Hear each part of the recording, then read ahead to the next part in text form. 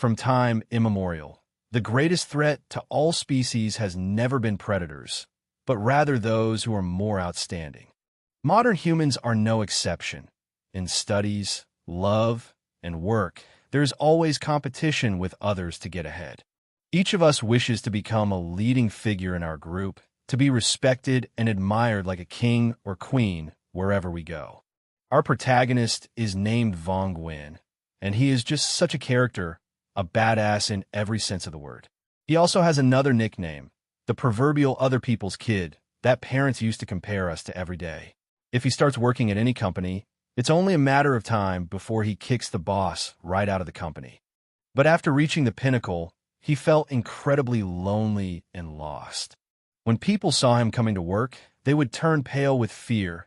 Some would run for their lives, scared out of their wits and not daring to come near.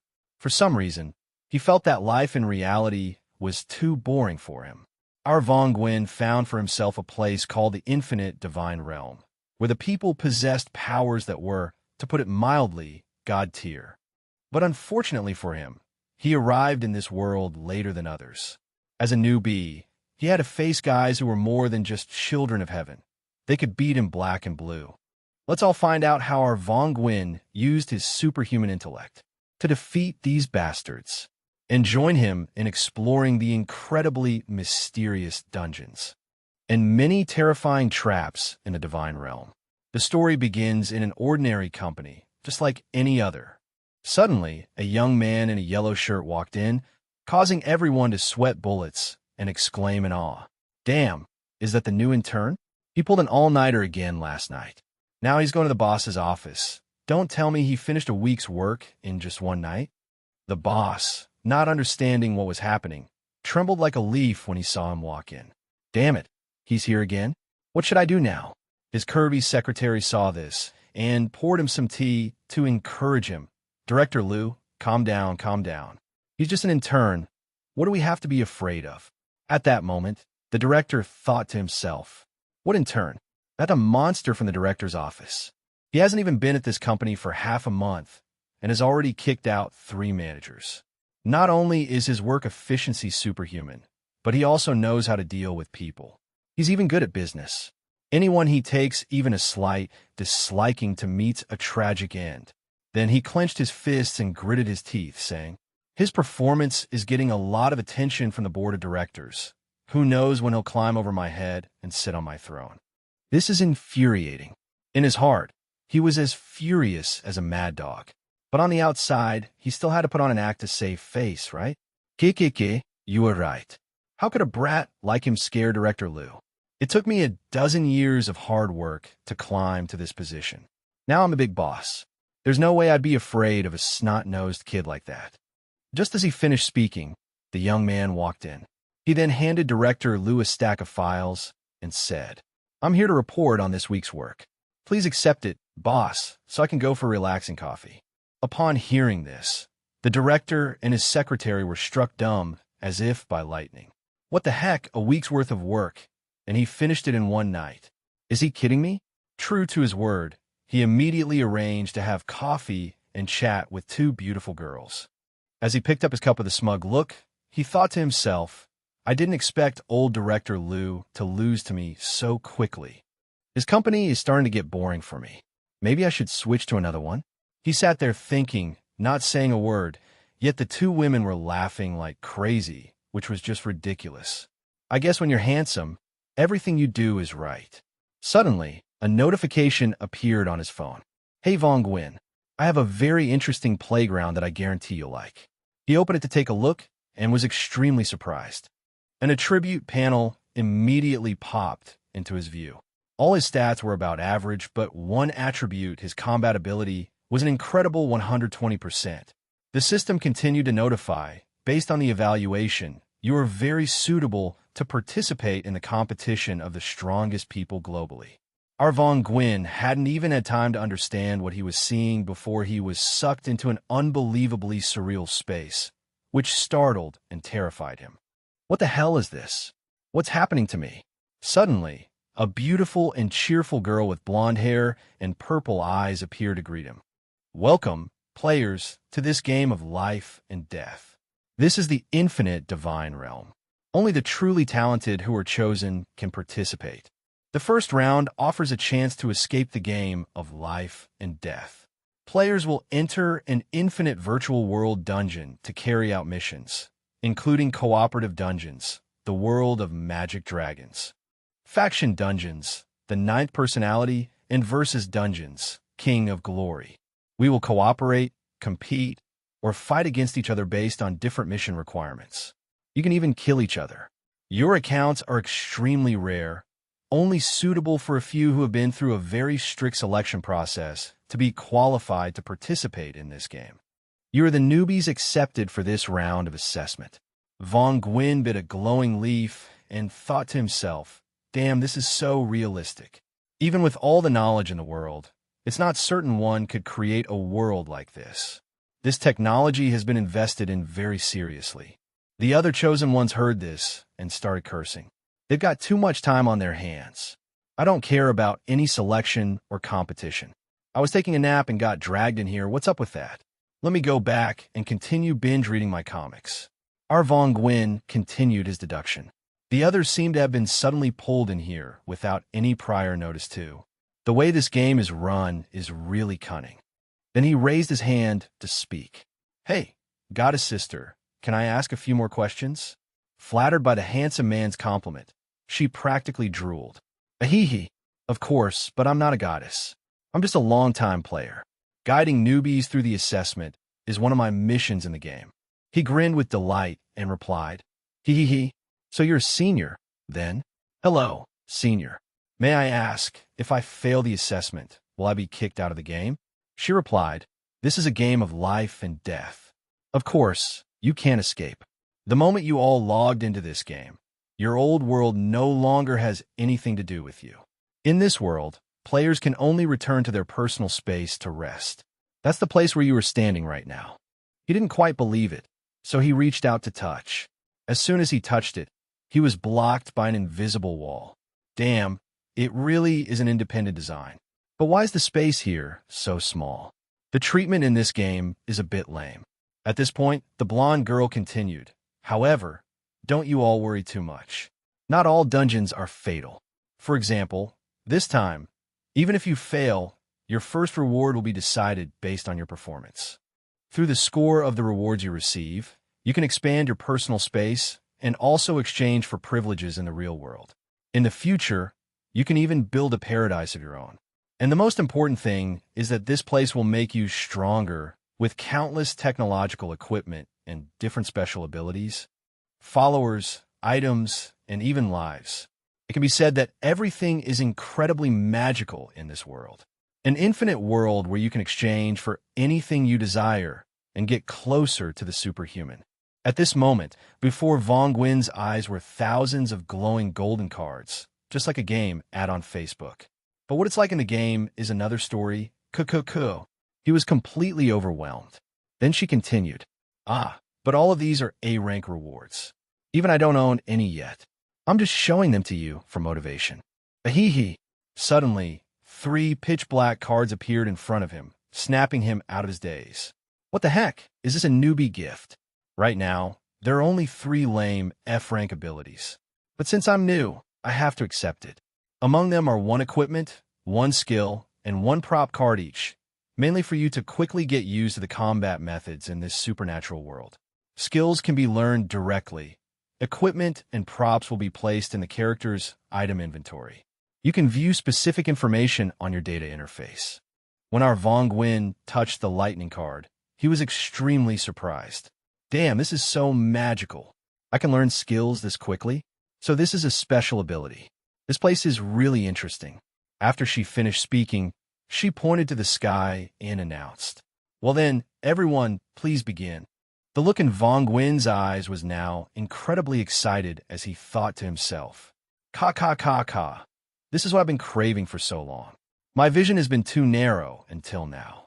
Coming to this infinite space, this path to the superhuman, is the place for me to shine. The future is going to be very exciting. Suddenly, he returned to the real world, which woke him from his dream. The system announced, check shows that F-rank player number 223, you have logged out of the game. He heard this and looked bored, not understanding what was going on. What the hell? Why am I back in reality? It was announced before that you can't escape the game of life and death. What does logging out mean? Then the system added another notification for him. Player, please reconnect within 10 minutes. Otherwise, it will be considered a mission failure. He saw this and was completely bewildered. Can I use the abilities of the divine realm in reality? This is really hard to understand. Cut to inside the divine realm. This is the Cube Continent, a fantastical world full of monsters. Newbie players come here to explore, hunt, and fight monsters, but when you are trapped here, you must quickly understand who the real prey is. The goblin horde is gradually shrinking your survival space, forcing you to come out and confront them. Suddenly, the system announced, Newbie Assessment Dungeon, Evil Goblins. Main mission is to occupy the goblin territory. The reward will be based on the completion level, receiving 0 to 10 reward points.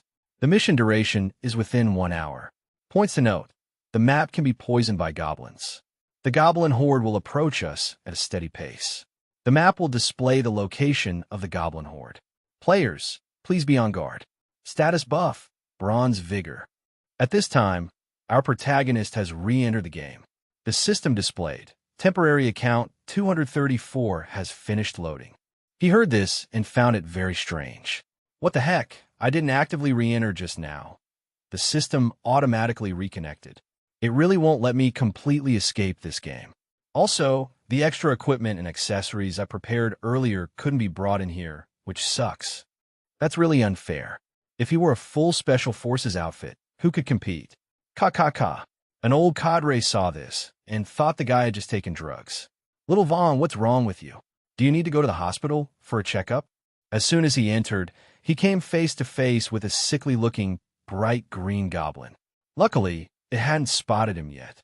He tensed up and thought to himself, damn, that was close. Because I was outside for quite a while, the goblin horde is about to attack in this game. If I'm not careful for the next 10 minutes, it will be really dangerous. I could log out until the game ends, but if I do that, I won't get many rewards. At this moment, he moved behind the goblin and with a very cunning look in his eyes, said, Hey friend, come over here and play with me. Before the goblin could turn around to see what was happening, a powerful kick like Ronaldo's went straight to its head, completely messing up its mouth. He then laughed with delight. He. As expected, the newbie mission is too simple. How could it be difficult for Vong Wen? Goblins are monsters the size of a child. As long as a person controls their fear and relies on their own strength, they can be defeated. As for me, I'm a different breed. When I was young, I went through extremely rigorous military training, trained to fight like a professional soldier. These green goblins are no match for me. Just as he finished his words, an anaconda was pointed straight at his head. In such an awkward situation, one just needs to flash a bright smile, but our Vong Wen smile was quite strange. A loud bang echoed, and then he miraculously tucked his legs and ran away. The goblins also got in their vehicles and chased him at full speed. Our Vong Wen ran with all his might, not daring to look back, and said, What the green bean is this? It's just a newbie map. Why are they fully equipped with all these toys? Mom, save me. The mission is to take over their territory. It feels more like they're going to slaughter me. What territory am I supposed to take? Then he opened his tool panel and thought to himself, the mission probably wants me to use special ability equipment to deal with them. But wait a minute. These 3 things are not the same as the ones I was given at the beginning. At this moment, he quickly used his super terrifying bomb and threw it straight at the goblins. At the same time, he logged out. To their utter astonishment, a loud bang echoed. He then logged back in again. Account 235 has just logged in. Game has finished loading. He discovered a game-breaking bug and was incredibly surprised.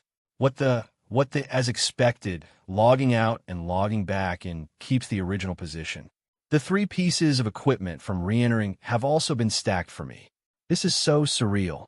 Even the props that were used are the same. Perhaps a logged out account is considered dead, so no one has discovered this loophole.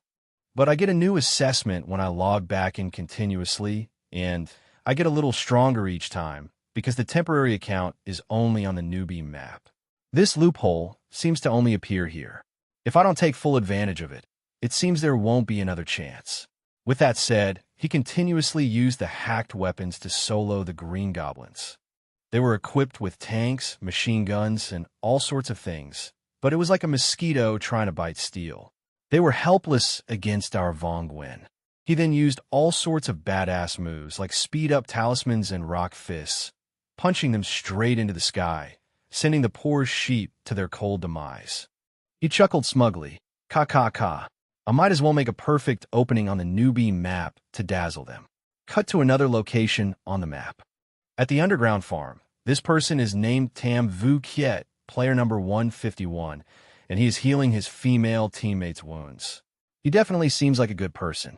Her name is Vu San, player number 47. At this moment, she had recovered and had a very bright face. Thank you, I've completely recovered. Is this bandage or prop? What about your wounds? We don't have any more healing props. He was also a sim for girls, so he turned away, waved his hand, and said, how can these minor scratches hurt me? At worst, I'll just die and return to my original position. Don't worry too much. Another player, also his teammate, named Jung Mak, number 211, replied, the problem is, who dares to try dying even once? We don't even know if we can revive in our initial personal space. Everything here is hazy and unpredictable. Tam Vu Kiet heard this and replied worriedly, someone has already tried. One person jumped into an abyss. Another hid at the starting point and was swallowed by the poison. But we have no idea where they are now. Jung Mak frowned and replied, damn, why are they so stupid? It's clearly a newbie map to get familiar with things. Why would they seek death like that? Vusen also spoke up at this moment. I was suddenly pulled in here and was extremely confused. Luckily, you two pulled me along, or I would have just stood there waiting to die. Tam Vu Kiet lit a cigarette and continued. What should we do now? Killing monsters can also increase the mission completion progress, but those monsters are really tough to deal with. If we fight them, we'll just get ganged up on and beaten to death. Jung Mak looked at the map and replied, the most important point isn't that. It's the difficult mission itself. It says we have to occupy the goblins' territory, but the map is shrinking day by day. It's no different from forcing us towards our deaths. Vu Sen heard this and exclaimed, ah, is that really so? Jung Mak gritted his teeth and continued, is hiding until the time runs out the best way? The information here is completely lacking. I can't find any clues at all. Tam Vu Kiet, looking dejected, said, do we really have to risk our lives for such a ridiculous mission? This place is truly terrifying. Suddenly, Vu San spoke up. Can you two tell me, can we really return to reality? Her question made everyone fall into deep thought. No one knew the answer. Suddenly, a goblin with a cheerful face, holding a club, was about to attack Vu San. Seeing this, Tam Vu Kiet and Jung Mak immediately took out their weapons to fight back. But his weapon looked like it would only tickle the goblin, so he could only stand there silently and listen to her cry. Suddenly, our Vong Nguyen flashed by like a bolt of lightning. The goblin was hit and sent flying into the blue sky. It was amazing. Vu San was stunned, thinking some deity had come to save her. He gave a cold glance back and then flew away. Tam Vu Kiet and Jung Mak were terrified. What the hell was that? Aren't all the players hiding like dogs? But he's flying around like it's his own home. Could it be that he has found a way to complete the mission? So he's charging straight at the enemy to attack? I must follow his example, disregarding life and death, and fighting with determination to the end. His will is truly admirable. Jung Mak added. So he deliberately put himself in danger to gather more information? Vu San said, such a talented person, charging into battle all by himself. This person is truly formidable. At this moment, our Vong Nguyen was panting heavily as he opened the system panel and pressed stop. Damn grenade. The spirit cleansing bell, wind walk, and other speed-activating combinations made me run for my life, unable to stop. Luckily, I didn't run into a wall or a mountain, or I would have been a goner. I have to change this. Then he stroked his chin and thought, just now on the road, I think I saw other players standing there stunned. Time is almost up, and they're still so confused. It seems they are not my competitors. Oh well, whatever. I've logged out many times already, and I've received all the F-rank card sets. It seems there are no more cards that can be added. My personal storage space is also full at 120/120 items. Throwing them on the ground here won't make me any stronger. Continuing this is meaningless. I have a few abilities and equipment that I like and can use for now. Next, I'll fight the boss. Cool. Based on the background and the mission, the boss of this map is completely untouchable for a newbie player, not even a single leg hair. I thought the boss would be mighty. Unexpectedly, it's a fat pig, looking quite lame. Then he looked at the mission and discovered something. Every time I log in, the mission progress is still at 0%. It seems that killing the small fry is completely meaningless. To get the biggest reward on the map, I have no other choice. I have to take on the boss. Okay, fine. Then I'll just end this mission. True to his word, he immediately leaped from the mountain straight in front of the boss. The system announced, because you suddenly appeared in front of the enemy with such a grand posture, you receive a 10% enhancement to all attributes for the next minute. He heard this and laughed happily, and immediately took out a sword, landing on the ground, looking incredibly cool like a Power Ranger.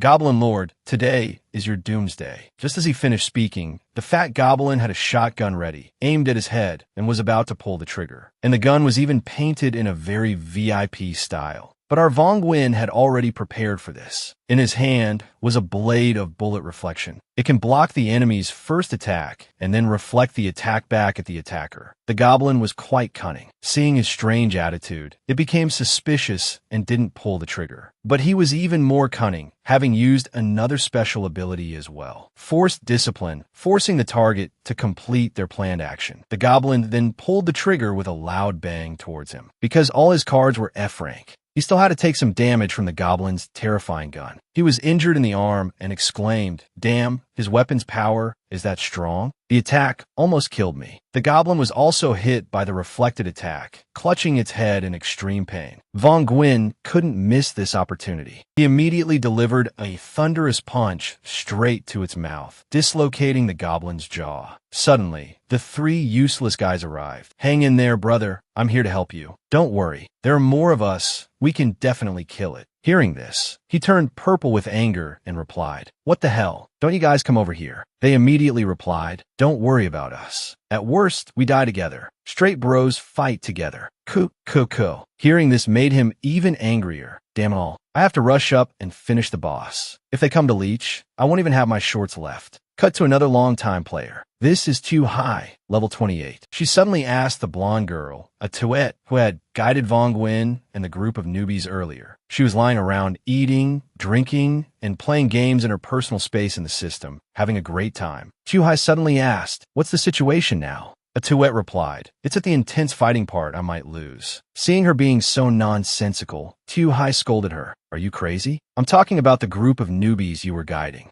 A Tuet was startled and replied, "What's the problem if they don't die? Besides, there are over 100 people divided into 23 different dungeons. They should be almost done by now." Chuhai heard this and sighed, saying, "No one volunteers to be a newbie guide like you do. Just for the reputation of being a guide, you even spent your own money to buy revival privileges for the newbies? I really can't understand you." Being suddenly pulled into the game, very few people can adapt quickly, and the newbie dungeon monsters are also quite powerful. Most of them are already dead. A Tuet, lying on her pile of food, replied, "Everyone is the same. I'll help where I can. Besides, the revival cost for a newbie is only 10 points per time. Even if they all die, the revival cost is only about 1,000 points, which isn't much." Hearing this, Chuhai turned purple with anger and said, "What nonsense are you talking about? You don't even have enough money to fully expand your own space yet. That Tower of Babel looks impressive, but you can't even live in it, which is a shame. And that Sea of Flowers effect you wasted money on, it's completely useless." A Tuet pouted cutely and replied, It's because it's beautiful, you think so too, right?" Then Chuhai put her hands on her hips and asked sassily, "Well, as long as you're happy. But I came to ask you, the D-rank monster you need to prepare for level 30. Are you done with it yet?" A Tuet smiled cheerfully and replied, "Of course, it's done. I've saved up over 30,000 points. I can definitely complete it. At this moment, she opened the display panel to check,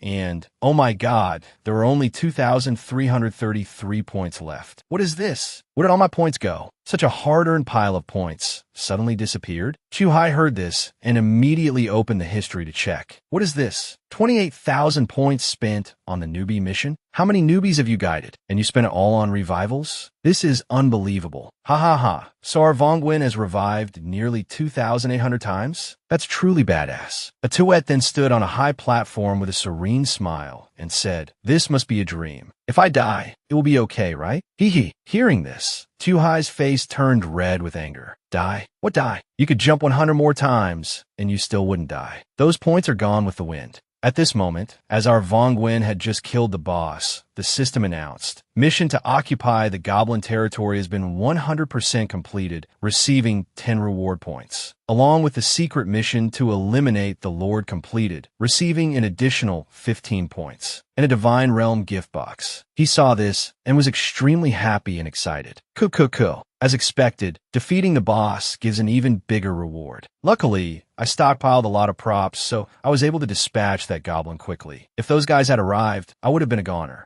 At this moment, Tam, Vu Kiet, and Vu Sam were extremely panicked. What? Why did the mission end before the time was up? Gyung Mak chuckled, having already guessed, so it was like that. That boss was the key to completing the mission. Then the system announced again, temporary account 2795, passed the assessment mission, preparing to return to personal space. Congratulations on receiving the official account named Vongwen. But after hearing that, his face looked as miserable as if he had just lost all his savings. Damn it. The account is settled. The coming days will surely be miserable, and this personal space seems a bit too dull. Hearing this, the system began to suggest. To him, the player can expand their personal space, with each additional square meter costing 1 point. The scenery outside can also be purchased and upgraded to make your experience in the infinite God's domain the best it can be. At this, our Vongwen waved his hand and said, "Forget about that nonsense. I can log out anytime. Why would I waste my points like that? Of course, I have to use all my points to upgrade my strength and become super pro. But how do I enhance it? I don't see the interface. Where's the guide?" Chuhai, hearing this, suddenly appeared with a friendly smile and said, "Congratulations on becoming an official player in the Infinite Gods domain. Let me guide you through the final mission and introduce you to the enhancement system." Finding it strange, Vongwen asked,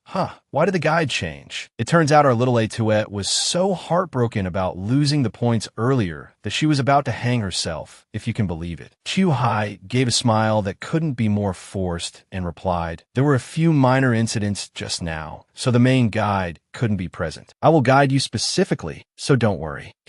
Bonus points are the basic currency in the God's domain. They can be used for many different purposes, like building a comfortable personal space, enhancing existing abilities and equipment, and they can also be exchanged for your life, and so on and so forth. The most important thing is to test your luck. It can help you draw from lucky gift boxes to get more valuable rewards. However, the gift box's rank is related to the character's rank, and you're a novice. Currently, you can only use F-rank gift boxes. Hearing this, Vongwen turned purple with rage and cursed. What the heck is this? You allow enhancement, but not free shopping? Isn't that just nonsense? 10 points might give me a useless item box. I'd rather enhance my own abilities. But since I'm new, I should try my luck. Maybe I'll draw an E-rank item, which would help me live comfortably for a while. That would be great. Then Chuhai continued. You just completed the novice mission. You probably don't have more than 10 points, right? You should improve your personal space. Exchanging for a month's worth of basic food is the best option. You should try harder in the next instance. All right then, I've finished explaining. I wish you lots of luck next time. Vongwen bowed his head to her. Thank you, Senior, for your detailed guidance. You've worked hard. He was thrilled, thinking to himself, so no novice is more than 10 points, huh? But I got 25 points and a bunch of F-rank props. It seems my opening was absolutely perfect. What's more? Then he started thinking about the gift box. Is this the secret lucky gift box? Don't try to fool me. This is just a scam to trick novice chickens. Hey. But his reason couldn't win against his heart, and his mind was now filled with images of the mysterious E-rank card. That looked pretty pro and VIP. Unable to resist anymore, he immediately exchanged 10 points for a draw. Suddenly, a gray card with a huge letter F appeared. It couldn't be shitty. Our Von Gwyn got so angry, he threw it away like a piece of trash without a second thought, utterly furious. Damn it all, this really is a scam. Then he opened his inventory, looked at the gift box he got from killing the boss, and thought to himself, could it be that this gift box is also part of their scam? At that moment, he clicked on it, and suddenly a bright green light shone out. 3 E-rank items appeared before his eyes for him to choose one from: a red cloak, a machine gun that looked quite formidable, and along with it, a coin that looked like Dogecoin. Hey, I'm rich, folks. He thought for a moment, calm down. These are all rare treasures. I must choose carefully. Oh, that's right. I can wait for the next instance to appear, then see the specific situation and choose later. At that moment, he logged out and received a notification from the system. Player Von Gwyn, you need to log into an instance once within 12 hours. He was at the company at this time, thinking to himself, I was only in there for a little while, and it's already lunchtime. The good thing is that after getting an official account, I can log out any time, so I don't need to worry anymore. Suddenly, his boss, with a face like a platter, approached him with a very sly smile. Seeing this, Von Gwyn broke into a cold sweat and thought, what is it, old man? What crazy fit are you having now? Then he laughed with great satisfaction and said, Little Vong, you were secretly napping during work just now, weren't you? In this awkward situation, he forced a smile as bright as a flower and replied, Hello, Director Liu. I wonder if you were looking for me for something. The man's eyes grew even more cunning as he replied, Of course I was. Hey. In his mind, he thought, You damn in turn, I finally caught you slipping. Today, I'll show him how formidable Director Liu is. Suddenly, the delicious-looking secretary rushed in, intending to tell him something. But he immediately scolded her. What is it? Can't you see I'm busy? Don't disturb me. Von Gwyn immediately played along.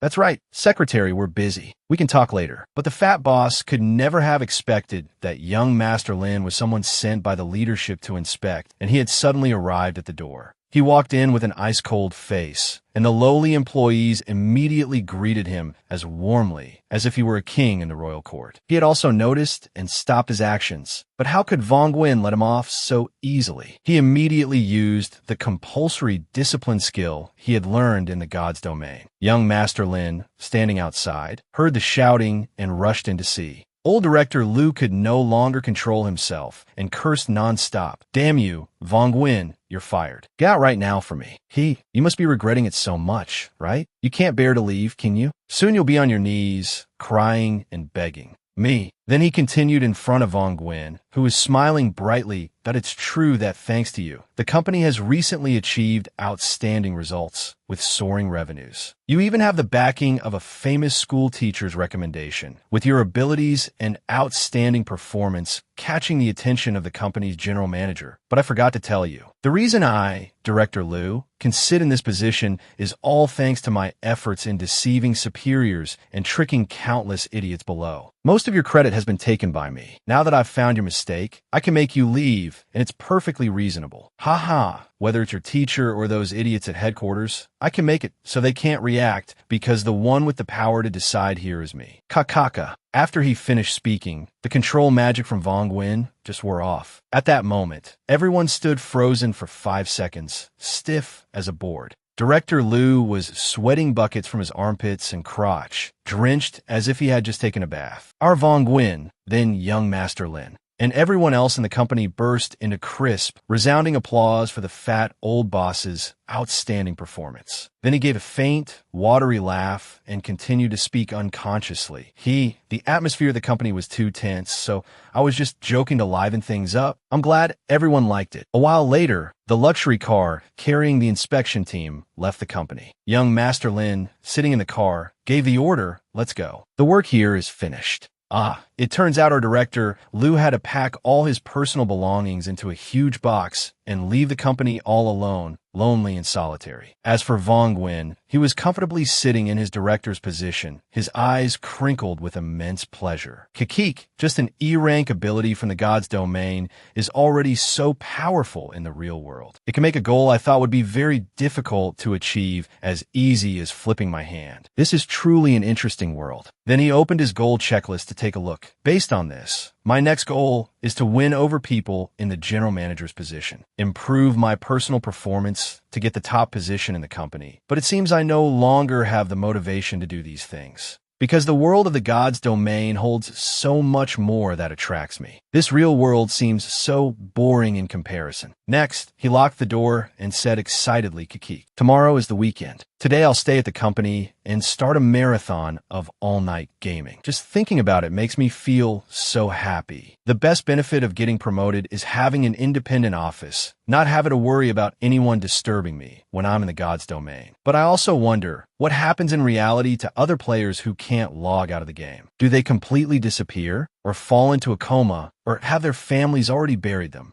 He then turned on his computer to search. The news reported that a high school girl had been missing for 2 months, and furthermore, a family of 3 had mysteriously disappeared. After watching, he said, "Isn't this Vu San, who tried to leech my monster kill the other day?" She suddenly fell into a coma and was then taken to the emergency room by the rescue center. And then she mysteriously disappeared, and the video is full of people with their faces covered. The footage has also been cut off at the end. Suddenly, a car arrived at Vong Wen's company. The 2 old men from Lin San's video suddenly rushed in, intending to capture Vong Wen. The secretary tried to stop them, but to no avail. As soon as these guys entered, our Vong Wen had already escaped. He stood outside the door, witnessed it, and gave a sinister smile, saying, "Now reality is becoming interesting too." Scene change to Linjiang University. Our Vong Wen entered a library, thinking to himself, the infinite God's domain is indeed not simple. In this real world, there are also people behind the scenes planning something. Are the players their targets? While I don't have any information about them, if I try to show myself, I'll only increase the risk to myself. However, if I appear with many people, they certainly won't dare to show themselves. I'll go to the school library. This place is always packed with people. It will be an ideal place. The people around me will be my protectors. Kikik. I'm so smart. But as soon as he sat down, dozens of pairs of eyes were staring at him dreamily. Then suddenly, they hurriedly packed up all the books on their tables, laughed faintly, and said, "I think my nephew is hungry. I have to go home and feed him." That's right. I also have to go do laundry, or I won't have any underwear to wear to school tomorrow. Ahihi. The people sitting nearby were also whispering to each other, "Damn, it's Vong Wen, the monster who's studying 3 majors at once. And he even got perfect scores in all 3. What a beast. I thought he had already gone for an internship. Why is he back here today? Studying with him? I feel ashamed, even stopping to drink water. I'd better just pack up and go home to play games." Seeing this, Vong Wen called out to them in helplessness. "What the heck? What did I do wrong? Don't go, I just came here to play a game, for God's sake." At this moment, in the entire terrifyingly large library, only Lam Lam, a very cute girl in a pink shirt, was left. Her friend, finding it strange, asked, "Lam Lam, aren't you going home?" She broke into a sweat, having noticed Vong Wen, and replied, I think I... Suddenly, Vong Wen used his compulsion ability on her. There's no other way. It's too dangerous if there's no one else around. For me. After that, Lam Lam appeared extremely determined and said, "That's right. Today, no matter what, I must finish writing my report before I can go home. You all go ahead." Hearing this, her 2 friends couldn't understand at all, but they waved goodbye and said they'd see her the next day. Da-da. Well, good luck then. We really admire your determination. At this, she froze as if she'd been electrocuted. What the heck? Did I just say something wrong? Vong Wen then walked over to greet her and said, "Hello, cute Lam Lam. Let's work hard together for a bright future." She also replied blandly,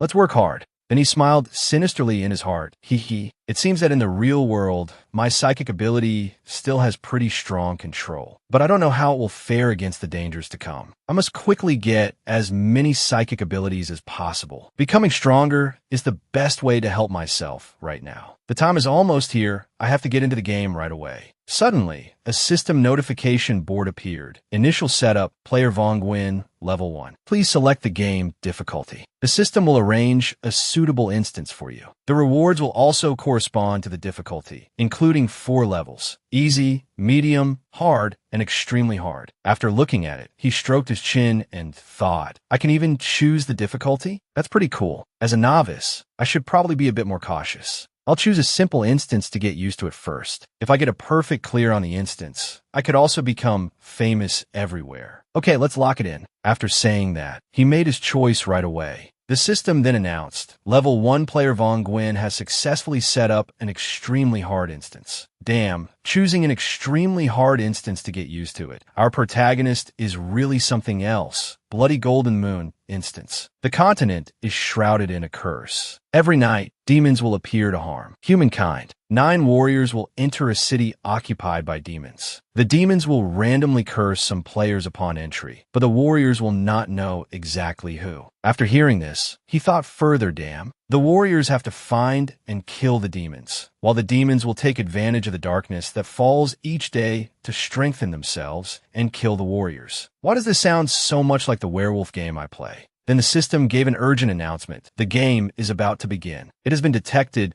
that you have not finished selecting your previous treasure. Please make a selection quickly. Seeing this, he was extremely frustrated. Damn it, can't you let me choose after I get inside? And the reward options haven't changed. There's nothing too powerful. As expected, after getting an official account, I can't use my old hack anymore. The first red cloak can maintain damage around me, which seems pretty good, but in a stealth instance, letting others discover me would be too stupid, wouldn't it? The lucky dog coin can affect the probability of surrounding events. As my only E-rank item, is a passive choice like this too idiotic? And then there's this crappy turret. It'll probably be useless in the upcoming instance. While Von Gwyn was thinking, not knowing what to do back in the real world, our little lamb was shyly glancing over at him, thinking to herself, I feel so flustered. Why am I alone in a situation like this? But I've already said it, so if I want to go home now, I need to tell him. It's so embarrassing. No, I can't. I'm most afraid of talking to other people, and he's so handsome too. Being here, I'm completely captivated by him. I can't study at all. Then little lamb clasped her hands, stood up, and said hesitantly, Hey you, Von Gwyn, are you practicing your foreign language listening? Am I disturbing you here? As soon as she finished speaking, Von Gwyn suddenly fell towards her, and he even chose the most perfectly wonderful spot to land. Lamb froze, her face blushing with extreme shyness, but she still let him lean on her, which is quite something. Our protagonist is the luckiest. Lying on a pillow that's even softer and more elastic than a premium mattress is the most wonderful thing ever. Ahihi. Von Gwyn, who had already sunk into the game, could still feel it.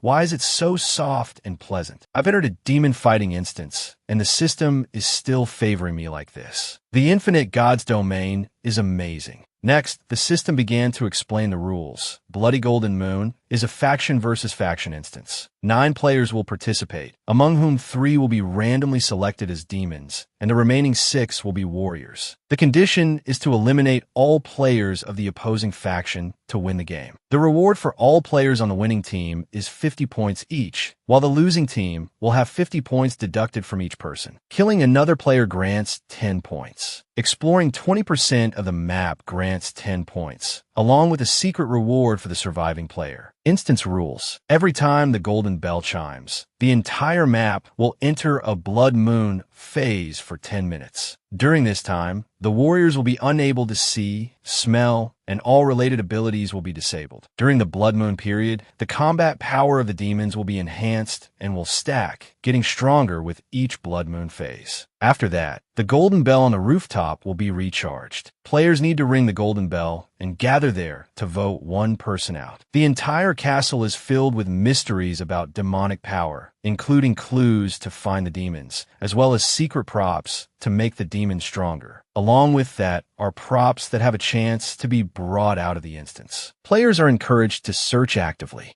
At this moment, Von Gwyn was sitting on the bed, carefully reading the rules and thinking to himself, Kikik, the rules are quite simple, not much different from the werewolf game I've played. The difference is that you can fight and kill people anytime, anywhere. The warriors can't directly check the identity of the demons. Clues about their identities are also hidden throughout the vast map. Therefore, the key to winning or losing depends on the acting skills and the ability to disrupt the clues of other players. Next, 2 strangers suddenly appeared along with a system announcement. During the first 3 minutes, the demon players can communicate with each other and discuss their strategy. This is the Dark Fanatic, Liu Tangquan, level 9. He extended his hand with a flourish and greeted, Greetings, apostles chosen by the darkness. Let's join forces to kill all those crappy warriors. Over here is the lightning flash. 2 Mew, level 9. Okay, sure. Let's play this match seriously. But what the heck? Why is there a level 1 novice? Is this your first time in an instance? How did you get matched with us? Normally, players have to be at least level 7 to be here. Our Vongwin gave a forced laugh and replied, a hee. How embarrassing. I chose the highest difficulty. I thought I would be assigned a level 1 mission with the highest difficulty. I didn't expect to be in an instance with such high-level people. 2 Mew, hearing this, replied in disbelief, damn, you're pretty bold. The reward is high, that's true, but if you fail this time, your points will go into the negative. As a novice, you definitely won't be able to handle it. Having negative points won't kill you, but you'll be classified among the lowest ranking players. You won't get any favors from the system in the next instance, and you might even lose your life. Hearing this, his eyes widened in shock and his mouth fell open in horror. Huh, I could lose my life? If I had known that, I would have saved up more points. Why didn't the guide tell me something so important? What a jerk. At this moment, our little Atuette was still crying her eyes out over her 28,000 points that had vanished into thin air. Boo-hoo-hoo. What the heck?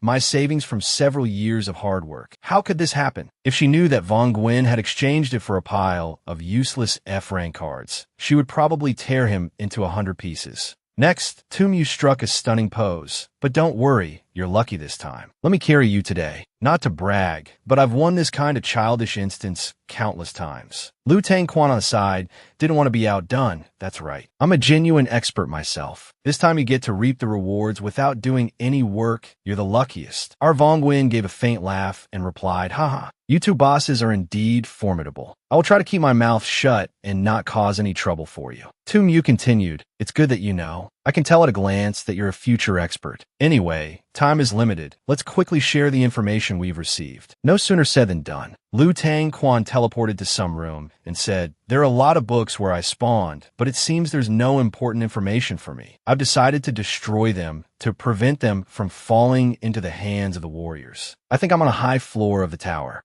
2 Mew then said, my room is a prisoner interrogation room. The main door outside can't be opened. Looking outside, I can only see lava in a corridor. This must be the lowest floor of the castle. Hearing this, Vongwin also spoke up. My place is a bedroom. The door and windows are all sealed. I can't see outside. I don't know if it will change when we start. 2 Mew then deduced, it seems that everything on the map will be frozen at the start. The system probably locked each of us in a separate room, so we wouldn't be discovered before we understood the situation. Liu Tangquan heard this and said, based on my predictive eye, we will soon be gathered with the warriors. The system won't favor either side by letting us find out too much information. Then the two began to instruct our Vongwin. It seems the match is about to start. Novice, you protect yourself and don't reveal any information. The two of us will go scout the map first. This time, carrying a novice, we have to play with 100% of our power to be safe. Liu Tangquan also said, that's right, being careful is very much my style. Vongwin bowed his head in agreement. I understand. I will do my best. Please don't worry, seniors. At this moment, he thought to himself, Kakik, I just started and I already have 2 experts to carry me. These 2 seem very powerful. Their goals are also clear. They feel very reliable. At this moment, he and all the other players opened their doors and stepped out. It was an incredibly large hall, like a palace. Seeing this, he thought to himself, looks like things are about to get interesting. Next, without saying a word, 2 Mew immediately charged with her supersized cleaver and started fighting. The other guy dodged in a panic. What the hell? You're attacking me already? Is she crazy or something? He was about to use some skill to counterattack. But as soon as he raised his hand,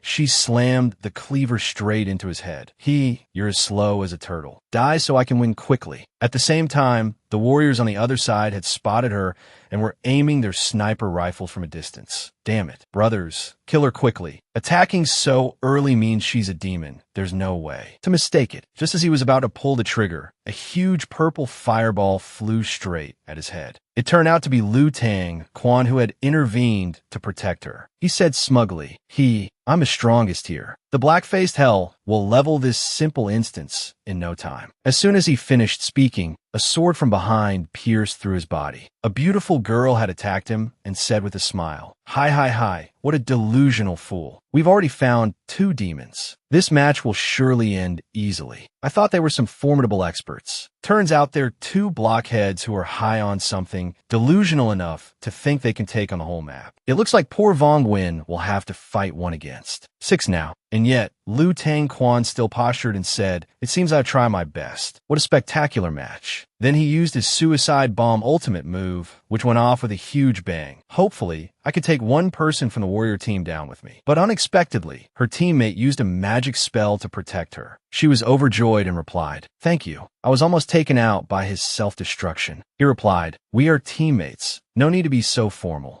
Over here, Tu Mu had killed a warrior, but she was also taken out by a bullet to the forehead. She spoke up, "Good job. It seems I also killed one. I've tried my best. The rest is just waiting." System announcement. Player Liu Tang Quan and Tu Mu have been eliminated. They were 2 demons. Player Ha Hu Thien has been eliminated. He was a warrior. 5 warriors and 1 demon remain. Our Vong Nguyen heard this and was dumbfounded, not understanding what was happening. What the hell? Are those 2 messing with me? How is a level 1 novice like me supposed to win against 5 high-level warriors? By faith alone? Suddenly, a voice called out to him. It was none other than our Vu San. She had now reached level 2 and said with a start, "It's you. We met in the novice instance, right?" Hearing this, he gave a stiff smile and replied, "I didn't expect we'd have the fate to meet again, huh?" Then he looked closely and discovered Vusen was already level 2. He was extremely shocked and thought to himself, "Damn, level 2? She has absolutely no talent. How did she surpass me by 1 level? It's only level 2, but that's already twice my level. How could I lose to a little girl like her?" Could it be that when I logged out of the game, she secretly found a way to upgrade in her personal space, or found some mysterious trick that she kept to herself? Damn it. On the outside, she pretends to be a gentle person, but turns out on the inside, she would resort to any means to get stronger. Women are truly terrifying. Next, Vusen approached him and said, "You're only level 1 and you're already matched into this instance?" Hearing this, our Vong Nguyen thought to himself, "Damn it, she's about to laugh at me. This is truly unacceptable." Then Vusen puffed out her chest, round and white, and continued, "You must be like me, right? You drew the random matchmaking card. It really is a very powerful item. Low-level players can even get the rewards." Leveling up. After hearing this, Vong Nguyen stroked his chin and thought deeply. This item is really nothing special. To think she considers it powerful after it dropped her in such a dangerous place. She's really got guts. I have this item too, but because I don't know how strong the veteran players are, even I don't dare to use it. But on second thought, this thing is actually quite okay. The lower your level, the more chances you have to fight and level up quickly. It seems there are still many divine artifacts I don't know about. I'll have to research them when I have time. Vu San then continued, saying, "This matchmaking card of mine can be used 3 times. The problem is that the difficulty of the instance is random. The last time was a puzzle-solving instance, which was quite simple. I was also lucky to have the help of a kind senior who helped me pass the stage easily. This time, it matched me into an extremely difficult instance. I was really worried. But luckily, right after we entered, most of the opponents were already dead. It looks like we can pass this instance with ease." Huh? After hearing this, our Vong Nguyen gave a forced smile and replied, "Haha, that's right. We are indeed very lucky, huh? This is Nin Dong, currently at level 7, with the title of Monster Hunter." He said, "It's not all luck. Ha Hu Nin and I were put on the same team. I thought we were going to have a big harvest. But who would have thought he would pass away peacefully right after entering? The little girl with 2 hair buns like Neza is Mao Di Van, level 8, with the title Full Force Strike. She also spoke up. That's right, I had the chance to cooperate with him once before. He had the title of Seeker. He could easily find important clues about the demon. What a pity. And this is Tony. Title, Dharma Crate, level 7. He said at this moment, I also know Ha Hu Nin. He was a master point hunter. Every time he was a teammate, the team would maximize their points by finding hidden rewards on the map. But that's probably not possible anymore. In an identity game like this, the most important point is to identify the demon. It turns out Tu Mu had a reason for taking him out. If he had lived, the demon's chances of winning would have been very low. And what was that delusional Lu Tang Quan thinking? Using his flames and getting them both killed. I can't understand what he was thinking at all. Mao Divan then chimed in excitedly. Being attacked by Sister Tumyu, it's really hard to escape death. Besides, that Tang Quan guy blasted me with a terrifying shot. It was so scary. I almost died too. Tony replied, ha ha ha. In that critical situation, I used my ultimate move to save you. After hearing this, Vong Guin thought to himself, so this is how team-based confrontation games in the Death God's domain work. I have to pay attention to one more point. Each person has a special ability. In that case, what those two did was pretty much correct. Next, it's my turn to act. But damn it, the two players who knew what they were doing are both dead. I'm just a novice. How the hell can I fight against guys who are as strong as children of God? A moment later, he calmed down and thought, based on my level, even in A, Blood Moon state, with all attributes enhanced by 150%, it would be extremely difficult to kill one person. So the only way is to explore the map, enhance myself to the maximum as a demon player, and trick them into killing each other. Hith. After thinking, our Vong Guin immediately put his plan into action. Excuse me, seniors, what should we do next? We are new to the God's domain and don't know what to do. We hope you seniors will look after us. At this moment, the three of them turned to look at him and Vu San with an infatuated gaze in the bathtub. Oh my, we forgot there are two novices this time. We don't need to do anything next. Just explore the map and find more clues. The remaining demon will sooner or later be found quickly by the five of us. Our Vong Guin replied obediently like a puppy, yes, sir. Watching the battle of the experts just now, we were worried that we didn't have the combat power and would be a burden to everyone. Luckily, we won. Tony was also a little suspicious now. But it seems strange, doesn't it? If the two novices have no combat power, why didn't the three demons attack together? With their strength, a 3-on-4 fight would be an even match.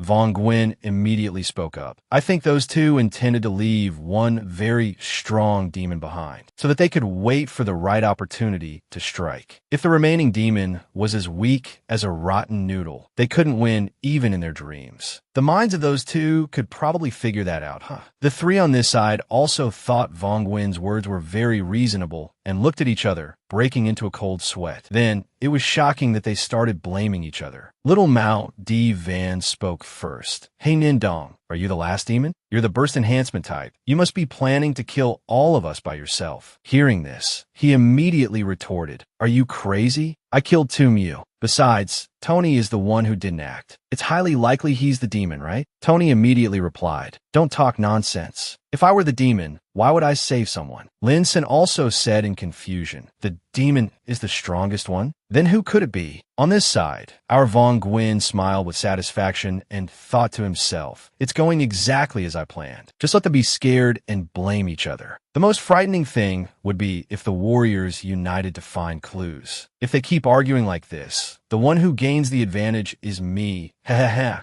At this moment, another guy suddenly used a magic spell, a massive stone hand, and unexpectedly grabbed Vong Guin from behind. Then he threw him with a loud thud and said furiously, what a bunch of blockheads. You can't even figure out something so simple. The remaining four were also bewildered and terrified. What is this? I think the demon has revealed his identity. It's 3 against 1. Even if we don't skewer him, he'll be crippled. Let's end this now. This is Lam Ju. His title is Dain Senmatuan. His current level is 9. After hearing that, he also shouted back, are you guys morons? If I were the demon, I would have teamed up with the other two earlier and won already. Are you a bunch of blockheads, being fooled by a snot-nosed novice and not even knowing it? It's obvious that the last demon is a weakling. He didn't act because he has no combat strength himself. Even a child could figure out something so simple. Vu San immediately came forward with a first aid kit and said worriedly, Vong Guin, are you okay? Please use this first aid kit. He replied to her, thank you very much. Let me borrow it for a moment, I'll return it. Then he also spoke to Lamju, hey, big brother, what are you thinking? If I were the demon, I would have surrendered long ago. Is there any need to struggle in vain like this? In the end, I can't beat anyone anyway. I have absolutely no combat power. As soon as he finished speaking, a damn stone hand flew over and grabbed him tightly right away. You shut up for me. In this place, rookies have no right to speak. Suddenly, little Mao D. Van rushed forward and used her tight, guava-peeling knife to cut off the stone arm, which looked a bit like Lazada magic. Arvon Gwyn also landed safely, thanked her, and thought to himself, how hateful. His power is too great. I have absolutely no chance of winning. But why didn't he just finish me off? His first attack was clearly intentional, sparing my life. Why is that? Nindong and Tony on this side also started to speak up. You've gone a bit too far, Lam Du. Everyone starts as a novice. Is there a need for an old ghost to bully a new one like this? It's just a game. We might meet again in the future. Arvon Gwyn had now thought it through. So it turns out this guy isn't sure about anything either. If he deliberately took me down, and it turned out I wasn't the demon, he would be the one voted out in the next round. For a warrior, sacrificing for a teammate is fine, but with his personality, his greatest desire is to gain the most benefit for himself. This guy truly stops at nothing to win for himself alone. Then Von Gwyn quickly and cleverly said, everyone, staying here won't solve anything. Why don't we split up to find clues? Isn't it true that we just need to find more data to find the last demon? Besides, there are also extra rewards. After hearing this, Mao Divan replied, but if everyone splits up, what if we get killed one by one? Moreover, the demon will definitely try to hide the clues until the very end. He continued, I have a way. Each of us splits up. Before he could finish, that damn dog Lam Du cut him off, which was so infuriating, split into teams of 2 to supervise each other. If one person is killed, the demon's identity will surely be exposed immediately. This ensures he can't act in shadows. The demon will then have no choice but to obediently wait for death. After hearing this, Von Gwyn cursed silently. Damn you, that was clearly my idea. How dare you butt in? After hearing Lam Du, Mao Divan immediately linked arms with the beautiful Vu San and said, let's go together. We two sisters are of course the most compatible and could never be the demon. She replied in confusion. It's fine to go, but we don't need to hug like this. Do we? Tony also spoke up. Then let me take care of the remaining novice. Nindong agreed after hearing this, but Von Gwyn probably had a plan, so he said, that's good, but can I go with Senior Lam? He's the strongest person here. I have many things I want to learn from him. Besides, I'm a novice with no combat power. You're the strongest. If you are the demon and you attack me, the remaining 3-person warrior team will surely be able to take you down. After hearing this, Lam Du replied, you're quite smart. In that case, let's go together. Next, the 3 pairs were on 3 different floors. Tony and Nindong were on the first floor, Von Gwyn and Lam Du were on the second floor, and Little Vu San and Little Mao Divan were on the 4th floor. The 2 girls had just entered a bookstore and discovered something extremely regrettable. Oh no, we're too late. Some demon has destroyed all the clues here. No matter what, a bookstore should have a lot of interesting things, but everything has been destroyed. Vu San, standing next to her, said in great fear, hey, Senior, what kind of clues are we looking for here? Can we find the demon's name directly? It's so dark in here, I'm scared. After hearing this, Mao Divan flew over to hug her and replied, you seem to be older than me, right? Just call me Mao Mao. Actually, I'm not very familiar with this either. I've only been on about 10 instances. Then she smiled brightly like a flower and continued, you don't need to be so tense. When you first enter the god's domain, there are many new things, but you'll get used to it gradually. Actually, this place is wonderful. We're just playing a fun game. Besides, we can't escape this space anyway, so let's just play to our heart's content. Hee hee hee. As for the demon's clues, I don't think they would be so obvious. Based on my half-year playing experience, items will have a strange reaction when a demon gets close. As the 2 girls were intently searching for items, a strange demonic aura suddenly appeared. Then a monster appeared behind Vu San, about to attack. Mao Divan also noticed it and immediately threw a book with great force. The monster's legs went cold and it died right away. Then she walked over and thought to herself, so this instance is monsters too? It's like traps have been hidden everywhere. Vu San sat down on the ground, utterly bewildered. Why is it so scary, Mao Mao? With just 4 hands, these monsters could kill me instantly. Boo-hoo-hoo. The scene changes to the 2nd floor. The purple-robed Lam Du's face was pale and covered in sweat as he exclaimed, what the hell is this? First, a bunch of massive rats in the dining hall, then a chest that bites people in the break room. Now even the entrance has an elven armor trying to stab me from behind. In total, how many preset monsters are there here? The fighting I've done so far is more intense than a final championship match. Arvon Gwyn, at this moment, had a very pleased smile as he cheered. Senior Lam is so so good. Go, Senior Lamb, you're number one. Lamb Ju became even more furious upon hearing this. All of you, die for me. And you damn Vong Nguyen, get closer to me. Are you a pighead? He smiled brightly and agreed immediately. But in his heart, he thought, hith. The only thing this guy can do is focus all his energy on protecting me. If he lets me die, he will 100% follow me in the next vote. Serves you right, you son of a gun. Ha. Lam Ju found it strange and asked, could it be that you are intentionally summoning so many monsters to mess with me? If I find out, you're done for. He held up his hands in a questioning gesture and replied, how could I? Even if I wanted to, I couldn't. It must be a coincidence. I just don't understand why my luck is so bad. Lam Ju gritted his teeth and muttered to himself, damn it, such bad luck. Someone must be behind this. That Vong Nguyen is just a level 1 novice. He couldn't possibly have such a powerful charm. It's highly likely that a high-level player is messing with me. So it must be that one of the other 3 is the demon, using magic to try to kill Vong Nguyen and frame me. Our Vong Nguyen, holding a bright yellow Shiba Inu coin in his hand, chuckled to himself. Excellent. Thanks to this treasure, I can adjust my luck stat. Let that Lam Ju guy get beaten by monsters until he sees his ancestors. Anyway, I don't need to fight the monsters. I can slowly find more treasures that can help me get stronger. In such a large castle, I wonder if there's anything that can help me get enhanced. Here? Oh, wait a minute. Is this place filled with demons? I seem to remember the initial story explanation said that the warriors would come to the castle to eliminate all the demons. Why is there a golden bell with the power to judge and kill a demon inside the demon's lair? Something seems wrong here. At this time, the current game time was 49 minutes remaining. It was 11 minutes until the first waning moon. The golden bell was recharging its energy. Vong Nguyen and Lam Ju had arrived at the laundry room to check. He looked bored now. It took so much time to go through the rooms. Just one floor had taken nearly an hour. Suddenly, he discovered something with great excitement. Holy crap, I've finally found something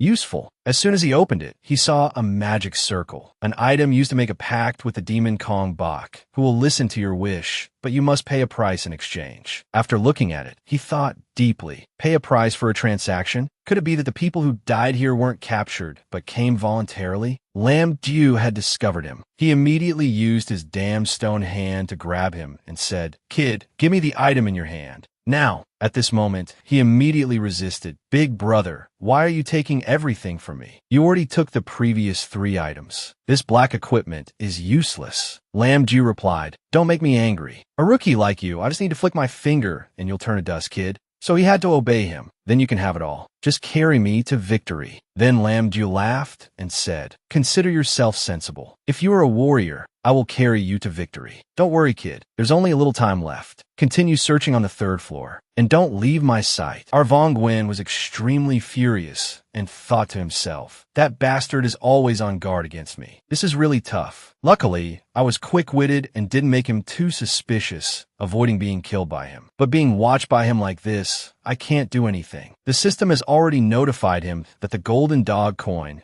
has finished charging its energy. But he thought, just using monsters won't have much effect on this guy. If I don't act well, he'll become even more suspicious. Then Vong Nguyen turned to the right and said, "It seems that wall was destroyed by the first 2 demons. I wonder what's inside. Let's go take a look." As soon as he entered, he continued, "This is the interrogation room. You must have started here. The person who was taken down must have been in the adjacent prison cell. The fight was really intense." Lam Ju angrily kicked the table leg with a loud bang and said, "Damn it, they've wrecked everything. It seems we won't find anything interesting. Let's go to the next room." The 2 of them walked out, and then Lam Ju ordered, "Time is almost up. Find a next room, and then prepare a place to hide during the blood moon phase. Don't dawdle." Vong Nguyen, feeling annoyed, replied, "I know, you're the best." A moment later, the 2 arrived at a nearby bedroom. Vong Nguyen opened the door and said, "This seems to be a bedroom, but it doesn't look as magnificent as the one on the 2nd floor. Oh, wait a minute. This room is right next to the interrogation room from before, but inside, the area feels smaller. There must be another space between the 2 rooms." After hearing this, Lam Du immediately used his stone arm to open a passage, and with his huge ego, he said, "Shut your mouth. I already knew that. I don't need a rookie like you to lecture me. Follow me closely. Don't let me find out you're up to any funny business." Vong Nguyen, upon hearing this, gave him the middle finger in extreme frustration. Then, as soon as Lam Jiu stepped inside, he discovered something unusual. This room seems to be. Finding it strange, Vong Nguyen approached to take a look at what's wrong. Is there a monster inside? Then he thought to himself, is this a demon's altar? It's truly terrifying inside. Suddenly, the bell rang.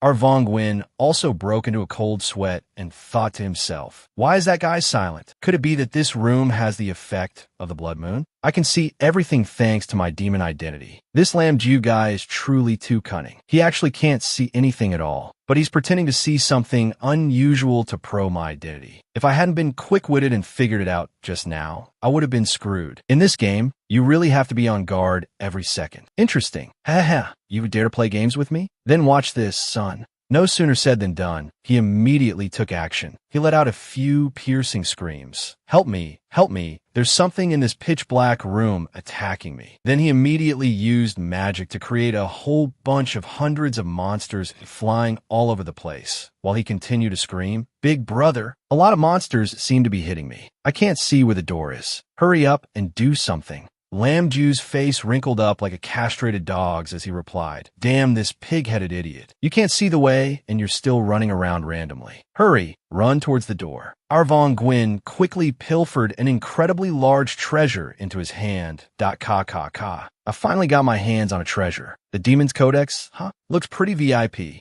Lam Jiu was gritting his teeth, his face filled with extreme anger. He swung his stone hands wildly in all directions. A moment later, he had killed all the monsters created by Vong Nguyen. He immediately switched on his actor mode and thanked him profusely. Then he slammed his stone fist on the ground with a loud bang, intimidating Vong Nguyen. "If you cause trouble and make me waste my skills one more time, you're done for." Our Vong Nguyen put on an innocent face and replied, "I didn't know anything. It's just that this room was so dark, I got a little scared. If you had warned me beforehand, I wouldn't have been like this. After all, I'm a novice. Panicking is unavoidable." Lam Jiu was extremely furious, but could do nothing. He walked out and replied, "You mangy dog, if I get the chance, you're dead to me." Vong Nguyen saw Tony and Nin Dong standing on the first floor. He immediately asked Lam Jiu, "Should we call those two Big Brother?" He replied, "No need. It's almost time for the blood moon. We have to keep our distance from the other group. You and I have to find a place to hide and then figure things out." Our Vong Nguyen chuckled to himself and said, "That's right. I had to find a really good place." With that, the two of them went to the security room. There was 1 minute left until the blood moon. Lam Jiu began to speak. "All right, let's stay here. After I lock the door, it should buy us some time." Our Vong Nguyen, standing in the hallway, also replied, "Big brother really has a good eye. The security room is indeed the best choice, and we can also observe the outside." Lam Jiu continued, "It's hard for me to know what the others are like, but if their brains aren't too moronic,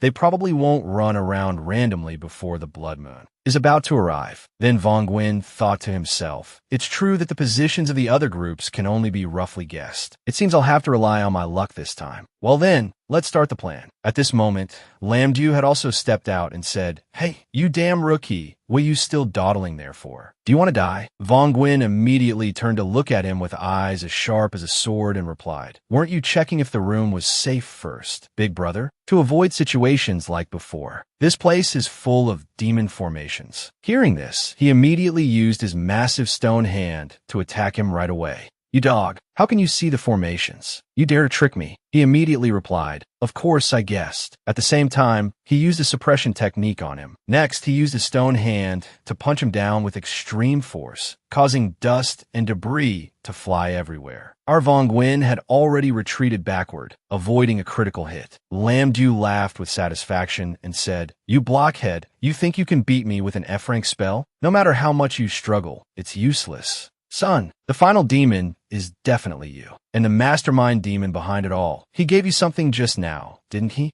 I've figured it all out." Our Vong Nguyen was now in a precarious situation. He grabbed the hallway railing with one hand to keep from falling. Then he suddenly let go, much to Lam Ju's extreme surprise. Vong Guin thought to himself, Lam Ju is just as I predicted. He's not only good at close combat, but can also fight from a distance extremely well. That's why he chose the second floor, so he could better control the two teams above and below him, ready to act in time if anything happened. This guy is indeed an old fox. Suddenly, the blood moon descended, plunging all the warriors into darkness, and the demon's abilities were enhanced. It was all within our Vong Guin's calculations. He then said, luckily, I timed the blood moon perfectly. Next, it's all up to the lucky coin. Hif hif hif. He immediately flicked out a Shiba Inu-shaped coin that looked incredibly annoying. Then he used his sword to counterattack several massive rocks. But surprisingly, his weapon was too weak and broke as soon as he attacked. Damn it, my bullet rebound blade equipment is broken. Lam Ju, unable to see anything, was closing his eyes and waiting for something. Then he said furiously, damn it, why isn't there a notification that the bastard is dead? That guy is as tenacious as a leech. Alright, I'll wait until the blood moon is over and then beat the crap out of you, son. At this time, in the main hall on the first floor, our Vong Guin was lying sprawled on the ground. But probably because of his main character plot armor, he was shockingly unharmed. He woke up feeling extremely pleased. Luckily, I have many interesting items. This low-level feather was able to save my life. Then he immediately chugged a bottle of some holy water to heal himself. The system notified him that he still had 72 items in his bag. It would take forever to use them all. Then he said, I initially chose the lucky golden dog coin, hoping it could change the outcome of the vote in the game. But now it seems its effect is much more powerful. I hope that thanks to my luck, I can smoothly follow my plan and win this game. The scene changes to the fourth floor of the tower. Our two girls are up to some mischief. The two of them are in a very strange pose. Maldivan suddenly heard something and spoke up. It seems the demon is making a move. We should be careful. Vusan's face was horrified as she replied, where? Don't scare me, Mao Mao. At this time, on the first floor, Nin Dong and Tony were in the darkness when massive rocks fell on them with a loud crash. It was the attack from Lam Du on our Vong Guin that had fallen on them. The two of them exclaimed in unison, damn it, what's attacking us as rocks? The final demon is indeed that Lam Du.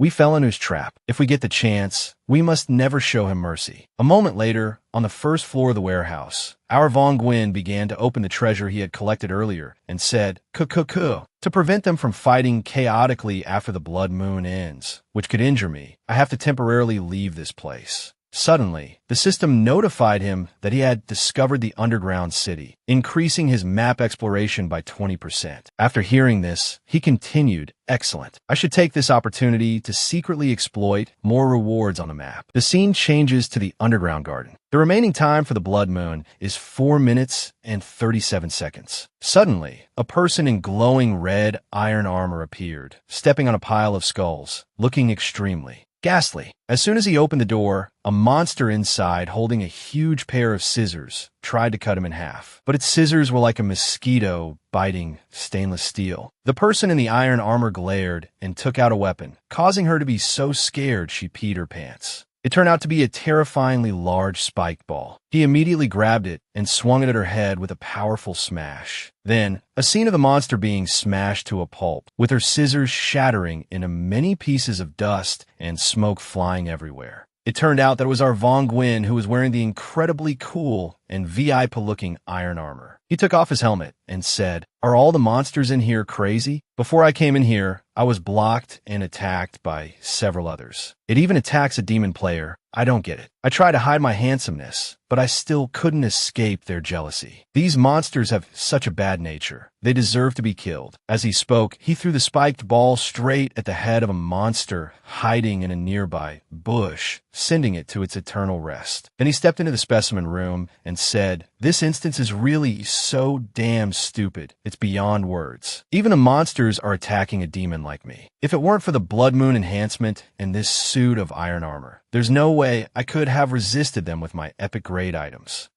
It seems the blood moon is about to end, and the enhancement attributes will disappear too. Luckily, I've already dealt with the monsters. If my calculations are correct, there's a huge fight happening on the ground right now. No one would probably pay attention to a newbie who only knows how to dig, right? Saying that, he took off the iron armor and ran to a certain place, thinking to himself, I should carefully plan my next step. Even if those hero players are fighting fiercely, I still have one problem I can't solve. That is the mandatory instance rule. If things go smoothly, in the end, I will still have to fight one person. Even if I have the enhancement from the Blood Moon's power by then, plus the iron armor and the large number of epic grade items I've stockpiled, fighting against one of those four would still make me no match for them. Those veteran players have 1,000 ways to kill me in an instant. Therefore, I only have one final way to win, which is to kill all the monsters on the map and figure out a way to get all the enhancements in this instance. Then I might have a chance to win. As he spoke, he walked toward the Grand Hall with a very large stone monster statue. At this moment, he also said, the location on the quest item seems to be pointing right here. After this item appears, all demons must reveal their true form. Luckily, I found it first. If the heroes had discovered it, I would have been screwed for sure. Suddenly, a great blue demon began to speak. Your mission is to smear the tainted blood on the golden bell. If you succeed, I will grant you a gift, which is a chance to summon the Blood Moon. During this time, your power will be enhanced many times over. Von Gwyn heard this and thought it was quite powerful. It seemed he had also deduced something. At this moment, he coldly replied to it, I've decided to refuse the mission. Hearing this, the great demon got so angry it turned red. You wretched human, you dare to betray me? Then await your coming punishment. Von Gwyn immediately replied to him, this entire castle is already your domain. You seem to have had the tainted blood from the beginning. If you wanted to destroy that golden bell, it would be as simple as flipping your hand. But you wanted to stage a play where heroes come to conquer the demon and then make a sacrifice to the golden bell. It seems it's not for the sake of the true identity of the demons who serve you with all their might. Even the other players with demon identities in the castle would attack together. A way to borrow the identities of players who have become demons and use them as sacrifices, isn't it? Your subordinate guesses that this golden bell also belongs to a figure greater than you. So even if you wanted to get rid of it, you wouldn't dare to touch it. Your subordinate thinks there's a power behind this that is your superior, right? The great demon, having been hit where it hurts, replied, human, you are indeed very intelligent. But so what if you've guessed correctly? Von Gwyn continued, your subordinate made this deduction based on clues within the castle. Your other subordinates, who originally lived here, have used every means to sign contracts with humans in order to seize their souls for you. It is because of the existence of the golden bell that your intentions have been forced to a halt, which is why you want to eliminate it. The great demon heard this and replied to him, that's right. My close subordinates who protect the castle have all been gradually purged by those shameless traitors using the golden bell. Von Gwyn then said sternly, actually, you don't need to use such a backward method to seize souls. You just need to reuse the accumulated potential energy and, at the same time, exchange value with your subordinates. They will be determined to achieve what you desire in a better way. The great demon was dumbfounded after hearing this. What do you mean by that? Von Gwyn then bowed his head and replied, to put it simply, this subordinate will be your henchman to help you obtain more souls. Allow me to introduce myself. This subordinate is Von Gwyn, the most outstanding subordinate highly praised by every boss since I started my career. You only need to set a specific goal, and this subordinate will guarantee to deliver the exact results you desire. You only need to provide a small investment. Hearing this, he smugly lifted his chin and said, you are indeed interesting. What do you want? Great power or a position in hell? As long as you complete the task of collecting many souls for me, I can grant you anything. He then bowed his head and replied, before there are any results, how would I dare to speak of remuneration? This subordinate wants to start by providing the best service for you. I hope you can introduce me to the character who created the golden bell. As he spoke, he chuckled to himself. If I want to sign a contract, of course I have to find the one with the greatest power. A moment later, the golden bell had finished charging. The first blood moon had ended. Lam Ju, in his slinky purple outfit, had at that time used a magic shield to protect himself. Then, his face full of hatred, he said, that damn dog Von Gwyn, you dare play me? I'll show you what I'm made of. And that great demon behind him too. Just as he opened the door, a bullet flew towards him with a whoosh. But Lam Ju had a protective layer from before, so the bullet only hit his arm. At this moment, he was so scared he pissed his pants. Over here, Nindong was telling his teammate. The target has activated a protective skill, causing the bullet's trajectory to deviate and hit his arm. Hearing this, Lam Ju said angrily, "You son of a bitch, you saw that your pawn was exposed, so you made your move. Huh? Then die, you bastard." As soon as he finished speaking, he used a massive stone hand to charge straight ahead, intending to grab Nindong from a distance. But he had an unreal Tarzan-like rope-swinging trick that looked absolutely magical. Nindong dodged it, and at the same time, gave Lam Ju a copper candy right between the eyes. Luckily, this guy also knew how to use stone to form a shield, so he was shockingly unharmed. Nindong then ran upstairs to hide, with Lam Ju chasing closely behind, threatening him.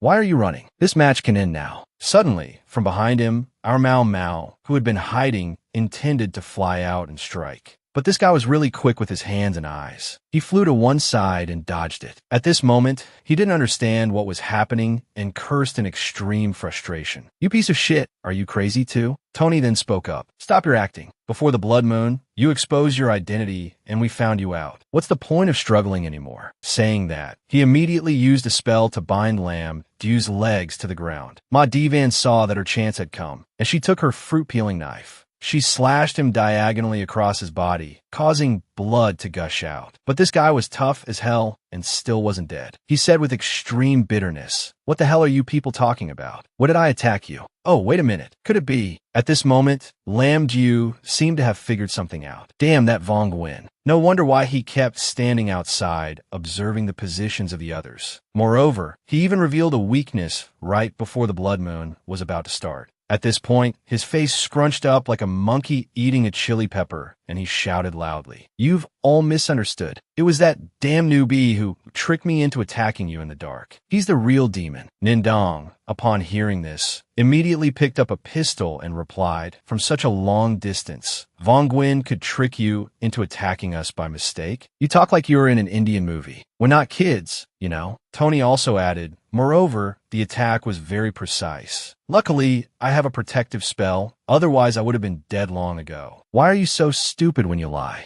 Mao Mao on this side then spoke up. "Although we are weaker than you, there was enough evidence just now to prove that you are the remaining demon. What's the use of denying it? It's useless. And that newbie, he's nowhere to be seen, and the system hasn't announced his death. You probably locked him up. That's why you didn't have enough time to attack all of us during the blood moon last night. Am I right?" At this point, Lam Ju, being cornered, replied bitterly. Nindong also replied, "To let your stone golem crush us on the way to the Golden Bell? We're not kids. We can figure that out. If you behave, you should let the three of us beat you to a pulp first. Then it won't be too late to go ring the Golden Bell. But it seems you're not ready to surrender yet." Cut to the stairs leading to the Golden Bell. Our Vu-san is running like a rocket to ring the bell. She silently cheered herself on. "Come on, Vu-san, I can do it. I used to run every morning to lose." Wait, at this moment, she recalled what Mao Mao had said earlier when she gave her the golden hammer. This is the golden hammer item. Using it to ring the bell will activate remote voting. We will hold off Lam Ju. Your great mission is to go ring the bell. Vu-san broke into a sweat upon hearing this, but accepted. Understood.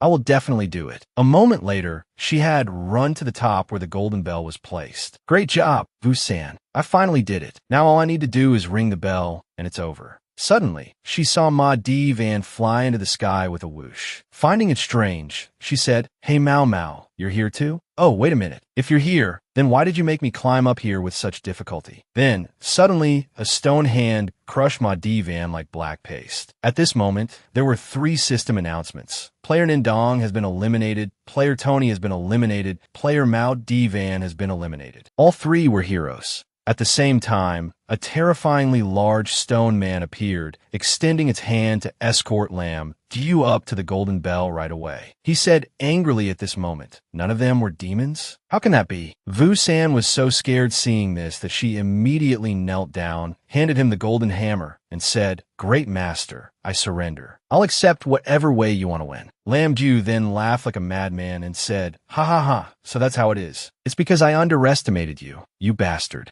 Suddenly, black crows flew everywhere. And with that, our Vong Nguyen jumped down coolly and said, 3 people fighting one and still couldn't beat you? Your strength is truly outstanding. Lamdew also replied, I just reached level 10, and I have a profession now. Don't compare me to those amateurs. Besides, I even have a holy relic inside me. Vong Guin found it strange and asked, a holy relic? What's that? He also continued, you really are a country bumpkin who just came to the city, so ignorant. In the Endless Gods domain, the items that players can obtain include props and wearable equipment. Along with that are holy relics, which are the basic items for professional players and can unlock the Transcended generation. Holy relics can only be found in instances. If you don't want to be considered an amateur, you must collect them. Vong Guin found it strange and asked, why are you suddenly so kind, explaining such interesting things to me? Lamdew replied, it's just because you're only level 1. I'm afraid if you fail, you won't have enough points to pay the penalty. So the next instance will be your life or death battle. If you ever meet me again, you're definitely dead. You hear me, kid? As he spoke, he materialized the stone man behind his back and gave a very bitchish smile. Let's see what other tricks you have. After hearing this, Vong Guin touched the golden bell and replied, you're really funny, acting as if you've already beaten me this time. Then, Lamdew gathered his power, preparing to strike. The moment those 3 died, your fate was sealed too, my boy. Even if I only have 30% of my health left, you're still nothing. Vong Guin calmly replied, you're absolutely right. If I ring the bell for judgment now, you would also kill Vu San to ensure there aren't enough valid votes, right? Hearing this, Lamdew laughed smugly and said, very smart, kid. Besides, if I didn't do that, would your plan be to place your meager hopes on that foolish girl? You're truly naive. Vu San, standing between the 2 men, turned pale with fright as she listened to their conversation. Kill me? And between Lamdew and Vong Guin, who is the real demon? Can you guys please spare me? At this moment, Vong Guin gave a very scary smile and replied, is that all your mind can think of? I worked so hard to get here, and you're taking me too lightly. Please watch the good show that's about to begin. After that, Vong Guin started to ring the bell, and, standing right behind him, he suddenly transformed into a bitchy potion, causing Lamdew's eyes to roll back as he exclaimed, damn it, I fell into its trap. At this moment, he quickly created countless stone shards on the ground right away. Our Vong Guin, as fast as lightning, rushed forward and also immediately activated the Blood Moon. Then, Lamdew used a move to shoot stone shards in all directions, flying everywhere. Vong Guin also used his main character's passive ability to fly up and dodge, looking incredibly cool and shockingly unharmed. This lucky golden dog coin is really something else. So many rocks were shot out, and I'm still alive. Damn, no matter how lucky I am, I still got hit by 1 attack. It took more than half of my health bar. His move is truly too terrifying. This must be its most powerful move. Otherwise, with its bloodthirsty personality, it should have continued to attack me relentlessly to finish me off. Also, it seems it can sense the sound of the stone shards falling all over the ground. It seems I have to be extremely careful. But even if he has another card up his sleeve 10 seconds after the enhancement, I will definitely risk my life to skin him alive. But something seems strange. Why do I feel like I've been hit? He's still over there, not moving. That's not right. My health is still full. But the bloodstains and the feeling of pain all over my body, could it be my body in the real world has been injured? Oh no, this time our Vong Guin is in big trouble. Cut to the library in the real world. Vong Guin is leaning on little Lam Lam very affectionately. She let him lean on her for several hours. It's shocking. It's true that if you're handsome, you can do anything right. She whispered to herself at this moment. I have to focus. I must finish this report. Oh no, it's over. It seems like he's intentionally leaning on me more. It's been several hours. What on earth is wrong with him? It's making me so uncomfortable. She poked his nostril with her pen, but couldn't wake him up. Suddenly, a voice startled little Lam Lam. Hey Lam Lam, you still dare to come to the library? And you're having a good time with your new lover, too. She turned around to see a very round and rosy-cheeked, orange-haired girl. On her shoulder was a guy in a red shirt with a rather annoying face. Lam Lam asked in fear, This isn't my new lover, and who are you?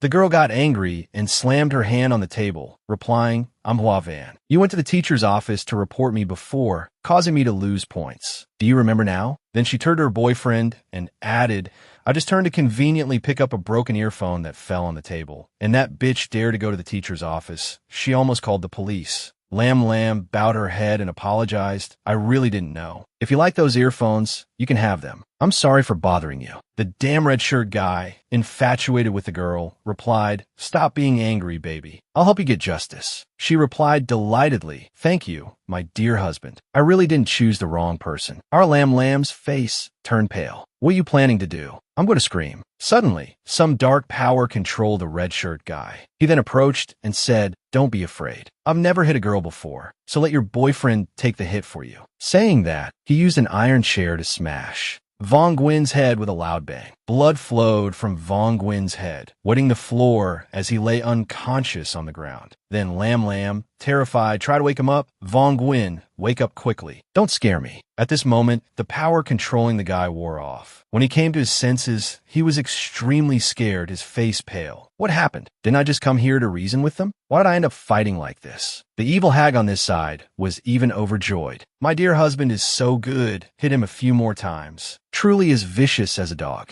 Then the red shirt guy said hastily, "Brother, are you okay? What are you two still standing there for? Call an ambulance quickly." Suddenly, at this moment, some yellow-haired guy who had been watching the camera called another person to report. Confirmed the target is unconscious. His previous location might have been due to a slight signal error. A guy quickly put on a blue shirt like the ones who came to arrest him the other day and replied, preparing to infiltrate in disguise, beginning to collect the target. "Oh no, it's over. He's planning to come and kidnap our Vong Gwyn." At this critical moment, he wanted to exit, but was in a very difficult situation, not knowing what to do. The system is warning. If you exit the instance, the mission will be considered a complete failure. Confirm exit? Hearing this, he thought to himself, "Damn it, why am I being attacked at this moment? If I exit without completing the mission, I'll lose everything. No, I have to calm down. Right now, I'm in the school library. Normally, it would be hard to encounter danger. The injury is most likely from a fall or something. The most dangerous thing right now is the group in blue shirts. But it seems they can't act too conspicuously in a place full of eyes and ears like the library. My injury doesn't seem to be fatal. It would be a great regret to exit. Besides, even if I really get captured by them, going out now with my current strength, I can't fight them either. In this situation, staying and continuing to fight is the best solution. Now I have to do what needs to be done first. I must destroy him as quickly as possible at any cost. So, let's end this instance." At the same time, he opened the treasure book and said, "Hey, esteemed Lord of the Nine Hells, your subordinate, Vong Gwyn, in accordance with the contract, asks for your favor." Lam Dew, who had been waiting for a while without anything happening, was now shivering with cold. What the hell is this? What on earth is that guy planning to do? Why has it been so long without any sound? The rocks on the floor aren't even vibrating. I can't even hear the wind. Then he chuckled like a fool. "I get it now, kid. You want to wait for me to exhaust my stamina and spirit, right? You're underestimating me too much. In that case, let's see who is more patient." A moment later, the contract took effect. Our Vong Gwyn approached with an incredibly VIP pro death scythe weapon, and behind him appeared a massive demon lord. He was looking at Lam Dew with a captivated gaze from a bathtub, which was incredibly terrifying. This time, not even heaven can save Lam Dew.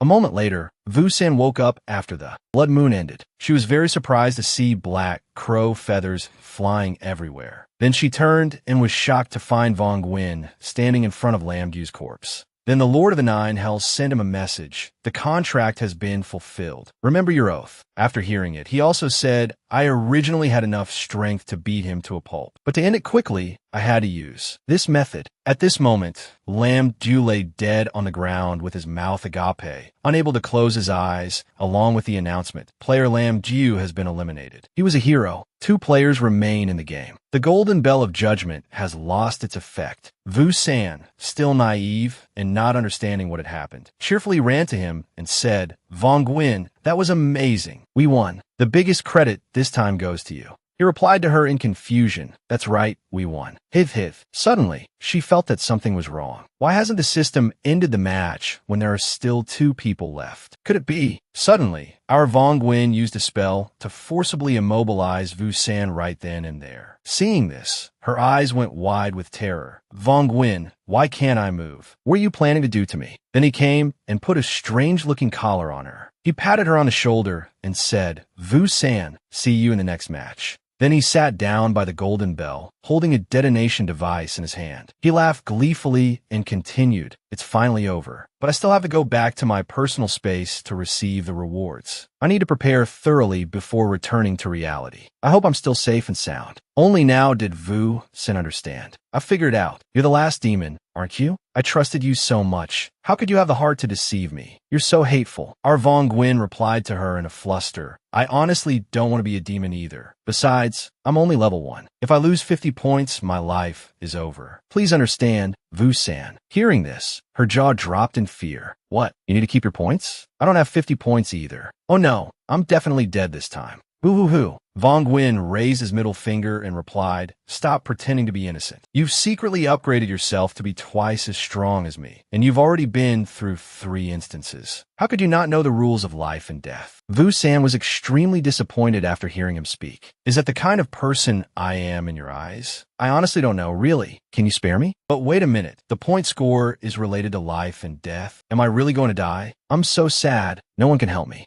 Vong Gwyn's heart softened a little at this moment. What did you say? You really don't have 50 points? How many bonus points did you get in this instance? Vu San replied, trembling, bonus points? I didn't get any bonus points. Then he clutched his head and said, What the hell? How could you not have any points? What a waste of my time. Let's go, we'll go find enough 50 points for you first. But for the next match, you'll have to figure it out yourself. I can't help you anymore. Saying that, he grabbed Vu San's hand and they ran off at full speed. At this moment, her eyes shone brightly, full of love for him. Hee, thank you. You're truly a kind demon. But for some reason, he pulled her to the edge of a wall. Vu San found it strange and asked, Why aren't we taking the stairs? Could it be that we get points for jumping down? Then he coldly dropped her without mercy. That I told you. I'm in a hurry. 2 streams of tears flowed down her face as she plunged downwards in terror. It's unbelievable that our Vong Gwyn could be so cruel. Cut to the library in the real world. The men in blue shirts had arrived and were dragging Vong Gwyn away in front of many witnesses. The red shirt guy also showed great remorse and fear, saying, Hang in there, brother. If anything happens to you, I'm screwed. Over here, Lam found it strange and asked, How did the ambulance get here so fast? It seems like you called, right? The orange-haired girl replied, I don't know either. I had just hung up the phone when they arrived. It's really strange. The masked man in blue then said, Please step back. We need to move the patient urgently to save his life. The red shirt guy replied, You must save him at all costs. You must save him. Suddenly, Lam stepped forward and pleaded, Ambulance, can I come with you? Let me take care of him. Then the man in blue looked at her with a very sinister gaze. Then he also agreed to let her get in the vehicle with them.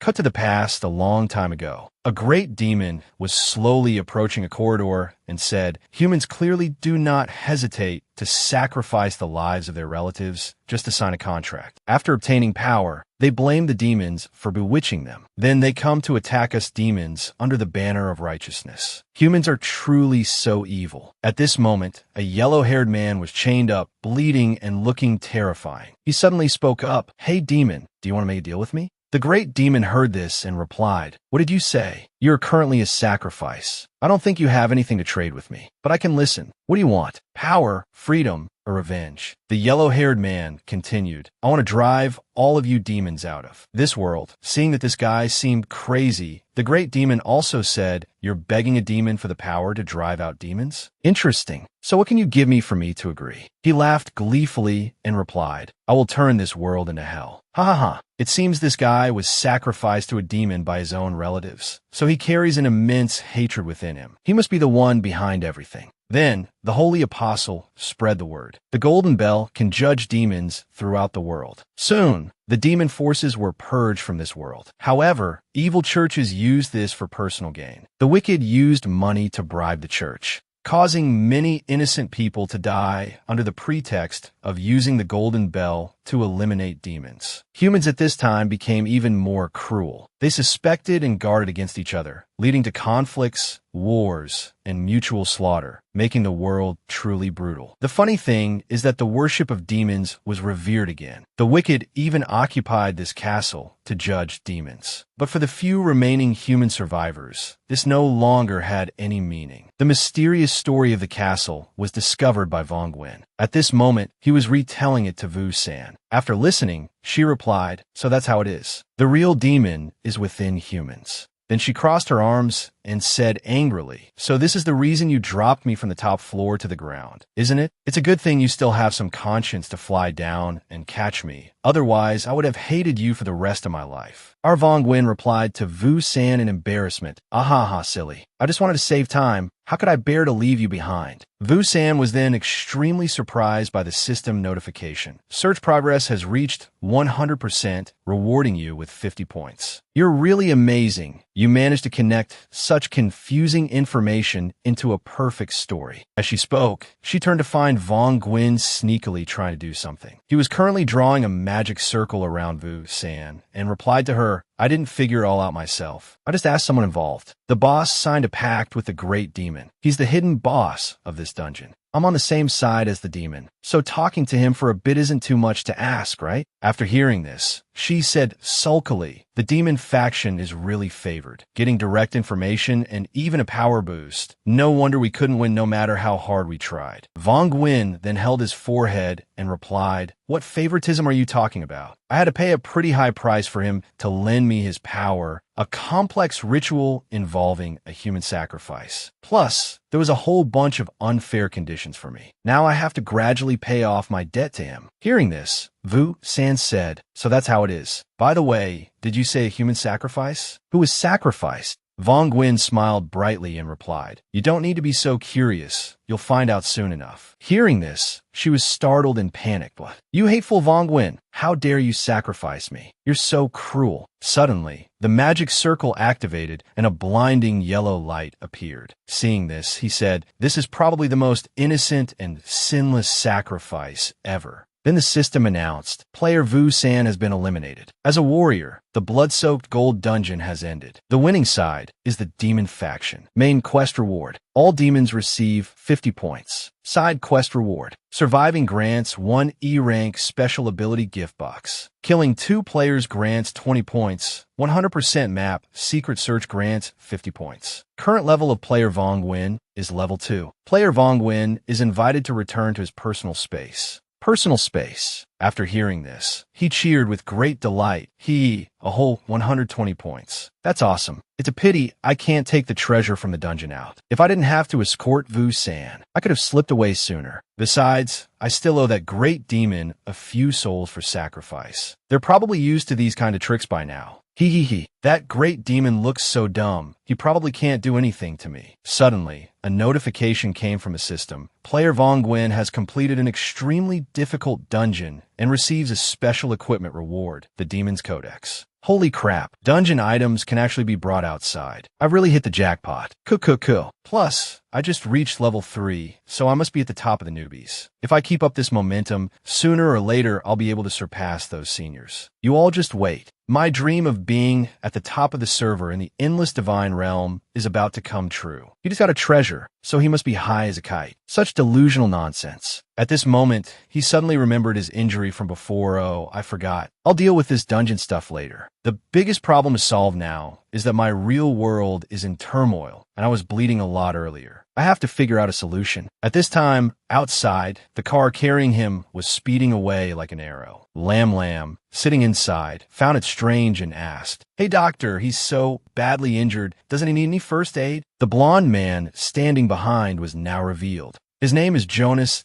Don't worry. I'm monitoring the patient's condition very carefully. He doesn't have any serious problems. A moment later, Vong Nguyen was taken by them into a special care room. Jonas also went to another room and said, "I've successfully brought back the target. I'll leave the report filing to you, sis." Sister Syrah. So this is Syrah, a 3-headed monster, incredibly fair and round. The outfit she's wearing looks so delicious and appetizing. She is a special researcher. She crossed her arms, revealing 2 juicy pomelos, and said reproachfully, "You're too slow. They're all from the same batch. The others have already been taken away by people from headquarters. And why did you bring another one along? Isn't the security department busy enough?" Our little lamb had just stepped in when she noticed several men with huge guns following her, which scared her so much her face turned as green as a banana leaf. "What the heck? Excuse me, is this a hospital? I think I must have gotten lost. Can I go home?" Jonas replied to Sira, I did my best. The target changed position once, and this operation was completely unprepared, so I hope you understand. Hearing this, she found it strange and asked, what do you mean? Moved? You mean he woke up? Jonas stepped out and said, I'm not sure either. Maybe someone else moved him, or the scanner displayed the wrong location. Sira then touched Von Gwyn's face and said, quite interesting. Anyway, the next collection batch isn't until next month. I guess I'll have to wait. Why don't I take my time and study him? Suddenly, her face flushed red and her eyes showed the look of a very capable maiden.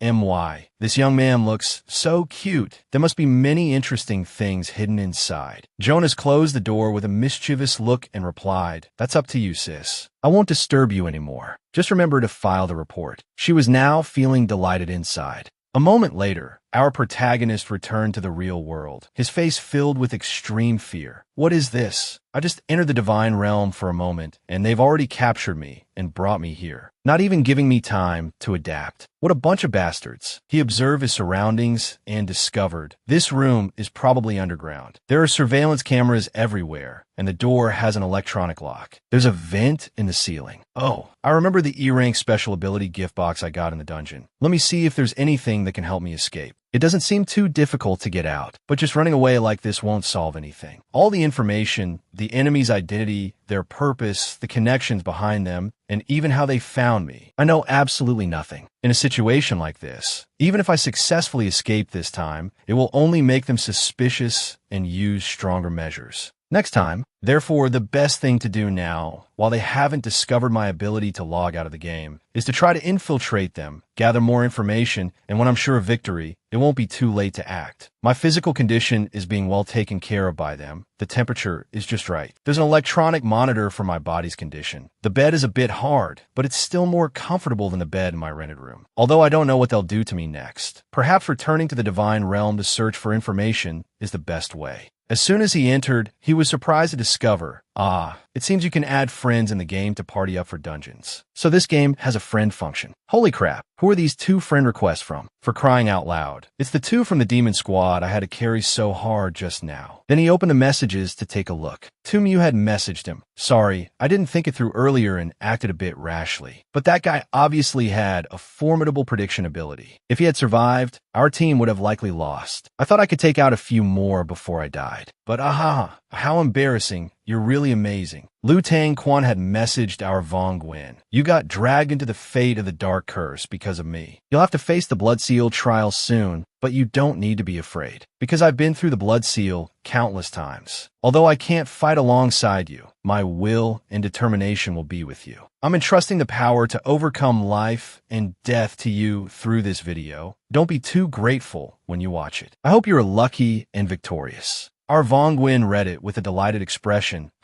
It seems these 2 messaged me right after they died, but I was too busy to notice. They've probably received the victory notification and bonus points by now. And what's this video Liu Tang Quan sent me? Could it be some other ultimate skill? He opened it to take a look and, oh my god, what the hell is this? It turns out the power to overcome life and death that Liu Tang Quan mentioned was just jumping around like some guy from a mental hospital. Our Von Gwyn wanted to poke his own eyes out after watching it. Damn it, Liu Tang Quan, please sit properly and accept my bow of respect. But it's strange, isn't Sister Tumu too surprised by my hard-earned victory? Maybe I'll just give a vague answer. Say that the warriors ran out of energy and then fought among themselves. I just got lucky and won. Hey. Then, Tumu sent him another message. To repay your kindness, I have a ticket to a special dungeon, and there's no penalty for failure. Do you trust me to carry you one more time? If you agree, then come. Fighting more battles will help you gain more experience. If we get lucky and win, we could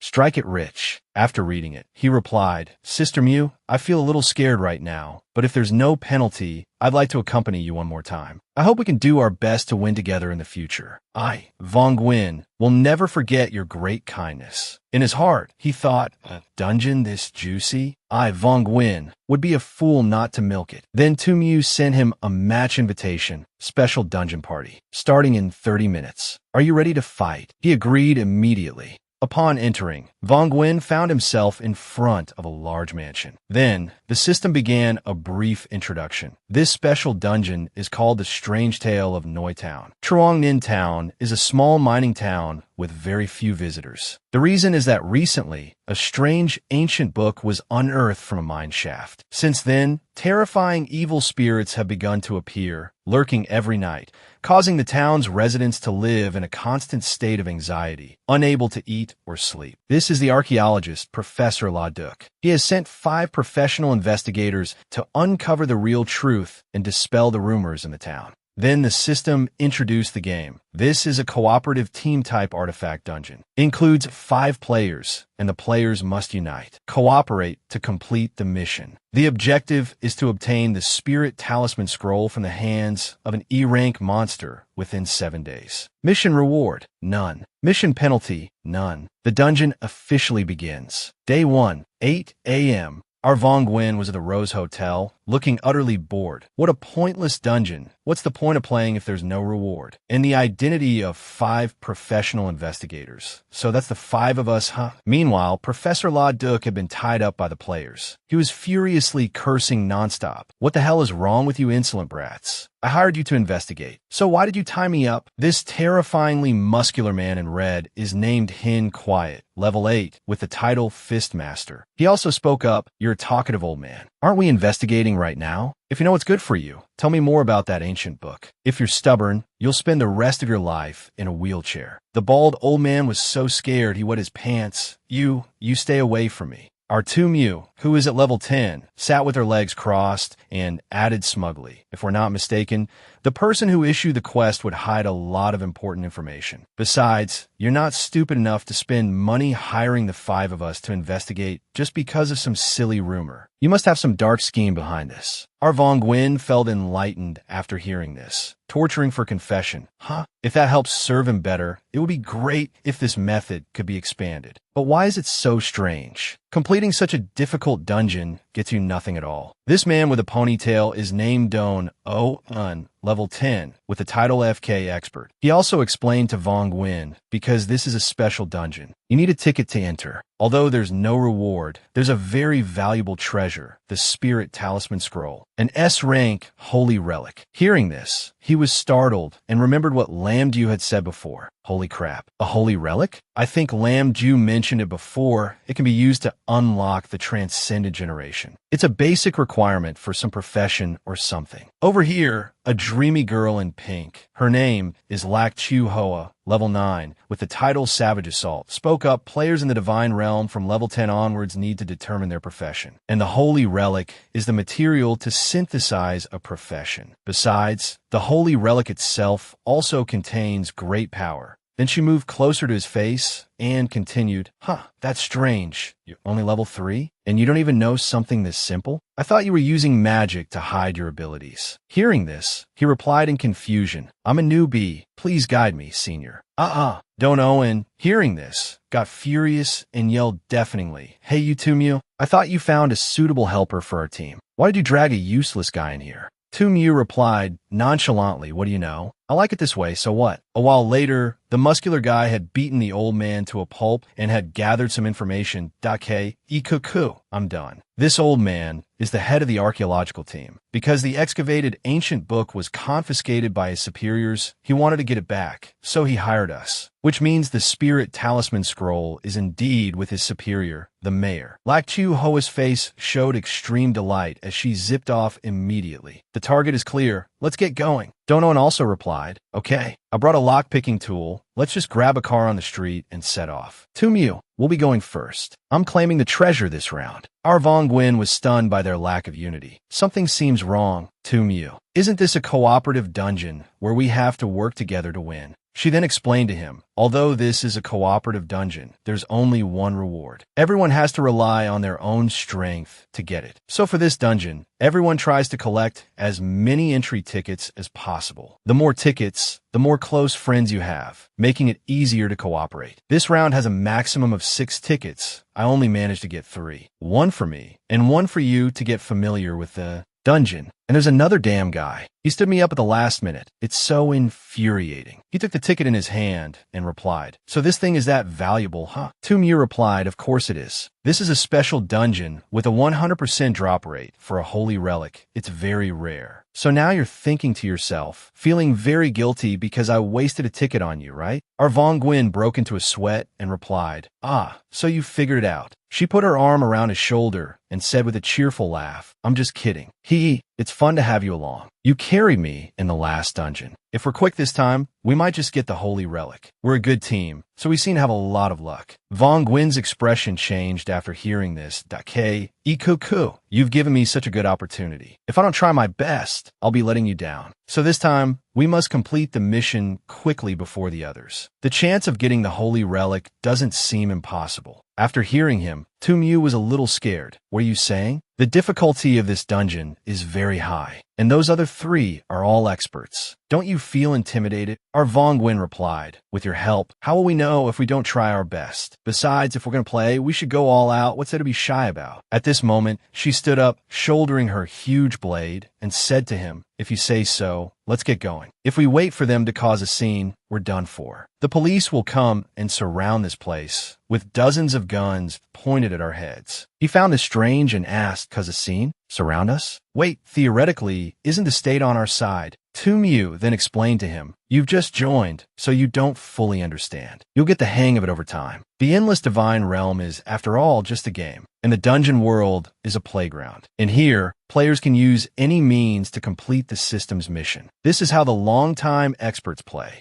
Just look at the old man over there, and you'll understand a little. Right now, they're planning to go straight for the mayor, or else they'll attack the city hall." Hearing this, our Vong Gwyn quickly and wickedly called the police. "Hello, police? There are some terrorists on their way to attack the mayor." "Yes, that's right. No need to thank me, sir. Just use all your forces to capture and kill them all." "Yes, yes." He hung up and continued, "All right, now let's go to the police station to give our statement." Our Tumyu was completely baffled at this point. "What are you doing? This has nothing to do with our mission." He then explained to her, "I'm mobilizing the forces within the dungeon, while also restricting the actions of our competitors and creating favorable conditions for us, trying to rely on the strength of everyone in the dungeon as much as possible." Then he gave a dazzling smile to Professor LaDuc and turned to her with a charming, godlike smile, saying, "This is the unique playstyle of me, Vong Gwyn." At this time, on the streets of Trong Ninh Town at 8:50 a.m., Tumyu and our Vong Gwyn were on their way. Sitting in the car, she explained further to him, "The system map has a temporary marking function. We can mark all the shops and hospitals we see on the map. The dungeon time is a full 7 days, so it's good to go around and scout the terrain first. Knowing the terrain is a very important factor in gaining an advantage to win. Also, you can talk freely with other players without fear of the NPCs in the game hearing you. Any words and actions of the players will be perceptually blocked from that old man." Hearing her, he replied, "Thanks, Sister Mew. It turns out there are so many things in the Endless Divine Realm. And it seems that from the houses and the style of dress of the people here, it looks like America in the early 20th century. It seems their administrative power isn't too formidable. If the combat power of our competitors is not much less than Sister Mew's, relying on the police force in the town really can't stop their attack. Sneak attacks, poisoning, and using special abilities. I don't know if there's any way to deal with them. Oh, right, this dungeon also has very powerful evil spirits. If we rely on the monster side." Our Tumyu, sitting next to him, heard this and said with a faint smile, "You can't do that. Although we are potentially competing with them for the treasure, the nature of this dungeon is cooperative to win. Players cannot fight each other." At this moment, our Vong Gwyn's face was as stiff as a board as he replied to her, "Harmonious cooperation? Could it be that the so-called teammates are just meant to be used as cannon fodder?" A moment later, the two of them arrived at the police station. He opened the door, stepped inside, and said, "In short, it's good that we can help with information. Gaining the favor of the townspeople might bring some surprises." As our Vong Gwyn stepped inside with a friendly smile, a fat policeman fired his gun at him, which was shocking. His face was angry as he said, "You die, you demon." Seeing this, he and Tumyu were scared to death and ran outside to hide. What the hell? Is it this hard to be a good person? The old man also knew how to fish in troubled waters. He pretended to be scared and hugged around Tumyu tightly. She pushed his face away and said to Vong Nguyen, "It's probably a difference in worldview, so we might not be able to communicate with that policeman. What's your plan now?" He said, "Can we try another way to calm him down?" Tumyu immediately agreed to follow. A moment later, she crashed straight through the window. Meanwhile, Vong Nguyen also rushed in and used a compulsory technique on him. The fat pig policeman was attacked from two directions and couldn't react in time. At this point, he and Tumyu began to restrain him. "Officer, we came here with good intentions. I have information about some rebels. They're planning to infiltrate the town and cause chaos. Let's sit down and talk." The fat man was so scared he wet his pants. Even if he didn't want to, he was forced to obey like a puppy. Then he calmed down and started talking to us. "Oh, you two were the ones who called the police earlier? I'm the police officer of this town. I'm so sorry. Please have a drink. Let's talk slowly." At this point, Vong Nguyen began to speak. "Officer, we are indeed the investigators hired by Professor La Duc to investigate the ancient book and the rumors of evil spirits in the town." The bald old man heard this and replied, "Huh, that's right. I'm the one who hired them."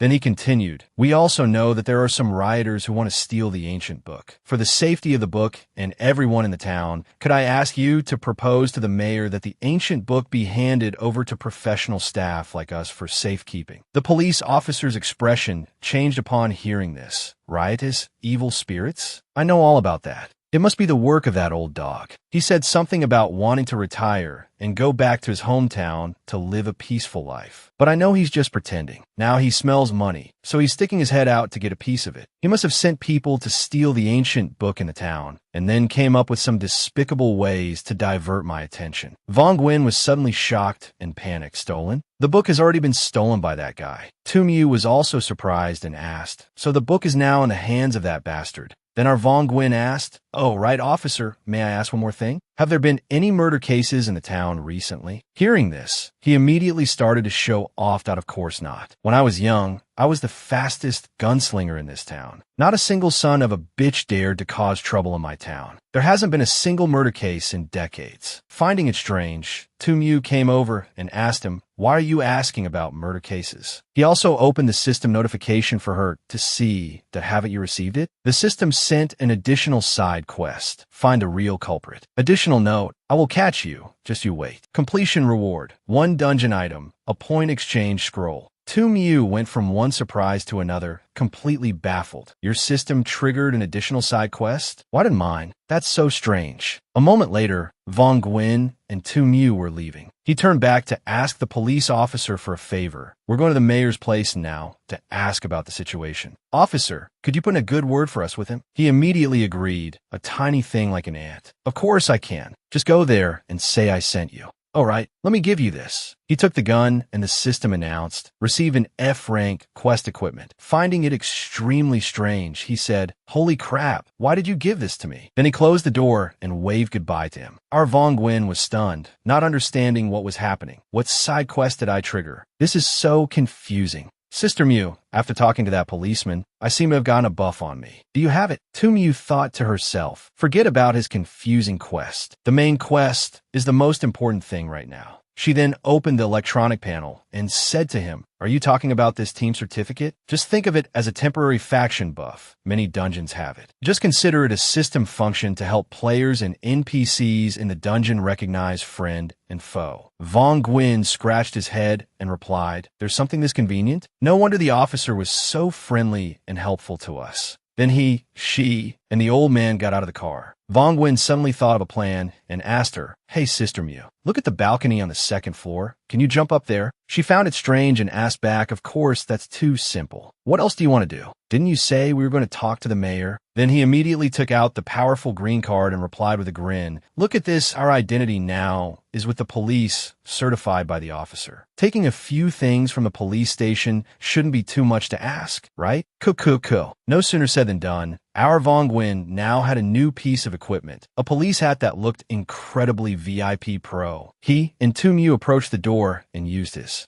divine eye ability to observe the situation inside. He just announced, "It's completely safe inside," when Tumyu took her huge dragon slaying blade and swung it down with a crash. The door shattered into 100 pieces. The bald old man's eyes went wide, and his mouth hung open. What the hell? This is a police station. Are you two crazy? Vong Nguyen and the girl replied with an indifferent face. We're looking for clues and conveniently taking some equipment. Weren't you the one who invited us? Don't you remember the mission you gave me at the beginning? You're being very strange. A moment later, on the second floor of the police station, the two of them had already stirred up a huge mess like this. The old man, scared enough to pee his pants, said, I remember only entrusting you two to find a book. Was it necessary to cause this much destruction? No. Vong Nguyen and Tu Mu then flashed a smile as bright as a beauty queen and replied, It's okay. Don't you worry, we told the police officer beforehand, and he even said we were allowed to investigate freely. All the police in the station had to go out to stop the terrorists, so we have to handle it ourselves. Everything is legitimate. We're not the same as those 3 terrorists. Don't worry too much. The old man was too tired to even speak anymore. Suddenly, Tu Mu found something and said, Hey Vong Nguyen, come over here and take a look at this. These are all the reported cases recorded recently. He picked up the papers with a pout. The orphanage, the people in the mine, and also the previously mentioned gang, plus the mayor that the client mentioned at the beginning. We now have clues on these suspects. The item we're looking for must be around these places. Then Tu Mu added, based on the information we've interrogated, these locations probably have linked side quests. But our main mission is simply to find the ancient book. I don't want to get too concerned with side plots. Vong Nguyen replied with a mischievous face. In any case, we don't have precise information about the book yet, so let's just try searching around here for a bit. Who knows? Maybe these places have more important information about the ancient book's hiding place. Professor La Duc, could you please drive over here to help me? Unexpectedly, the old man was so scared he had already run away. Seeing that, Vong Nguyen said, No problem, but stealing a car from the side of the road doesn't seem right. So, let's just borrow a police car for temporary use. Don Owen's group is probably in a chaotic fight with the police at the city hall. If we go there now, it will be troublesome. So let's go find information elsewhere first. Otherwise, they might misunderstand us. It will be a disaster if it affects the trust between teammates. A very reasonable place to go now that isn't the city hall is the orphanage in the East Town. After saying that, he and Tu Mu immediately set off. She was a bit curious at this moment and asked him, All right, Vong Nguyen, in the last instance, you survived until the very end. You must have received a lot of points, right? Have you used them all yet? He replied, Not yet. Actually, I don't know how to use them in the most reasonable way. In a normal game, I should probably pour points into enhancing items and my own abilities, but looking at those crappy low-level cards, I feel it's a great pity. It feels like even if I pour all my points in, it won't help much. After hearing him, Tu Mu replied, Your thinking is very good. Your cards are only at the lowest level. Apart from the necessary tools for your personal space, you shouldn't enhance any stats on yourself. The functions of the God's Domain system unlock gradually according to the player's level. For example, level 3 will unlock the title system. Level 5 will be custom card groups. Level 7 unlocks the attribute and enhancement interface, and so on and so forth. For example, my title is Blinking Gale. The accompanying effect is, after a powerful breakthrough attack, I can use my weapon to create a critical strike that increases damage by 50%. My specialized card group is Mountain Breaking Ring. It can be said that level 10 is the most important milestone. Only after obtaining a holy relic to activate a profession can this game be considered to have officially begun. In the early stages, you should use the system's reward cards to get through instances. Because even if you accumulate the highest enhancements for low-level cards, as you go higher, those abilities will quickly be phased out. Try to reach level 5. When you unlock custom card groups, using your points to upgrade then will be much more beneficial. Our Vong Nguyen replied at this moment, Oh, so that's how it is. No wonder I felt it was so strange. The gradual unlocking of new features is to let players adapt and find the most suitable upgrade path for themselves in God's domain. Hearing that, she also added, Generally, that's it. After all, newbies have just entered the game. They haven't even adapted to the emotional shock yet, let alone such complex combat knowledge. If they were given a bunch of enhancements from the start, how could they choose accurately? Suddenly, Tu Mu felt something strange and immediately asked Vong Nguyen, Do you remember how long we've been driving on this road? He replied, It seems to be about 10 minutes, and we started at noon. Tu Mu continued, I don't think the system would let us pass the stage so easily. So calm and peaceful. I invited you to this special instance, also with the hope that you would have a chance to adapt to combat. More. Your mind is indeed superior. You can calculate things very deeply, but I think that's still not enough. Most newbies are quickly eliminated because at the most crucial moments, they don't dare to act decisively. Try looking ahead. This is a good opportunity for you to practice. Did you get a lot of guns, right? I will provide cover for you. You should give it a try.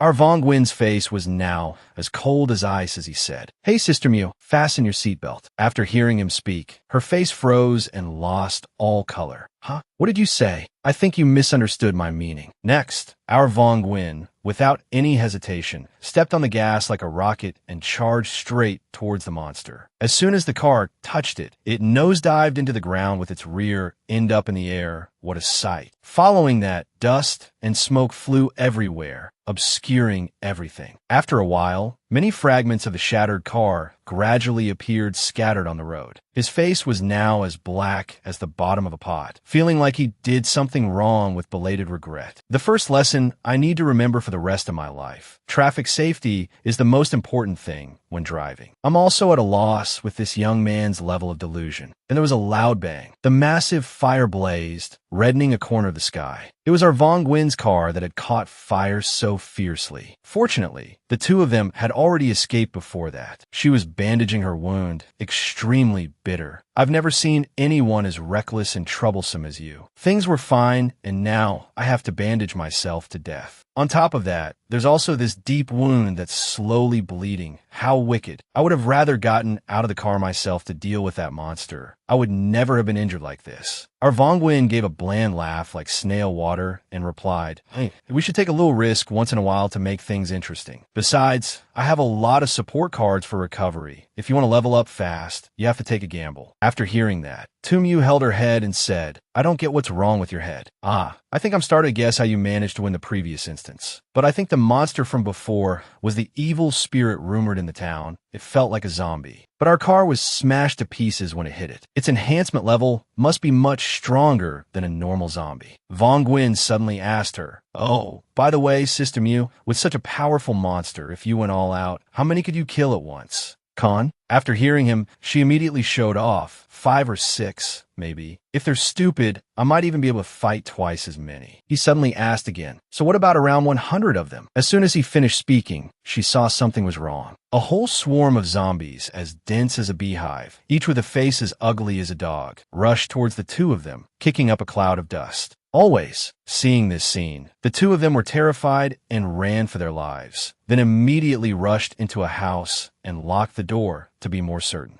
And she pulled a huge cabinet to block the door, preventing them from breaking in. Outside, they were now banging on the door, roaring and cursing continuously. "You damn outsiders, dare to invade our territory? I'll bite you to death." Vong Nguyen and Tumyu's faces scrunched up like a monkey eating chili, exclaiming in awe, "Holy green bean sprouts, where did so many zombies come from?" If they were ordinary zombies, it would be better, but these things can run and jump and have terrifying strength. They even have the intelligence to speak. Suddenly, one of them used its hand to push hard, punching a hole right through the cabinet blocking the door. Then the extremely aggressive zombies advanced. Seeing this, he immediately said to Tumyu, "This is not good. Hiding is useless." Anyway, she heard him and replied with a glare, "Then let's risk it." No sooner said than done. Tumyu used her blade to slash a few times with a yellowish flash, and the whole group of zombies fell down dead like straw. Always, seeing that there was an escape route, Vong Nguyen and Tumyu ran for their lives. Then she said, "Didn't you say they couldn't get into the room? You lied to me, right?" He also replied, "Well, I thought it was safe, but they went crazy and found a way to break in." How deadly. But why is it so strange? The convenience store employee was a normal person when we entered the room. Now he has joined the zombies chasing us. And what's with them constantly cursing at intruders? Could it be that our approach was wrong?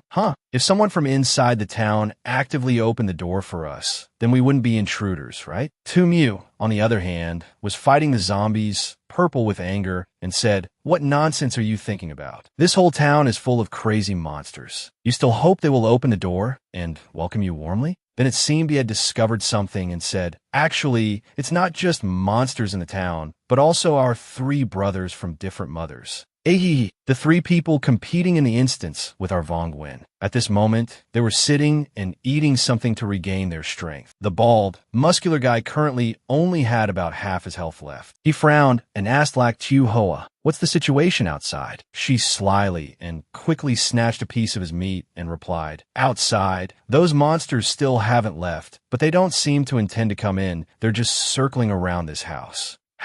Donon had lost a little health. He also began to speak. "It seems to be just as we deduced. This room has never been opened before. This place is an unactivated area, so they can't enter. Luckily, I was quick-witted and used my ability to walk through walls. Otherwise, who knows how long we would have had to fight them. Currently, the difficulty of this instance is much higher than expected. During the day, the police in town chased us like dogs. They not only used strong firepower, but their attack speed was also extremely fast.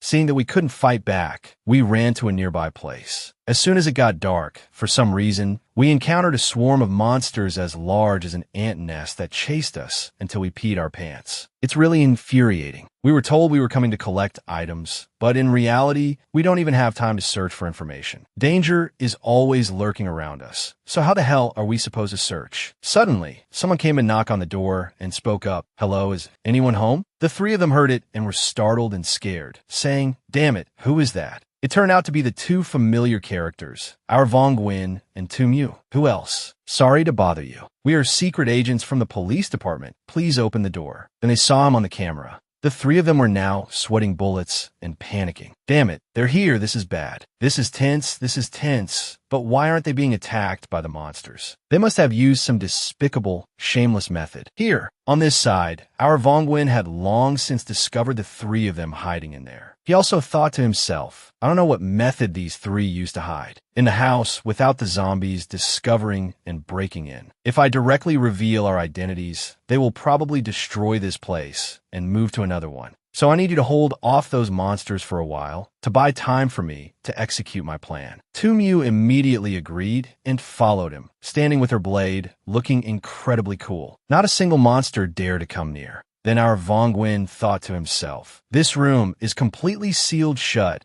and you can't see the situation outside from inside. There's only a small slit on the main door to look out. That's my advantage. I have to pretend to be a police officer giving a mission to trick them into opening the door." Then he shouted loudly to threaten them again. "Open the door. The police department has a very important mission. I need you to cooperate with us." Inside, Donon was now smiling smugly and thinking to himself, "Ha ha ha ha. So it turns out those two are looking for a resident's house to take temporary shelter from the zombie attack. If I hadn't placed a surveillance camera up high before, I would have been fooled by them. It's a pity you two can't scout the situation inside, so I'll play along with you until the end." Gayich. At this moment, he pinched his nose and said loudly, "What is it? Why are you people knocking on the door and disturbing people while they're sleeping in the middle of the night? Are you trying to trick me into robbing me?" Neither of them knew that the other had long since discovered them, so they just continued to act with each other. How wicked. On the other side, Tumyu was clenching her glutes and flexing her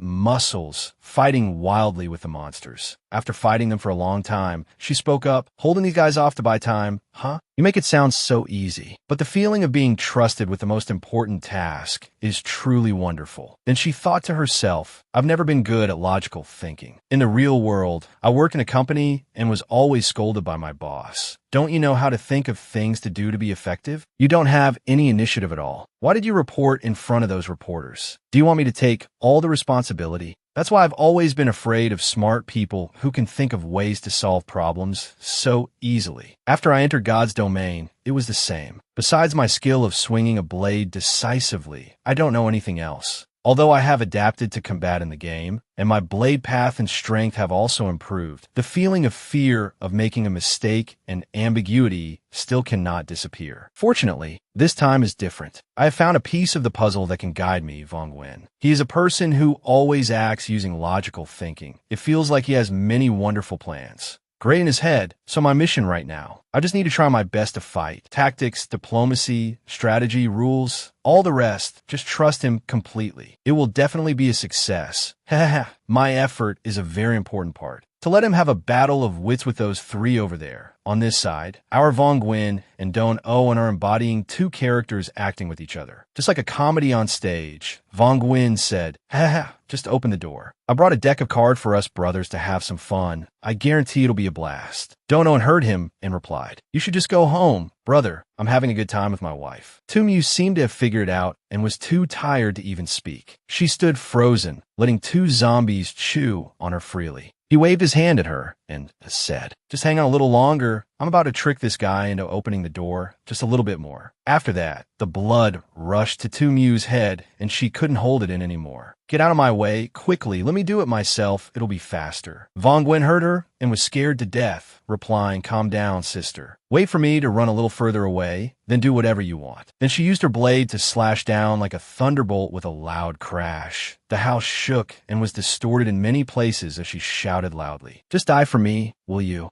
A moment later, when things had settled down, Don Owen began to speak to Vong Nguyen. "So it turns out you two teammates were in need of help. Since this instance doesn't have a team chat, we misunderstood each other." He also replied with a smile that couldn't be more fake. "Hey, that's right. We just misunderstood each other. Who wouldn't want to unite and cooperate, right? Damn, it turns out the two yous are sitting on the roof talking nonsense with each other. Below, the other three are fighting monsters until their hands are about to fall off. Lak Tu Hoa got angry and started to speak. You two stop talking nonsense. Come and help quickly. We're about to be killed by them." Vong Nguyen heard her, scratched his head, and replied, He, how embarrassing. I'm a newbie, so I don't have any combat power." And Don Owen pointed to his title panel, Machine Climbing Expert. If he doesn't deal any damage throughout the match and doesn't use any skills, he will receive double the bonus point for this instance. Then he said, "You ladies look at my title. I'm also forced not to act. I hope you can understand me." Damn, there's even such a bullshit title. What the hell? I'm really at a loss with this young man. Then Don Owen continued, "Moreover, you ladies look at the number of these monsters. Even if I tried my best, it would be like a mosquito biting stainless steel. It has exceeded the combat limits of non-professionals like us." Vong Nguyen heard him and also added, "The entire team's combined combat power can't resist. Does that mean we can't resist by fighting? You also have a special item that created a safe zone. So, to survive in this instance, maybe we have to complete some side quest?" Don Owen shivered a little after hearing him and thought to himself, "Damn, this guy is intense. His mind is truly extraordinary." So it turns out Tumyu found a newbie to be her strategist. Then he also replied, "Maybe the system requires a certain condition, or we have to go to a designated place to end the attack of these monsters." On this side, Tumyu was fighting fiercely and said, "Everyone, don't listen to those two talking nonsense. These zombies are like mosquitoes. I'm killing them one by one, and we'll wipe them all out soon. We just need to try our best, and it'll be over soon." Then Don Owen tried to coax our Vong Nguyen. "Hey kid, we're teammates. Let's exchange the information you have with me. The main mission is simply to collect the ancient book. But the hardest part is that the information about it is hidden very well. Let me go first. Initially, the three of us went to the city hall, but the map was too big.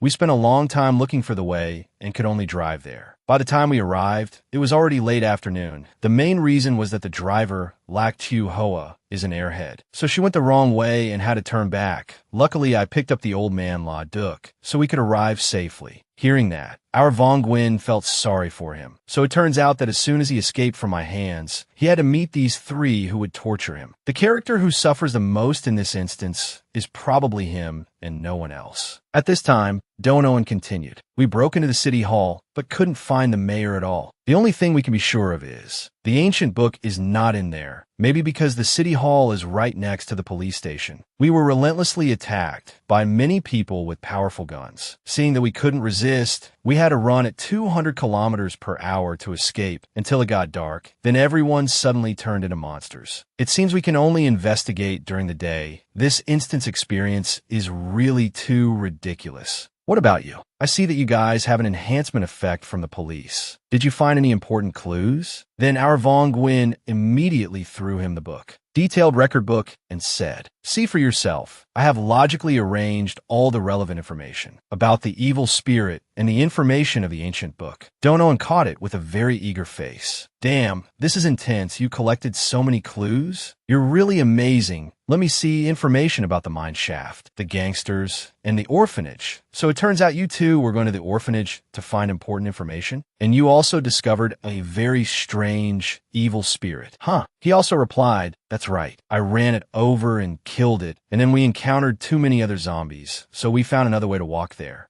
to check it out. But the distance is much greater than imagined. If one of us had an engine enhancement ability, we might be able to get there to collect information. Little Lak Chu Hoa heard him and spoke up. It's me who has the engine enhancement ability. But isn't the orphanage on the opposite side? Over there? At this moment, Vong Nguyen was extremely startled and shocked. What? Wait a minute. The neighborhood we just ran through and fought in, it turns out it's only that small. Scene changed to inside the orphanage. A child with orange hair and an orange shirt was startled by something. She said, it seems like I just heard a strange noise. Could it be that the evil spirit monster from outside has arrived? On this side, the three little ones also heard it and were trembling like leaves. Huh, is it an evil spirit? Or should we not sneak out to the lake to catch fish tonight? Let's hurry and hide in the bedroom. Another child stood with her hands on her hips and replied sharply, don't you guys talk nonsense. Our teacher had a hard time explaining clearly to the police. If these rumors get out, you will never be adopted, you know? The four of them heard her and replied in fear, but we really don't dare to go. Then the little lowly with the red bow in her hair walked to the door and added, we agreed from the beginning. Tonight we must go catch fish and find rabbits. We'll eat a little less for 3 days. Otherwise we'll run out of food, and our teacher will have to go from house to house begging people again. Besides, how can there be evil spirits in this world? Ahi, our little girl had a cheerful face as she opened the door. Then a hand reached in and grabbed it. How wicked. The four kids on this side discovered it, and their tears and snot were flowing everywhere, their mouths wide open. Then the hand reached in and grabbed the shoulder of our little girl in the white shirt, causing her eyes to widen and her face to turn pale white with no blood left. It turned out to be our Vong Nguyen who had arrived at the orphanage. He let out a very cunning smile and said, hey, hello, little friend. Can we talk about the evil spirit for a bit? Our little lowly heard him and replied with a very expressive face. Boo-hoo-hoo-hoo, the evil spirit is here. I know I was wrong. Please spare my life. Suddenly, a girl's voice came, what's all the noise? Are you kids not being good and going to sleep again? Then a teacher in a black dress with an oh my god figure appeared. So fresh and delicious. Just by looking, I knew right away that you're a good person. Eddie, as soon as she came down, she saw Hin quiet and our Vong Nguyen gleefully scaring the little kids, making their tears flow like a stream. Then the 5 people with 10 hands rummaged through every nook and cranny from cabinets, tables, chairs, and bookshelves, throwing everything onto the ground with a very pleased attitude. We've hit the jackpot this time. It seems with so many things, we'll probably find a lot of information. KH. As expected, those monsters didn't chase after us to bother us. The well-endowed teacher stood on this side, her face as green as a banana leaf and her hands and feet trembling uncontrollably. Suddenly, our Vong Nguyen discovered her. He gave a faint smile like plain water and said, hello, teacher. I was afraid the kids were lonely, so I came here to play with them. The teacher at this moment was holding a Thai knife for peeling guava and screaming her head off. You bastards, get away from the children quickly, or I'll risk my life against you. After saying that, Vong Nguyen was the first person she attacked. She rushed at him like a rocket, and her hands kept slashing wildly. He was so scared, his face contorted as he backed away and said, Teacher, calm down. We are not bad people. Suddenly, he reached the door and couldn't back up anymore. Donoan was inexplicably panicked. He immediately rushed towards him like the wind. Our Vong Nguyen was also full of question marks, not knowing what this guy was planning to do. After that, there were a few slashing sounds. Everyone on this side was also extremely surprised. Damn, it turns out this guy had hugged the little lowly in the white shirt. How shocking. And he whispered to her, don't be afraid, little one. Uncle is here to protect you. I won't let anyone harm you. Then Tumyu found it strange and asked, Old Dono, and where's Vong Nguyen? He immediately pointed in another direction. She turned to look and found him being flattened like a long and rice paper like this. Tumyu saw this, and her jaw dropped. Her eyes welled up with 2 tears as she shouted loudly, Vong Nguyen, are you still alive? He heard her and immediately sat up, as nonchalant as a cucumber, and replied, how shocking. I'm still fine. Lak Chu Hoa who loves pink and sweetness, also spoke up from this side. You are really as unlucky as a dog's snout. Wherever you go, the monsters only target you, and now even the furniture in the house is attacking you. He gave a forced smile and replied, it was just an unexpected accident. But in his heart, he was thinking at this moment, while I'm with many people, I should charge up the lucky golden dog coin. But this equipment is really a pain. To use luck, I have to endure bad luck for a while. It's so frustrating. Then Dono and let the little girl go back to her. Teacher, Von Gwyn witnessed it and immediately teased him. I never expected that old Doan would be such a child lover. Doan Owen immediately opened the system mission panel and replied, what are you talking about? Don't you have this side mission? Finding it strange, Von Gwyn went over to read it. The mission was to protect the children. Annotation, I will protect you, kids. No matter what happens, I will love you with all my heart. Completion reward, special item swap scroll. What the hell? A personal mission. I received a similar kind of mission back at the police station. Lak Chu Hoa suddenly spoke up too. I also got this side mission when I was at the office in town. I thought everyone got one like me. My mission is Thuong Ninh Town, annotation, betting the honor of the entire clan. I will help the town recover its stability. The completion reward is the swap scroll item. The bald hen quiet added at this moment. Even I have one. The mission is revenge, annotation. You bastard, I'll definitely make you pay. The reward is also the special item swap scroll. I got it when I crashed the car into the roadside apartment to shake off the cops. I was in such a hurry at the time that I forgot about it. After hearing everyone, Tum Yu turned purple with anger. She said resentfully, are you guys kidding me? Everyone has a side mission. Why don't I have one? This is really pissing me off. To make it worse, little Lak Chu Hoa even laughed at her. Ha ha ha ha. This is because we explored the plot well enough to get it. You're just too lazy to explore and learn. And so, our Von Gwyn began to analyze with his superhuman mind. Then it's possible that Tum Yu's remaining side mission is at the mine, but reading the annotations of the side missions is very strange. I can vaguely guess that these things are similar to someone's identity. Suddenly, Donoan spoke up, hey you, your teacher here, right? If you don't want the children to get hurt, you should.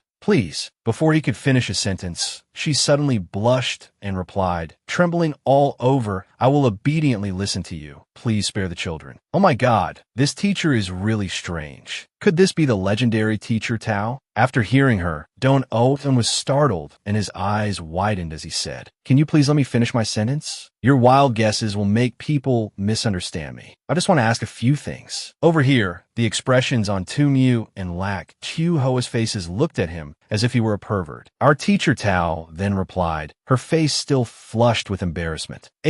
So it turns out you just wanted to find out about the evil spirit rumors in town? You got my hopes up. I mean, I was scared to death. The incident actually just happened recently. A child went to play by the lake at night, and he told me that he saw an evil spirit looming near the mine. The three children then added, it's true, I saw it. An ancient book must have been dug up in the mine, and many people in town saw it too. We have disturbed the evil spirits. Hearing this, the teacher used her hand to give the little lowly in the white dress a knock on the head. She turned her face away and said awkwardly, you children are really talking nonsense. The mayor has already invited a professor to investigate. All the baseless rumors will be resolved quickly. Von Gwyn then said to Don Owen, did you hear that? He replied, yeah, the person the mayor invited. Over here, Tum Yu said, there's only one clue here that leads to the mine. That's the same as the clue we already have. Hin Quiet opened the map, his face filled with utter surprise. This is bad, great king. The mine is in the opposite direction of the town. If we try to go there, I'm afraid we'll run into a lot of trouble. Suddenly, our Von Gwyn spoke with an ice-cold face. Hey, teacher, please let me ask one more question. Try to remember if the professor the mayor invited. Is this the person? Then he showed the bald old man to her for a look right away. The teacher heard him, and her eyes went wide as she said, him? It seems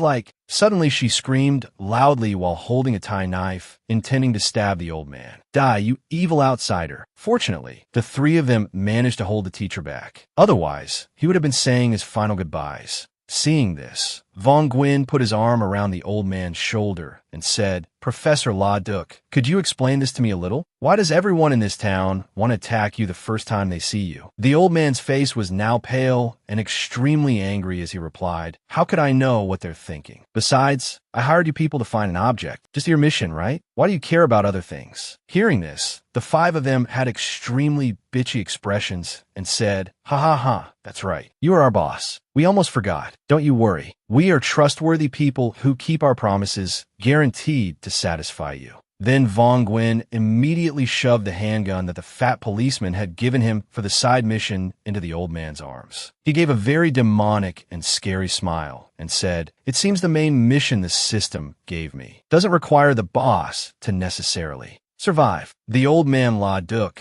under too much threat, began to confess. "The truth is, it happened a month ago. I received a letter from Mayor Trong Nin. She said that the town had unearthed a strange ancient book. Along with that, many strange and incomprehensible things were happening at the place where the ancient book was found, greatly affecting the work of the workers. She hoped that I would come and take it away, but at that time, I couldn't stop my curiosity and read a few words in it. As soon as I glanced at it, a dazzling beam of white light suddenly enveloped the entire town. The story after that is that the people in the town suddenly seemed to turn into different people. As he told the story up to this point, the kid suddenly kicked in Quiet's leg repeatedly because he was hugging the teacher so tightly, revealing her 2 round rabbits. After that, Tumyu came forward and said, "Let me help you." She showed no mercy and punched the teacher in the stomach, making our teacher's eyes roll back in her head. Then, the old man continued his story. "Perhaps it's because they hate me for causing that accident. So everyone in town wants to attack me. But I hope you all believe me. I just want to find that book to save everyone in town." Suddenly, the system notified Vong Nguyen. Side mission, find the real culprit completed. He received the special item swap scroll.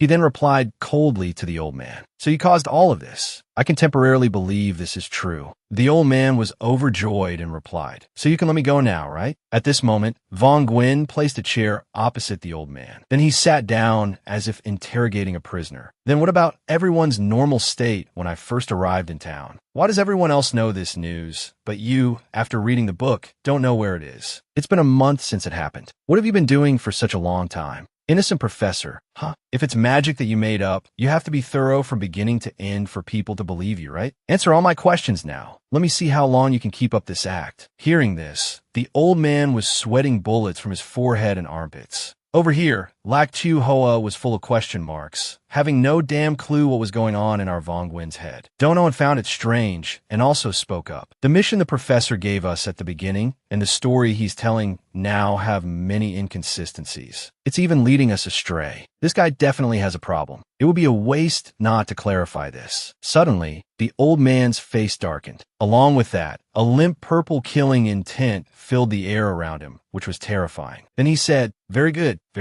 I have no other choice. You are the ones who have forced me into a corner." Our Vong Nguyen was startled and alarmed upon hearing this. He shouted loudly, "Everyone be careful. Get away from him, quickly." Following that, a sudden, blindingly yellow explosion went boom. The resulting blast sent objects in the room flying everywhere in a world-shaking cataclysm. The 4 people on this side also grimaced, using their hands to block the violent airflow. It was so terrible that it even sent our little Lak Tu Hoa flying. Fortunately, she grabbed Don Oh An's collar tightly and pulled herself back. Otherwise, she would have been blown away. Then, the old man gritted his teeth in extreme anger. It's clear that the ritual was almost complete. You guys just needed to follow my request and last for 3 days, but you've done so many unacceptable and outrageous things. One attacked the city hall, robbed the police station. Another robbed houses, stole cars, and crashed them all over the place, disturbing the spiritual balance of this town. I can no longer forgive you. After hearing the old man, Vong Nguyen had already guessed everything and spoke up. I understand now. It turns out the ancient book never disappeared. It was always on that old man. His purpose was just to make us wander around this city for 3 days to stall for time. Donoan on this side also replied, so that's how it is. No wonder I thought the old man was fishy. I was a little suspicious. So the system mission required us to find the Fu Lin document, not to hand that book over to Professor La Duc. Hin Quiet suddenly clenched his fist with great excitement and said, "Ha ha ha, I've discovered the old man's scheme. I'm truly too intelligent." Hearing this, Donoan replied, not understanding at all, "What are you on about, dude? Everyone else discovered it a long time ago, acting as if you were the first one to find out." Then the muscular Hin Quiet excitedly rushed forward like a rocket and said, "Hey, you old son of a bitch, I'm going to beat the crap out of you to end this game. Ka ka ka." At this moment, a massive fiery punch was aimed at Professor La Duc's bald head.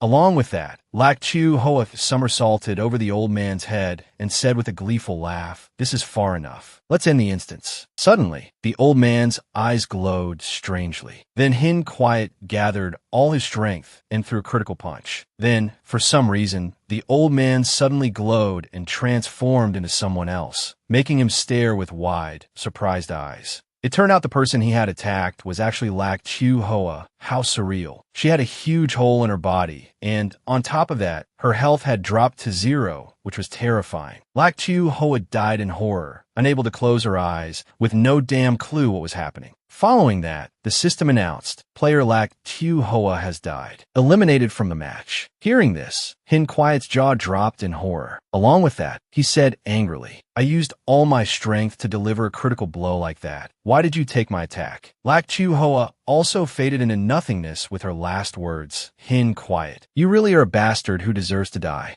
After that, Hin Quiet rushed towards the old man to continue the attack right away. Over here, Vong Guin and Tu Mu, who witnessed it, were also extremely surprised. He said, "Just now, at the moment of life and death, the professor and Lak Chu Hoa swapped places with each other." She also replied to him, "This must be a skill from the holy relic he's holding. What a powerful treasure." After that, Hin Quiet used a series of punches straight to his face like a heavyweight boxer, like stainless steel injections. The old man used magic to create a shield that blocked everything. A moment later, he had lost almost all his health and was thrown back, saying resentfully, "Are you three my teammates or not? He's the final boss, and you're just letting him beat the crap out of me. Like this?" At this moment, Tu Mu stepped forward with her dragon-slaying saber and replied, "I was letting you show off first, but it seems you're a bit of a failure. All right, you step back and heal. Just leave this weak old man to me." Then her eyes and aura blazed like fire as she shouted loudly, "You guys get far away. I'm about to use a very powerful move." No sooner said than done. She rushed forward like lightning, intending to bring down a sky-splitting slash on the old man's shiny bald head. "You're definitely dead this time, old man. I don't give a damn what powerful magic you have. As long as I'm so fast that you can't react in time, that's all that matters, right?"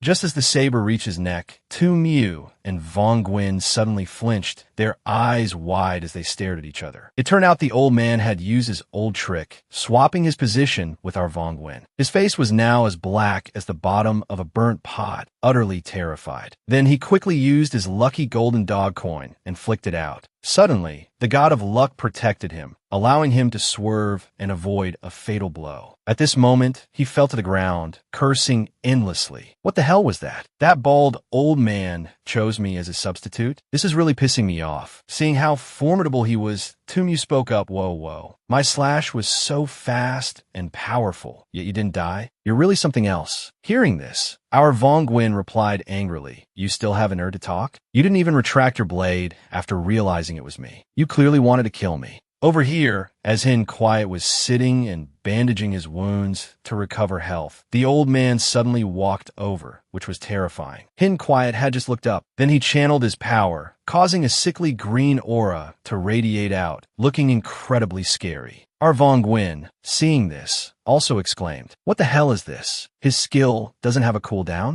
Don't tell me it's a passive skill. Then how the hell can we beat him?" At this moment, Donoan quickly called the children into the closet to hide for safety. He then took out a fruit-peeling knife and said, "It seems I can't just hang back in this fight. Hey, Tu Mu, let's cooperate. Whoever gets the ancient book will share 1,000 points with the other." She heard him and replied, Okay, that works. How do we fight? You tell me. Donoan continued. It's very simple. If his ability is to swap positions, then I'll just use a large area attack. As he spoke, he summoned his E-rank ability, Shadowy Tentacle Hand. Dozens of pitch-black, alien-like tentacles appeared, looking quite formidable. Over here, the old man was chasing a terrified Hen Quiet, with two streams of tears flowing like rivers. Then suddenly, he was tightly bound by the tentacles, unable to move a muscle. He then laughed smugly and said, "Cuckoo, run now, you old son of a bitch. No matter who you switch places with, I will use my tentacles to strangle you to death immediately." After that, the old man was bound tighter and tighter by more and more tentacles. It made him unable to resist any longer, and he dropped the book. Tumyu on this side was extremely delighted and said, "Donoan, you really are smart. We've definitely won this battle." Hearing that, he also replied delightedly, "Just a pig-headed old man trying to outwit 5 big-brain people like us? You've underestimated us too much. Well then, farewell. Drop dead, and may your dick be cold." Suddenly, our Von Gwyn figured something out. His face filled with horror as he shouted, "No, Donoan, stop it now." Owen, finding it strange, turned back and asked Von Gwyn, "What's wrong with you? Haven't I already defeated him?" Following that, Donoan strangled the old man right then and there. The old man's eyes rolled back, and he stopped moving. Seeing this, Tumyu said with delight, "Von Gwyn, it seems you weren't as smart as Owen this time." The moment she finished speaking, our Tumyu suddenly passed away instantly, without even time to close her eyes. What? Why did I die? The system also announced, "Player Tumyu has been eliminated from the match." Hearing this, Donoan and Hen Quiet froze, so scared they could piss their pants. What the hell is this? Didn't I just kill Professor Laduk? Don't tell me I killed Tumyu with my tentacles? Well, it seems I'm pretty formidable after all. After this instance is over, I have to post it on my Facebook news feed.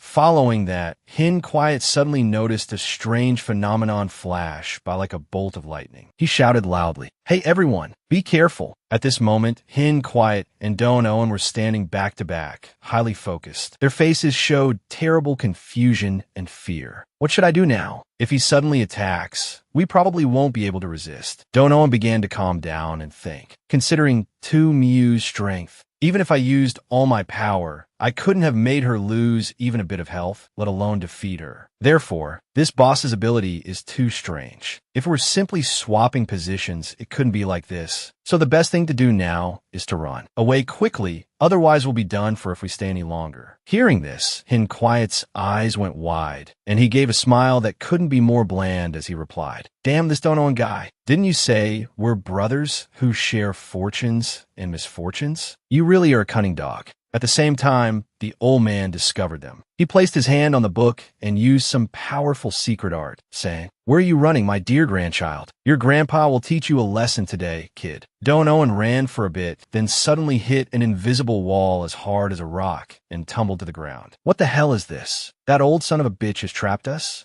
Oh no, it's over. We're probably going to die here. This instance seems much harder than we thought. The moment he finished speaking, our Von Gwyn coolly appeared, pointing the gun straight at the old man's head from behind. "Hey, Professor Laduk, it seems you've forgotten about me." The two on this side saw this and spoke up. "Von Gwyn, so you're still alive? But it seems you're putting too much faith in that flimsy gun in your hand. I've already tried the instance props. They have absolutely no effect on him." Suddenly, he pointed the gun straight at his own head, which was terrifying. He gave a cold smile and said, "This time is different because I got this rotten old bastard by the balls." The old man was so surprised his jaw dropped, and he trembled like a chicken caught in the rain. Over here, the expressions of the other two weren't much different from old man Laduk's. "Huh, what did you say? Why are you acting so damn stupid?" Then our Von Gwyn began to explain. "Do you two still remember the time we split up and what happened after? Donoan's group took a car and struggled immensely but couldn't reach the city hall. But me, Tumyu, and that old man just had to run straight for less than an hour to get there. While we were searching for information at the police station next to the city hall,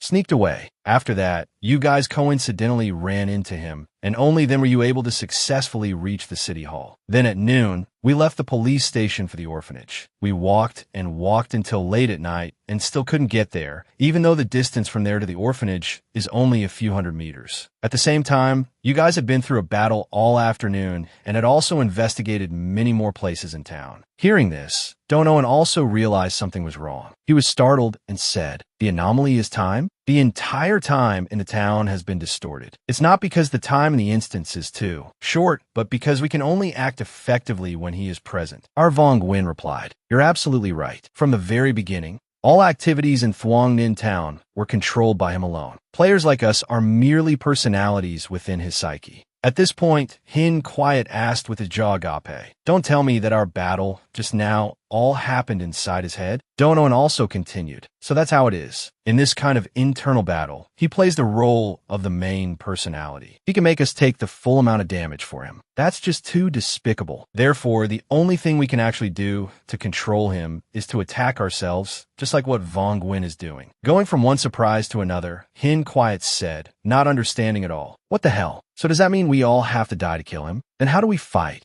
At this moment, the old man laughed like a lunatic and replied, "That's right, you little brats. From the very beginning, you had no hope at all. Don't bother struggling. It's just tiring. It's useless. You should just obediently stay in my simulation for 3 days and then pass on peacefully to the afterlife." Ka ka ka ka. Suddenly, our Vong Nguyen said with an ice-cold face, "You pig-headed old man, don't celebrate too soon. You've forgotten that this town is not completely controlled by you. All the innocent people of Thuong Ninh Town were killed by you, so they're filled with resentment and hatred. They are now coming to take revenge on you." Cut to the past in Thuong Ninh Town not long ago. This is the beautiful mayor of the town. She was in her office when a voice suddenly said, "You don't have to stay in this town with no future. If you truly want to advance your career, I have a way to help you transfer to a higher legislative body." Hearing this, she gave a beautiful smile and replied, "I have promised the people in the town to keep them safe. I will bet the honor of my entire clan. I will help the town recover its stability." In the mine at this time, many workers were toiling away, encouraging each other. "Let's keep it up, brothers. Everyone in town is counting on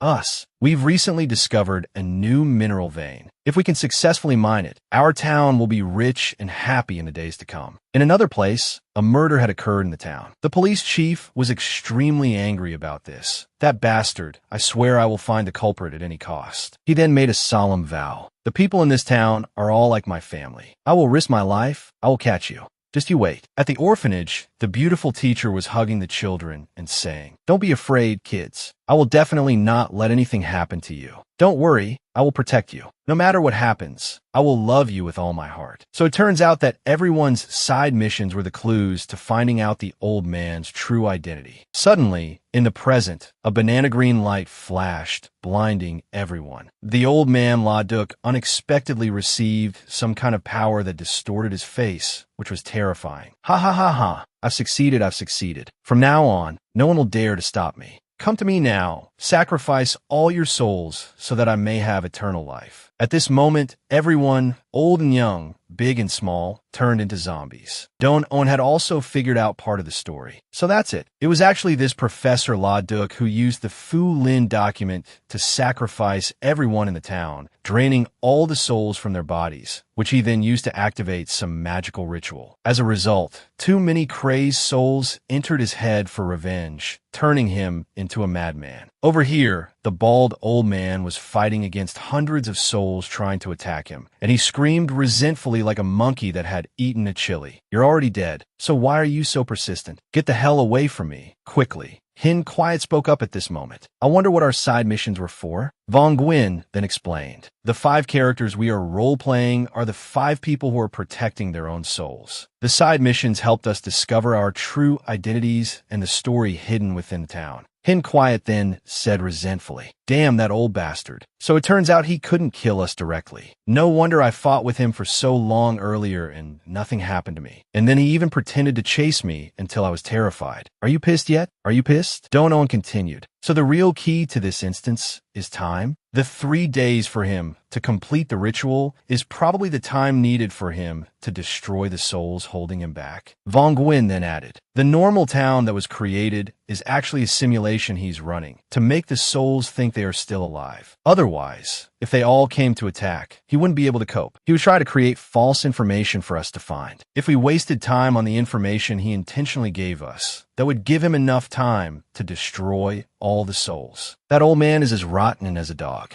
Owen heard this and replied, so what should we do next? Continue to rely on the spirits in the town to drive him mad? Von Gwyn continued, the spirits are not lucid enough to only attack him. If too many spirits come to attack, I'm afraid they will take our lives as well. Owen said fearfully at this moment, can you think of a safe way to get the ancient book? I could support your actions. The old man on this side, surrounded by the spirits, screamed in fear. Help me quickly. If I die, you will die with me. The spirits will turn to attack you. Then he suddenly thought of a plan and said, just lend me your bodies so we can coexist. We can use the Fu Lin document together and I will find you new bodies. That's as easy as flipping a hand. Von Gwyn spoke up at this moment. There's a way, like he said, lend him a body to coexist with him. Of course, this would also be considered obtaining the item. Owen on this side saw the side mission notification. Protect the children failed. They probably turned into spirits. Boo-hoo-hoo. He also asked, take a look, is there any other way? Von Gwyn immediately took out his VIP slip treasure. I have an item here. It might have the ability to snatch the soul out of his body, but I'm not sure if it will succeed. We might end up dying together. Owen replied, if we fail, we only lose a few instance tickets. I can compensate you in 2 mil. Hearing that, Von Gwyn opened the book and started right away. What was there to wait for? Okay, you better keep your word. As for soul sacrifice, I've done it a few times. I hope the demons of hell will like his evil soul. As soon as he finished speaking, a terrifyingly large hand suddenly reached out from the gates of hell. Then, as quick as a flash, it grabbed him and pulled him in. The old man was helpless as the demon took his soul from his body and dragged him down to hell. Sometime later, Truongnin town was once again filled with the laughter of children and people, and the innocent peace returned like the days before. People lived together in love and harmony. Von Gwyn closed the book and stood before the corpse of the old man La Duc, saying, it's all over. That was truly an unpleasant instance. At that moment, Owen, holding something in his hand, said to him, this is what I promised to give to Tum Yu. Since she's not here, you hold on to it. For her, okay. Von Gwyn agreed and took it. Then, as he was about to leave, he noticed something strange about the bald old man. It turned out he was wearing a tag around his neck with the logo of the same people who had captured him before. The scene changes to Tum Yu's private space. Well, it turns out that our beautiful Tum Yu, who appears so strong on the outside, is a lover of pink and all things sweet. And to top it off, there's a super cute teddy bear on her bed. Over here, she was soaking her incredibly hot, curvaceous body in a very large, round bathtub. Her face showed anger, probably because she was eliminated from the instance for no reason. Tum Yu muttered resentfully, what the hell? Why was I the one that damn old man chose? It's so infuriating. While she was relaxing in a bath, she suddenly received a call from a handsome guy that it's soon not Tum Yu.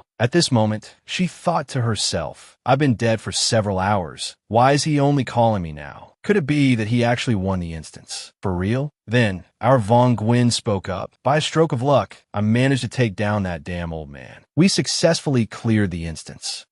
Tum Yu replied nonchalantly. It seems you've lived in Truongnin town for too long and have become delusional like the people there, haven't you? Hearing this, he said, you're the one who's delusional. Explain the Van Thursday Fu Lin card I'm holding in my hand. She stood up in shock upon hearing this. What did you say? That card is in your hands? I can't even imagine how you could have defeated him. Can you help me read the 2 attribute categories of the card? They're at the bottom of the card with some individual symbols. Hurry up, Von Gwyn. Hearing this, he was completely confused. The 2 symbols at the bottom, right? I think they are soul and knowledge. Tum Yu looked disappointed upon hearing this. oh, it's over. Neither of those two attributes is suitable for me. I had already figured the first one was soul, but I was hoping the other one would be strength or contract, but it turned out to be knowledge. How boring. Vong Nguyen over here looked at the card and said, what does it do? I don't quite understand. Our Tu Miu then began to stand up. She wrapped a towel around her, tantalizingly revealing her 3 sensual curves, and explained to him, when you reach level 10, the holy relic will assist in starting a profession. If the 2 input attributes match the player's playstyle and strengths,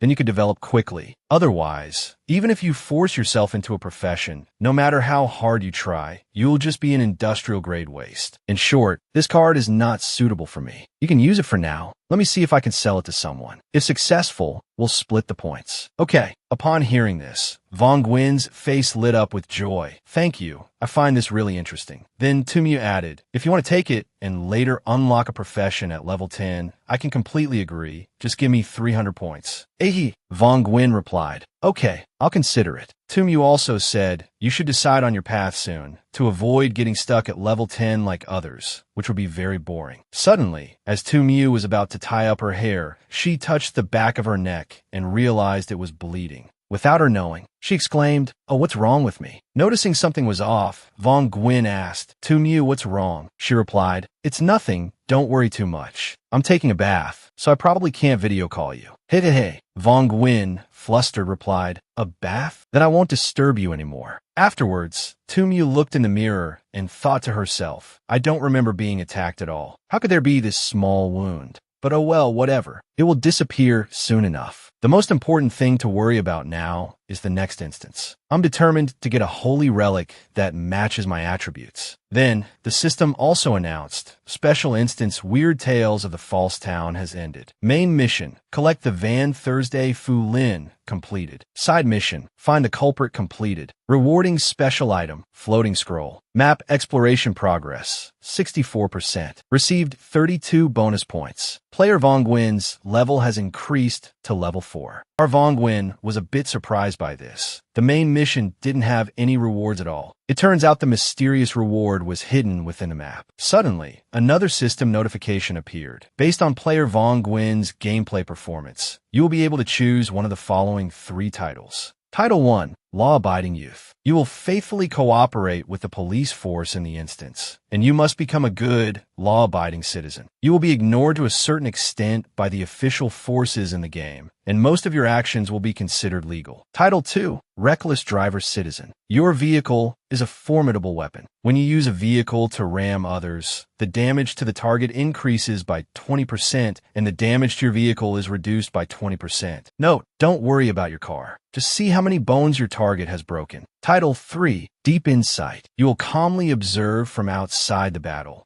After 30 seconds, you will discover a weak point on the target. Attacking the weak point will deal an additional 100% damage. Now, please choose a title. Once chosen, it cannot be changed. Please choose carefully. Our Vong Nguyen sat cross-legged on the ground, thinking these 3 titles are actually quite good. Now I understand why they determine a player's fighting style in this endless divine realm. The problem is, I only have a few discrete abilities. It's really hard to choose. While he was hesitating, the system notified him comprehensive evaluation of the player's level and the instance's difficulty. The previous instance's difficulty has been increased to a super hard instance. The player will receive an additional 100% bonus points and 100% experience points. Adding 32 points for you, your current level is level 5. Because you have consecutively cleared 2 super hard instances, you will receive a special reward, a custom instance ticket. A further reminder for you, because you have successfully cleared 2 super hard instances in a row, the system will reevaluate your strength and adjust the difficulty level accordingly. Then he thought to himself, so this special instance was that hard to evaluate? But wait, I'm already level 5? Does that mean the custom car group is unlocked? As soon as he finished speaking, the system immediately opened a bright yellow gift box in front of him. Congratulations to player Vong Nguyen for successfully unlocking the custom card group. Seeing this, he was moved to tears.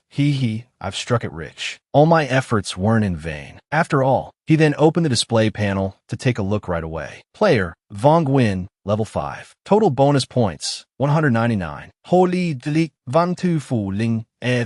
Items: Lucky Golden Dog Coin, E rank. Broken Counterattack Sword, F rank. Guardian's Gun, F rank. Demonic Codex, E rank. Then he thought to himself that I currently have 199 bonus points. I should leave 50 points in reserve, so I can use the remaining 149 points for enhancement. Along with this initial title choice, it can directly determine my future path. The effect of the Deep Insight title, adding 100% damage to weak points, is quite okay. I could become an archer and snipe from a distance. The Law-Abiding Youth title is also very cool. Being an official would grant many privileges from the characters in the instance, and even if I act illegally, I can avoid trouble. As for the Reckless Driver Citizen title, it's very crazy. It relies on a vehicle to use its power. If I can choose a suitable title, my future combat power and potential will soar like a kite in the wind.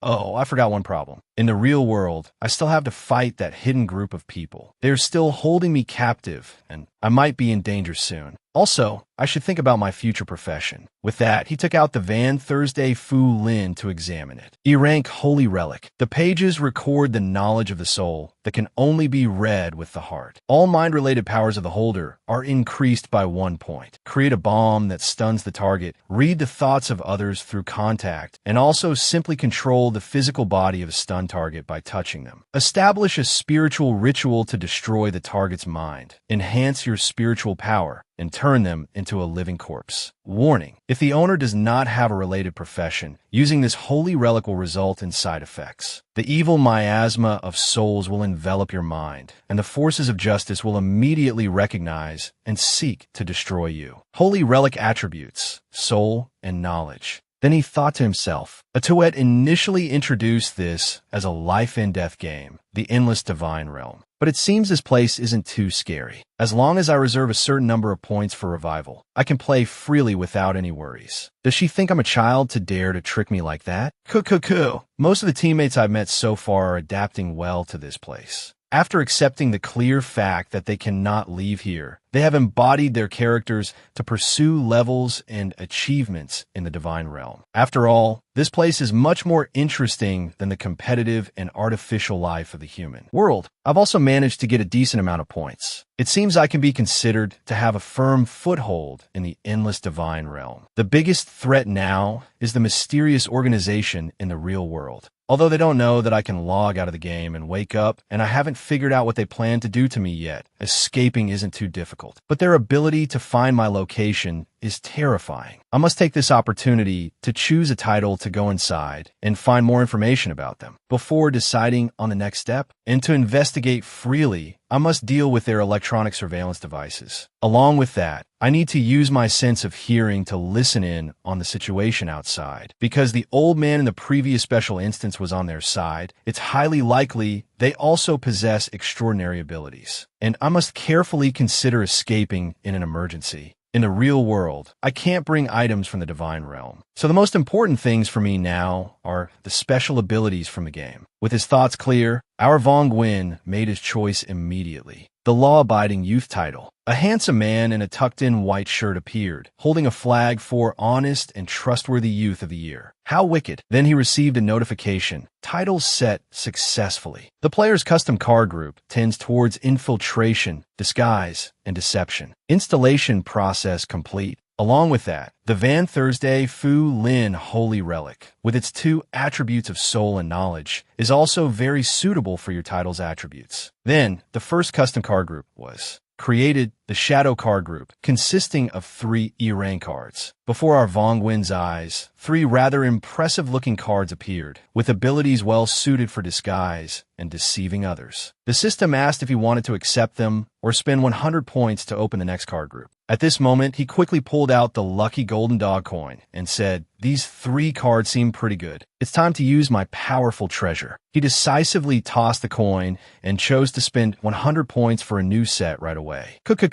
I'm truly smart. Give me a D-rank card now. As soon as he finished speaking, the system produced some crappy firecracker card, along with a few gray F-rank items that were even worse than the previous 3. Seeing this, his face scrunched up like a monkey eating a chili. Damn it, where's my D-rank card? This system must be messing with me. It seems the lucky coin has no effect on opening these cards. He then picked up the sad-looking firecracker and said, I don't know why this firework for fun is an E-rank item. The remaining cards probably don't have any powerful abilities either, and I don't have enough points to exchange them again. He picked them up to look and was suddenly struck with a plan. Wait, it seems if these things are used together, they might be okay. Scene changed to the present, where our Vong Nguyen is being held captive. A nurse is pushing a personal care cart down the hallway. Suddenly, she arrives at his room and says, Care Department staff, confirming daily maintenance for Warehouse 01. The security system also speaks up, confirming facial recognition, please stand still. Then she said resentfully, I'm usually busy as hell. Now I have to take care of this guy too. I wonder when he'll be transferred. The system heard and replied to her, ha ha ha, I have absolutely no idea. Please wait for verification to complete before entering. By the way, are you free tonight? I'd like to invite you to dinner. The nurse then stepped inside, slammed the door, and replied, in your dreams. I don't even have time to rest. What dinner are you talking about? Hearing this, it replied, it's okay if you can't, but please don't report me to the higher-ups. This system is really boring, so timid when trying to ask a girl out. Cuh. Then, our plump, fair-skinned nurse approached Vong Nguyen and said, it's already late afternoon. I still have to record his stats for the report, take care of his physiological needs, and clean up around the room. I feel like I'll have to work overtime late into the night again. Wow, to be taken care of by such a beautiful nurse. Our male lead is the luckiest. Suddenly, all the lights in the room went out with a click, plunging it into darkness. The nurse was startled and exclaimed, oh no, what's happening? Is it a power outage? Then, surprisingly, our Vong Nguyen stood behind her with a terrifyingly pale green face and eyes. He immediately used the F-rank card, Summon Fear. Activation will summon a small, stealthy creature that creates a sense of fear in people within a 50-meter area. At the same time, it will trigger abnormal phenomena and turn off all artificial light sources within the range. Duration is 3 minutes. Then, a tiny little ghost appeared in front of her, and at the same time, our Vong Nguyen held the sharp tip of a syringe right to her face, threatening her. Hey, lovely nurse, if you don't want me to ruin this beautiful face, then be a good girl and listen to me. He then grabbed the plump nurse's hands to restrain her and said, I'm sure you understand what will happen if you resist, right, sweetie? The nurse had no choice but to obediently follow his orders. Yes, I know. What do you want? Hearing this, he began to ask, good. Let me ask, what is this place? She hesitated and replied, This is the Lam Jong Federation. Vong Nguyen glared and asked again, then what were you planning to inject me with? The nurse, sweating bullets, replied, it's epinephrine monohydrate and some other complex substances to supplement energy and fats. Don't misunderstand. New players in a state of physical immobility feel very uncomfortable, so we inject you with stimulants to increase your chances of survival. He then used the Van Thursday Fu Lin's ability to read her thoughts. At this moment, a jumble of thoughts was going through her head. How did he wake up? I'm so scared. Damn it, I don't want to work overtime. I've already worked over 100 hours this week. I need to find a way to report this to the security department. Can anyone help me? I have to find a way to use the walkie-talkie in my pocket. My bra is too tight today. I think I've gained weight. I wonder what he's planning to do to me. What should I do? I'm so confused. Oh my God, in such a dangerous situation, our nurse is still thinking about bras and gaining weight. The thoughts in a girl's head are truly strange. After reading that mess of thoughts, Vong Nguyen's face puckered as if he had eaten a lemon. What the hell? I only read a little bit and my head is splitting. She said, player. So she knows about the existence of the endless divine realm? It seems she might be telling the truth. He then let go of the nurse's hands and said, I'll believe you for now. But why does the Lam Jong Federation want to imprison all the players? The nurse quickly replied, I'm only responsible for taking care of you. I don't know anything else. Our Vong Nguyen heard this and smiled brightly. Oh, is that so? I was a bit too harsh on you. I'm sorry. Over here, the nurse was using her walkie-talkie to call the security team right away, while pretending to be innocent and replying, hey, it's okay. I'm not hurt at all.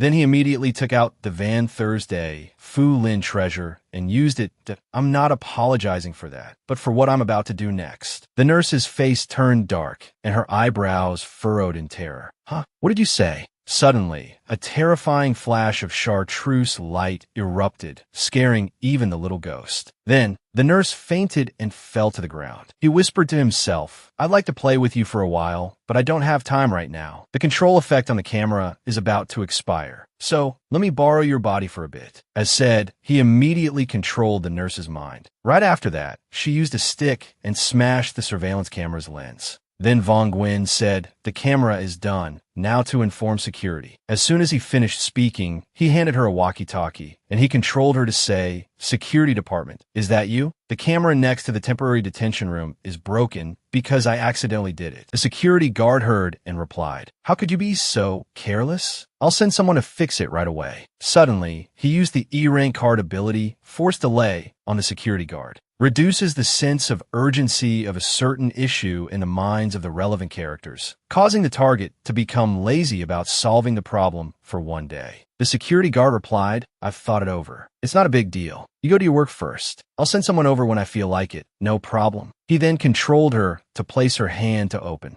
the door. As soon as she placed her hand, the system announced, "Confirmation successful. Door is opening." He then cleverly placed the nurse in his position and thought to himself, "I'll replace the physiological monitoring with her. Although there will be some differences in the data, as long as no one finds out, it could buy me some time. Finally, I'll make her memories hazy before she wakes up. This will make her think it was just a dream." Okay, done. Time for the next step. Cool. A while later, the security guards noticed something unusual. What the hell? Why are the hallway lights off? It's not because the bulbs are burnt out. Suddenly, a black shadow zipped past them. It turned out our Vong Nguyen had used the F-rank card ability, Shadow Step. He was now like a ninja, blending into the darkness, completely invisible. A while later, our Vong Nguyen entered the system room and spoke that IT seems that the player's environment in reality partially affects the type of random instance in the game, right? The guy with glasses, for some reason, answered, "That's right. That connection helps enhance the player's experience. They will embody their characters as if they were in reality." Finding it strange, Vong Nguyen asked further, "So, is there any way for the outside world to directly see the player inside?" The guy replied, "It would be great if that were possible, but in reality, we can only vaguely observe the player through analysis of brainwave and hormone data. Even in the clearest cases, we only get blurry and flickering images and sounds like this."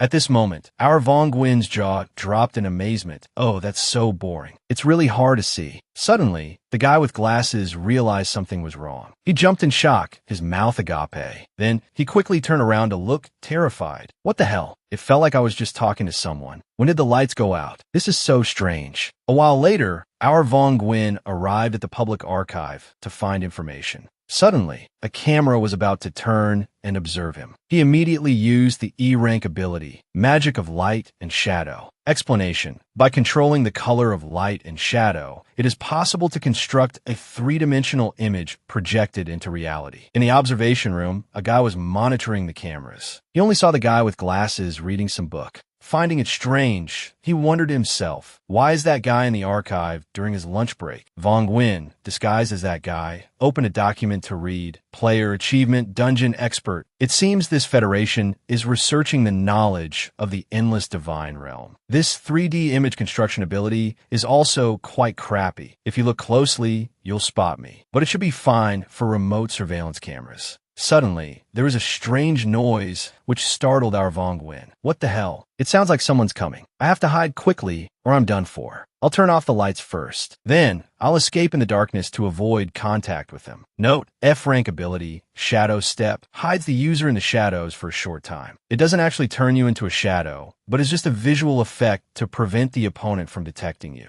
A while later, Vong Nguyen was summarizing the information he had gathered. So they used a stunning ability to put players into a temporary coma, then found ways to cover up their actions to keep the players completely immersed in the endless divine realm. Although I'm just a newcomer to them, thanks to the Van Thursday Fu Lin, I've just touched upon extraordinary abilities. It seems I can somewhat guess their scheme. Suddenly, our Vong Nguyen clutched his head in extreme pain. What's wrong with me? My head feels like it's about to split open. I must have used too much of my special abilities in a short time. In the real world, there's no system, Reminder, my spirit is gradually being depleted. I guess I have to find a place to rest. According to the knowledge I gathered from the nurse's memory, the unused warehouse is only cleaned once a week, so no one usually comes here. It's quite safe for me to stay here for now. At this moment, our Vongwin sat down to meditate. My body feels so uncomfortable. During this time, I'll try to organize the information. This Lam Jong Federation is using players to get information from the Endless Divine Realm. They also have some abilities from the Divine Realm. It seems they were once players who left, or maybe they even created the Divine Realm. I haven't figured out their ultimate goal yet, but to protect the players, they have taken very thorough and safe care of the players' real bodies. It seems I don't need to act to expose them yet, nor do I need to escape immediately. And it seems I can share information with people in the Divine Realm from here. Our Vongwin messaged to Mew. Miss Mew, you said you want a really brutal profession? Then take the name City Knight. The name suits you well. She was completely confused by his message, wondering if he had gone crazy. Then he continued his reasoning that I can't deal with him right now. I need more power from the Divine Realm, so I can act when a better opportunity arises. These people still haven't found out that I can wake up from the Divine Realm. That's the best way for me to survive safely. If I escape now and get caught again, I'm as good as dead. While he was thinking logically, our Vongwin suddenly noticed a strange phenomenon. He turned to look and saw a very fair, plump, and cute girl speaking. It's almost 3 o'clock. I wonder if anyone has found me yet. That was a good nap. As expected, no one will find me if I sneak a nap here. Hearing this, our Vongwin's eyes went wide, and his mouth hung open in utter shock. What the hell? Waking up suddenly while sleeping? If one of their people finds me, I'm done for. What should I do? Suddenly, the girl dropped her glasses. As she reached for them, a box fell on his head, and a loud thud echoed. The girl in the blue shirt was about to fall with her 2 large pomelos right into our Vongwin's face. In immense pain, he grimaced and thought to himself that I'm screwed. There's nothing I can do this time. My abilities are temporarily unusable. But wait, she looks familiar. Our chubby girl in blue lay on him in a familiar position like this. Then she suddenly spoke. Are you Vongwin? Oh my god, it's our little Lam. Who else could it be? I can't believe she grew up so fast from a small, adorable, and pretty little girl. In just a short time, she's become the owner of a fruit emporium. How amazing. After calming down a bit, she began to explain. At first, I saw you had fainted, so I got into the ambulance with you to see if I needed to contact your school or family afterward. Who would have thought I'd be forced to stay in here, not allowed to go out? They even assigned me to the cleaning department. It makes me so mad just thinking about it. Vongwin felt extremely sorry for Lam after hearing this. He said, I'm sorry for getting you involved. She replied, It's okay. I won't hold it against you. Then he continued, Don't worry, I'll find a way to help you escape. Hearing this, she raised her hands to stop him and replied, Don't be so reckless. Anyway, the Federation's benefits are great. I haven't been assaulted or anything. There's free room and board and even social insurance. No need to work overtime, and the salary is several times higher than normal. They even helped me get an internship certificate. The supervisor said I'll become a full-time employee after 3 months. And after that, I can contact my family, and they promise that after a year, I'll get my freedom back. The Lam Jong Federation is a huge corporation, even a multinational company that I would never have been qualified to even interview for. The supervisor also said I have many opportunities for promotion. I've really fallen into a pot of rice.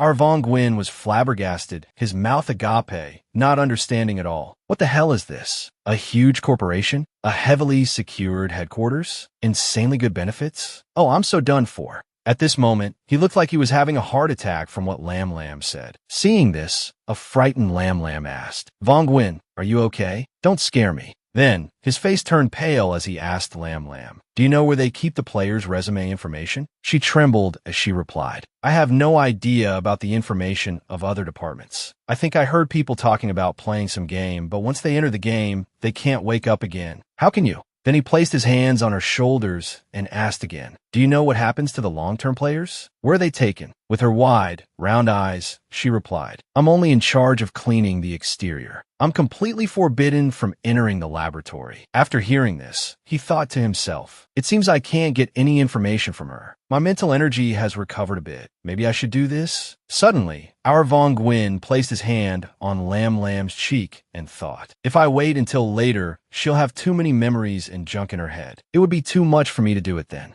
Lam Lam, seeing his strange action, said, Vong Nguyen, are you confessing to me? Hey, this is so embarrassing. Then she thought to herself. Suddenly, he was thrown into an inexplicable game. He woke up to find himself in a strange laboratory. Although there are many unknowns right now, don't worry. I will try my best to find out, and I'll report back to you after a while. Then, Vong Nguyen began to use his special ability to erase all the negative memories from our Lam Lam's mind, right then and there. Her face became as adorable as a cute baby's. She also spoke up. Vong Nguyen, don't worry. I'll do my best to help you. Hearing the sweet-as sugarcane words from the adorable Lam Lam. Like this, our Vong Nguyen shyly pulled his hand back in a flash. Then he smiled with his eyes crinkled and replied, Thank you. You're too good to me. A moment later, Lam Lam was pushing a large crate down the hallway. It turned out the person hiding inside was Vong Nguyen. Our guy. There's a bit of fear on her face as she said, I remember you were in the temporary shelter before, right? I don't know if it's okay to take you back there. He immediately replied, I've prepared everything carefully. No one will be able to detect me going back now. Don't worry. As soon as he finished speaking, a blonde-haired man suddenly stepped out from a door behind them. It was Jonas, the one who had kidnapped him before. Finding it strange, he called out, Hey you, where you going? Come here quickly. Hearing this, Lam Lam was struck as if by lightning, startled, and her face turned pale with fear. Huh? What did you say? I'm not allowed to enter the internal area, am I? Jonas then put on a cool act and replied, Don't worry, I have the authority to allow it. I need your help to clean this place.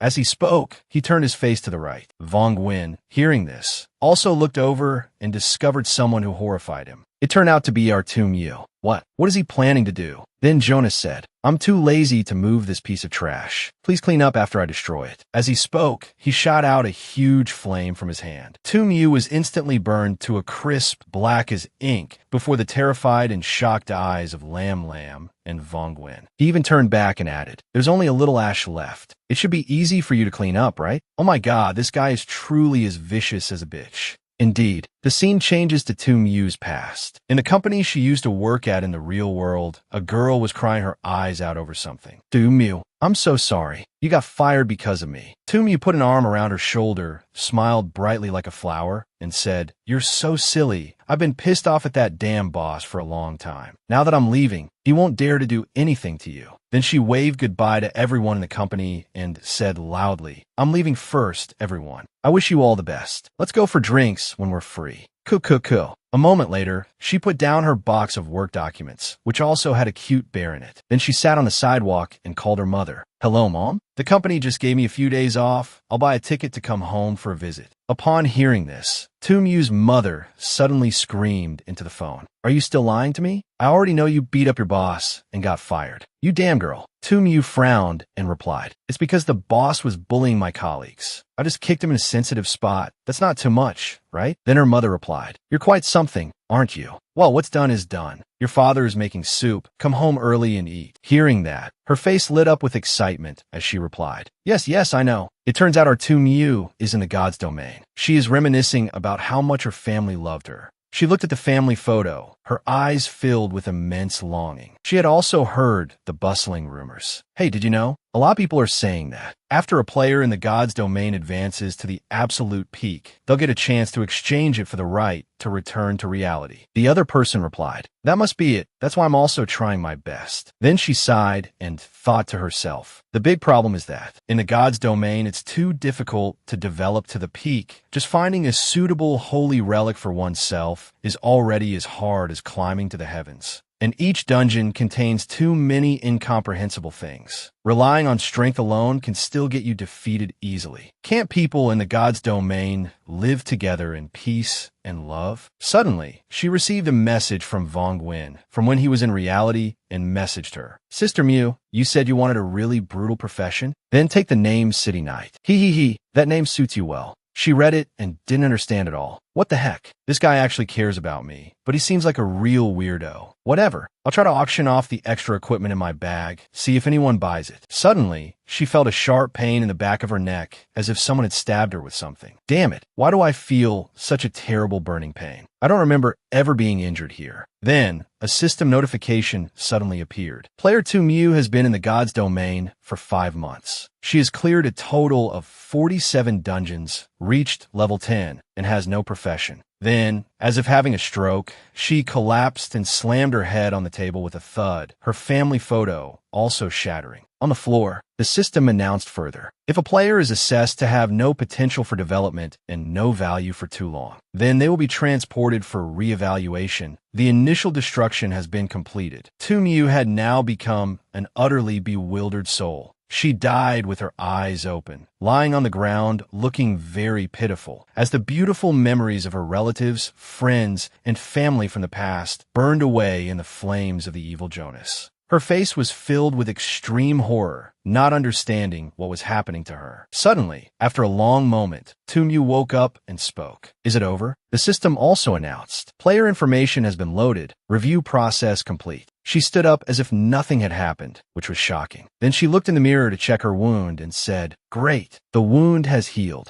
Suddenly, our Vongwin video called her. As soon as she answered, he shouted in terror, "Hey, Sister Mew, are you okay?" She heard him and was completely confused. "Huh? What nonsense are you talking about? Believe I'll kill you?" At this moment, our Vongwin broke into a cold sweat and gave a weak smile, replying, "Hey, hee hee, so you're all right? I was so bored I didn't know what to do, so I called the joke around for fun." Then he pondered thoughtfully. "Still alive? Could it be that I saw the wrong person earlier? Or is an injury in reality completely unrelated to the game? This is so strange." Then Tumyu replied with a bright smile, "Your joke was so funny I could die laughing." But inside she thought, "Why does he feel like something is wrong with me to call me?" Tumyu then stepped out from a large, strange round door. Jonas also began to speak. "How is it? Does the real world feel good?" She also replied, "It's not as good as I expected, but did you really destroy her real body? Yet, if there's a data conflict, it will be very serious." What the heck? So this woman isn't Tumyu. She must have borrowed Tumyu's account from the god's domain to carry out some scheme. Jonas replied with a swagger, "Of course it's done. I've always been a man of principle in my work, never careless. It's good that you're proactive as a newcomer, but don't be too hasty. If you want everything to go smoothly, you must synchronize all information with her, which will take more time." She replied, "Is that so? Besides, there are so many holy relics in the god's domain. Won't you give me a suitable one, so I can quickly carry out my plan?" Hearing this, Jonas glared and said, "Go find it yourself. That's the Federation's property. It doesn't just fall from the sky. You've only just entered the god's domain. You want to reap without sowing? Go back and retake the civic education class from instructor Jose." At this point, she was extremely furious, and she raised her middle finger to curse. "You son of a bitch. Such a bratty little girl, huh? Would you die if you just gave me one?" Jonas then asked, "Oh, right. You said someone video called you as soon as you entered the god's domain. What was that about?" Hearing this, she tilted her chin up and replied, "That person is a friend of Tumyu. He was her teammate who entered the special dungeon before. I think he was just checking in on her. It seems she was defeated in the previous dungeon. I didn't say anything to make him too suspicious. It should be fine." Jonas listened and said coldly, "Be careful. In reality, we can be at ease. But in the god's domain, losing your life means you really die." Then she stepped towards the portal to enter the god's domain right away. "Don't you worry, as if I'm a child." Over here, our Vongwin had been hiding and overheard the entire conversation, which was shocking. What the hell? She's not Tumyu, but an accomplice of that guy? It's a good thing I found out in time. So, Tumyu really died in that fire just now. Huh. The truth is this demon federation kills players, then takes over the killed player's account in the god's domain. How terrifying. I have to get out of here immediately.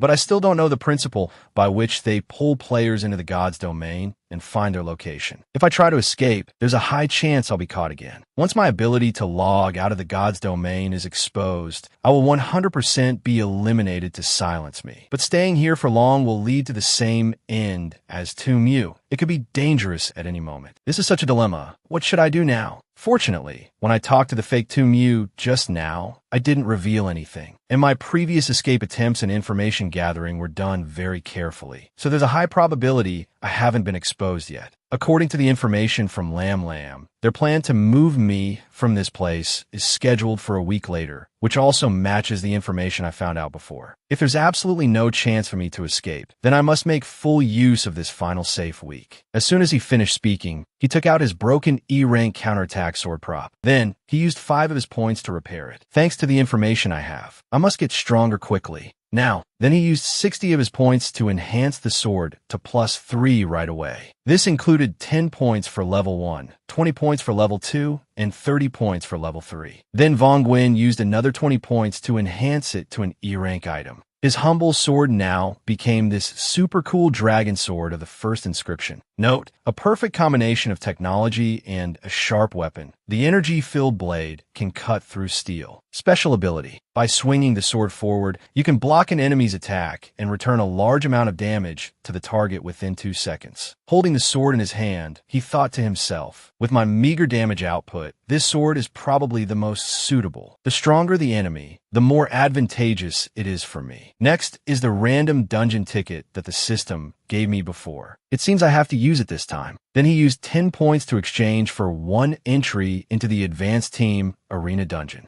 The system then announced, entering the Advanced Team Arena. The rewards are plentiful, but the difficulty is undetermined and could be very dangerous. Do you really confirm his choice? With a resolute attitude and steely eyes, Vong Nguyen said firmly, I agree. The system heard and announced further. Authentication successful. Player Vong Nguyen is being selected for a random team match, preparing to enter the Advanced Team Arena. A moment later, he was transported into the dungeon, the Foggy City. It is a large city with houses packed tightly together, along with the scent of flowers and a mysterious, hazy mist weaving through the paths. The system then began to explain. Foggy City Arena. It is a life and death battle between 2 factions. All players will be divided into 2 teams, Team A and Team B, to fight each other for a large amount of bonus points. Player Vong Nguyen, you have been selected for Team A to begin the battle. An extremely modern and splendid city at the beginning of the 19th century. This was the first city to advance towards modern industrialization, where giant machines processed iron and coal mines, while using steam to drive the transformation of civilization. But this also made many people uncomfortable, the problems of air pollution and shrinking land area. This caused the nobles, extremist believers, and old enemies to collude to start a war. They recruited spies to sneak into the city and assassinate scholars, government officials, and even the royal families who promoted this progress. Their methods are very special and unpredictable, as if they possess the magic of witches. For this reason, the royal queen established an elite squad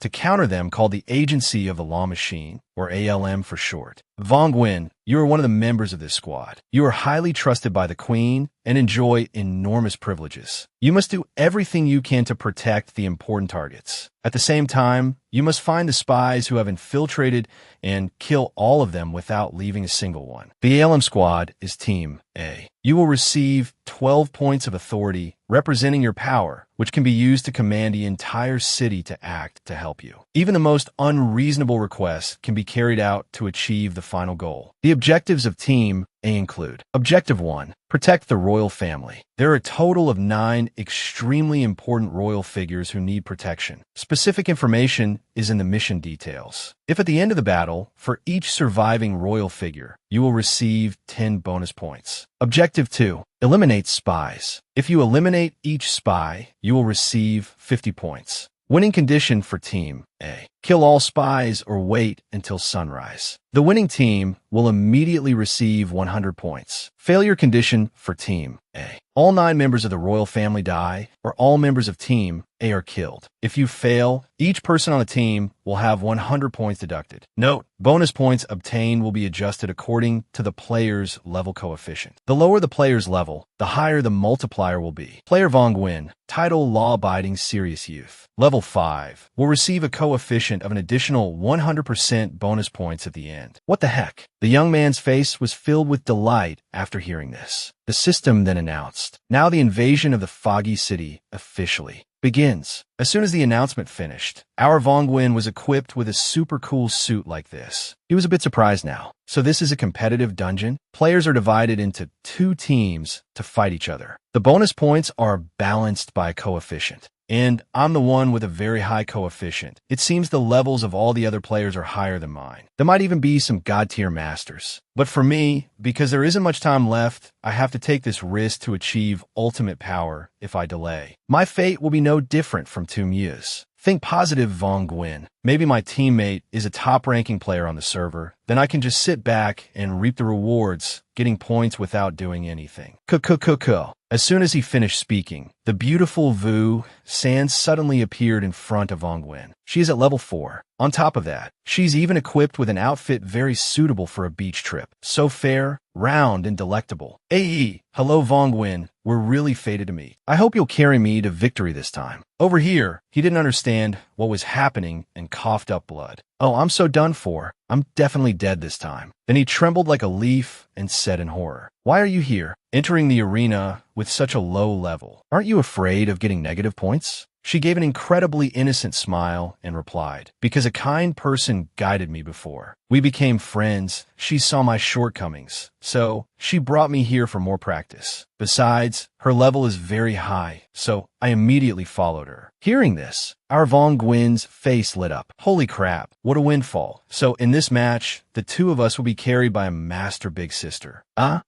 It's just as I predicted. Where is she? Let me meet her quickly. Suddenly, someone pulled his hand and spoke. "It seems you're looking for me, right? We've met before." For crying out loud. It turns out the person Vu San said had a very high level was none other than our Lac Tu Hoa. She doesn't even reach Vong Gwyn's navel. Who is she going to fight? Vong Gwyn's face changed 180 degrees in an instant. "Damn it, it's you again." Lac Tu Hoa then puffed out her chest and boasted, "You're truly blind. I am a true master. It was so wise of the queen to trust and call me here. I will carry you and Vu San to victory in this match. You're the luckiest." He. Suddenly, on this side, another of our Vong Gwyn's teammates. It was his sworn enemy, Lam Du, with his gelled-up hair. As soon as his face spotted him, he cursed furiously. "Damn it all, 2 useless newbies who can't even kill an ant. Along with a kid who doesn't even reach my waist. They're my teammates? This damn system is really pissing me off." At this time, Lam Du was already level 11. Our Vong Gwyn spotted him and gave a faint smile, saying, Well, to meet the loser big brother here again? Sad." Over here, Lam Du's eyes were red with rage as he retorted, "What did you say? We were both in the Brave Warrior squad last time. You should be on my side." Then Lam Du looked at the opponent team's player list and broke into a cold sweat, thinking to himself, "What the hell is this? They're all masters in their 20s. There's even a level 25. What the hell are we supposed to fight?" Finding it strange, Vong Gwyn came over to take a look. "What? 2 Mew? Could be that person? It seems this battle won't be simple." Everyone was now discussing animatedly, not knowing how the system arranged the teams. All players are level 23, 25.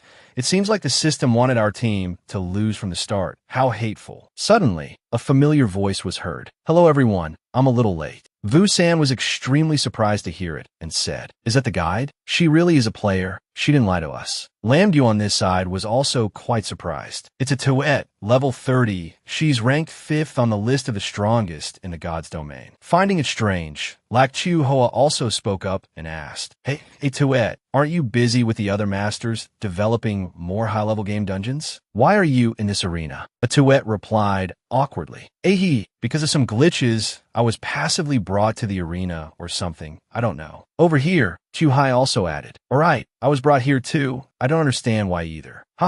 It must be because our Vong Gwyn used up all your points the other day, so now you have to grind for points like crazy, and you just happen to run into this jinx of a young man. Poor Tuet and our Tu Hai. Then, the 4 of them bowed their heads obediently like puppies and said, "Hello, big sisters. This time, all of us will follow your instructions." And so, all the members of Team A were revealed, including a Tuet level 30, Tu Hai level 28, Lam Du level 11, Lac Tu Hoa level 10, Vong Gwyn level 5, and Vu San level 4. On the Spy Team B, only one person's face was revealed, the one who took 2 Mew's account to log into the God's domain. The map of the Foggy City includes the ALM headquarters located in the innermost area next to the military zone. In the middle is the vast Kingdom Palace and the residential area next to it. On the outermost side is an incredibly sturdy city wall. The system then announced, the Foggy City competitive dungeon is starting at 9 a.m. on the first day. Intelligence within the city will be summarized and automatically updated at 9 a.m. every day. The army in the city can be transferred at will. This includes a maximum of 12 guards. and if there are casualties, they will be replenished the next day. Along with that, players can command them by signing decrees to control the army in the city. Over here, Lak Chu Hoa spoke with delight. Hith. We seem to be quite majestic. There are even delicious cigars and drinks prepared in advance. Lam Ju also poured a drink and said, "It seems quite okay." Hearing that, Vu San became extremely excited. Coo. It seems the advantage is leaning towards our team, eh? Chu Hai on this side also added, "I've checked the combat effectiveness of the guards, although they don't have heavy weapons. But their overall combat effectiveness is almost equal to a modern elite army." Then, the beautiful blonde A Tuet said, "We have another important mission, that is to protect the 9 royal figures, and our opponents are also all long-time masters. Although they can't win in a direct confrontation with us, if they attack suddenly, it could be very dangerous. We need to be more careful." Our Vongwin seemed to have figured out the problem as well. He added, "That's right. The most difficult part is that the targets that need to be protected are scattered all over this vast city, 2 in the west, 2 in the north. And the remaining 5 are in 4 very distant areas. The spy group, as the attacking side, can easily concentrate their forces. When we split up to act, it's very likely we'll lose track of each other and be picked off one by one." Our Vongwin was racking his brain to find a way to win, while on this side, the 2 young ladies were chatting and playing happily with each other like this. "Hey Vu San, I found this birthday cake. How about I celebrate your birthday here?" Vu San also replied, "Hee, I love it. This is the first time I've had such a surprise birthday party. Thank you so much." Our Vongwin heard this and was indescribably bored. "Hey you two, can you be serious about fighting?" Suddenly, a Tuet's voice was heard, making everyone listen with utmost concentration. "Hey everyone, I have something very important. I guess the demand for reward points for each of our members is huge. There are failure penalties, daily living expenses, and shopping in the endless divine realm that require a lot of points. Even if our levels improve and the rewards we get increase, the cost will also increase, and the reward points are becoming more and more insufficient." Hearing this, the 4 of them suddenly looked grim and very worried. Vu San only had 1 point left. Vongwin had 4 points.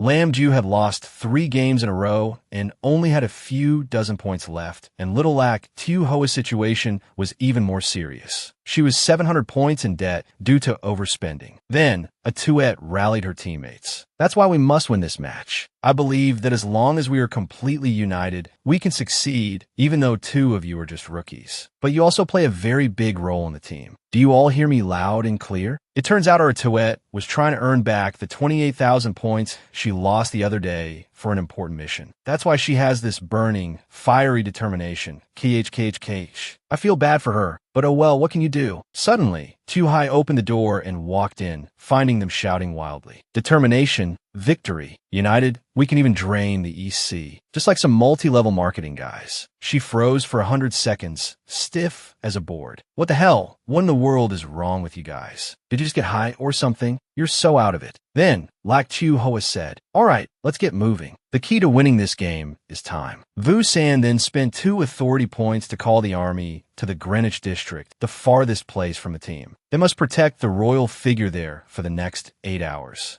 Alm's privilege is to deploy the army to completely lock down a city, so no one can enter to attack. Along with that, special agents patrol the other major streets 24/7. If the opponent is seen making any unusual moves, Vong Gwyn's entire team will be notified immediately. Additional information note: Team A's special authority, the extraterritorial privilege. Team A has a total of 12 authority points at the start of the game. This represents the power the royal family has given you, so you can order all departments in the city to cooperate with you. 1 point to forcibly seal a block for 1 day. 1 point to mobilize an additional army group to blockade an area. 2 points will be used to forcibly blockade any district for 1 day. 4 points can be used to enter the embassy area and occupy it for 1 day. 8 points can put the city under martial law. All power will be in the hands of the military for 1 day. Also note that excessive actions, such as killing a noble, will also cost you points, and at the end of the battle, your authority points will completely disappear. After that, Lam Ju, riding his giant stone man, also took action. While they're busy planning at the beginning, I'll go gather all the royal figures in one place. Then, protecting them will be as easy as flipping a hand.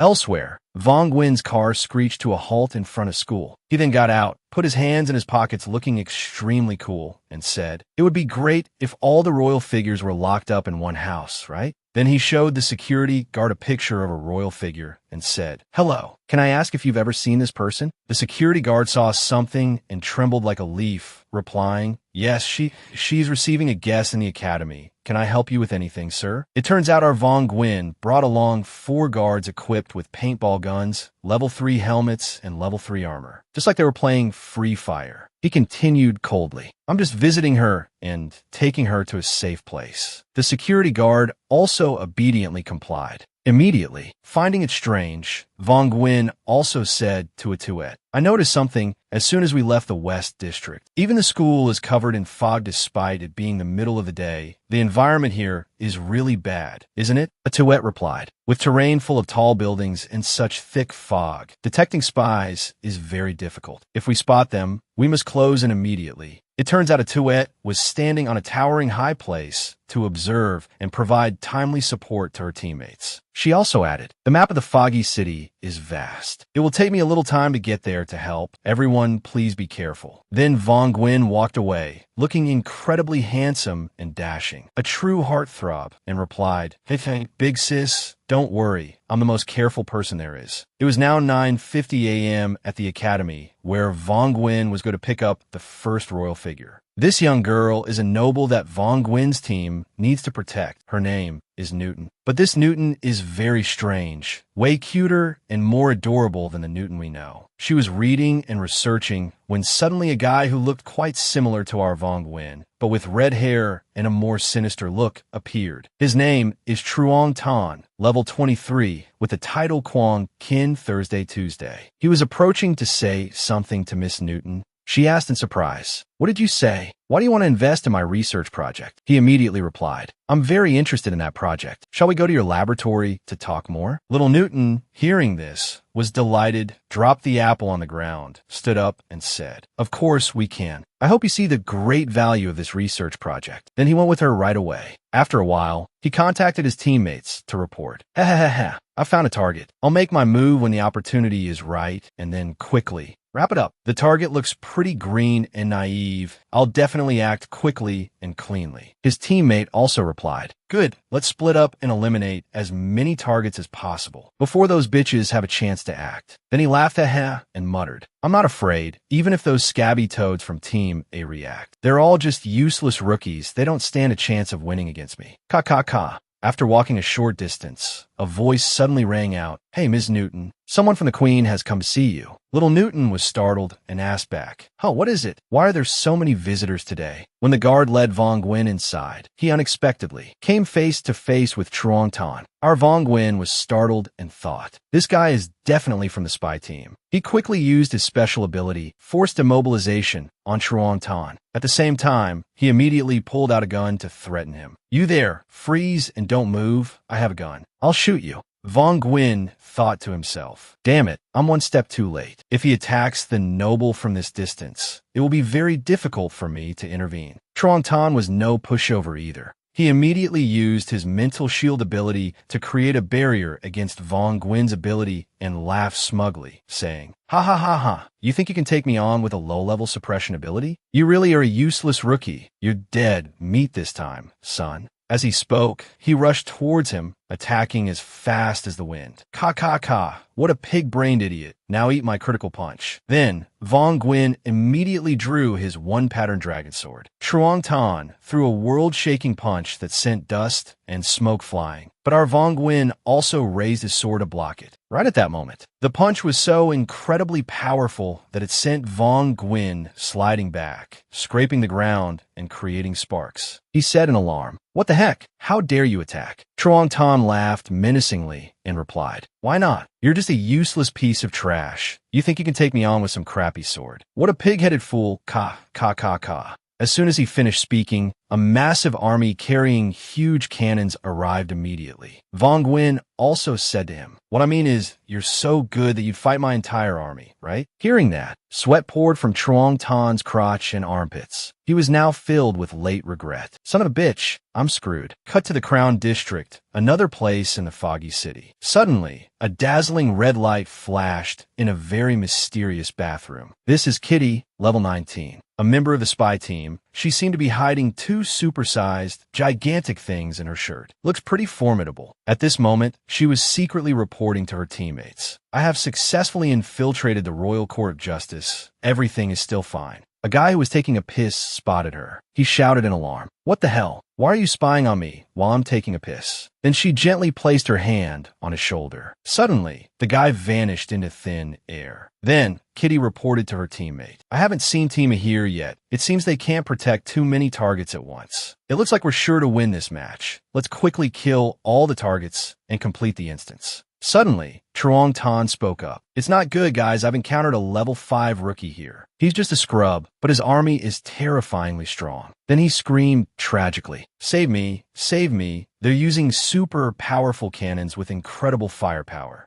Guys, can anyone come and help me, Mom? Save me." Hearing this, Kitty's face also turned pale with fear. "What the hell is going on? Where are you? I'll come to support you right away." Suddenly, Lam Du, who had been hiding in the bushes and overheard, smiled brightly and thought to himself, Kiyich. Want help?" Then, Lam Du transformed his stone man to be as big as a building with scary blue eyes. It attacked Kitty with a roar, slamming the ground. She was startled and jumped back to dodge. At this moment, with a murderous look in his eyes, Lam Du spoke. "Keep running. Little girl, I'm gonna beat you to a pulp." Then she jumped around on the ground like a cat and said, "It seems there's only a clueless guy like you here. Your level is only 11. You think you can beat me? How naive. Today I will show you what true power is." As soon as she finished speaking, Lam Du and his giant stone man rushed forward like lightning. "Then bring it on. Let's see who's stronger." Cut to the battle between Truong Tan and Vong Nguyen. Truong Tan, seeing that the army was absurdly powerful, felt he couldn't win and cunningly said to our Vong Nguyen, "Hey Vong Nguyen, even though you're only level 5, your skills are truly amazing. You're smart enough to use the army's strength to compensate for your own. You truly have a brilliant mind. I really admire you. Can we be friends? I want to fight alongside you in future instances, with your intelligence and my strength. We will be the two players who sweep through everything in the divine realm." Our Vong Nguyen, hearing this, beamed with a bright smile and said, "Heh, is that really so?"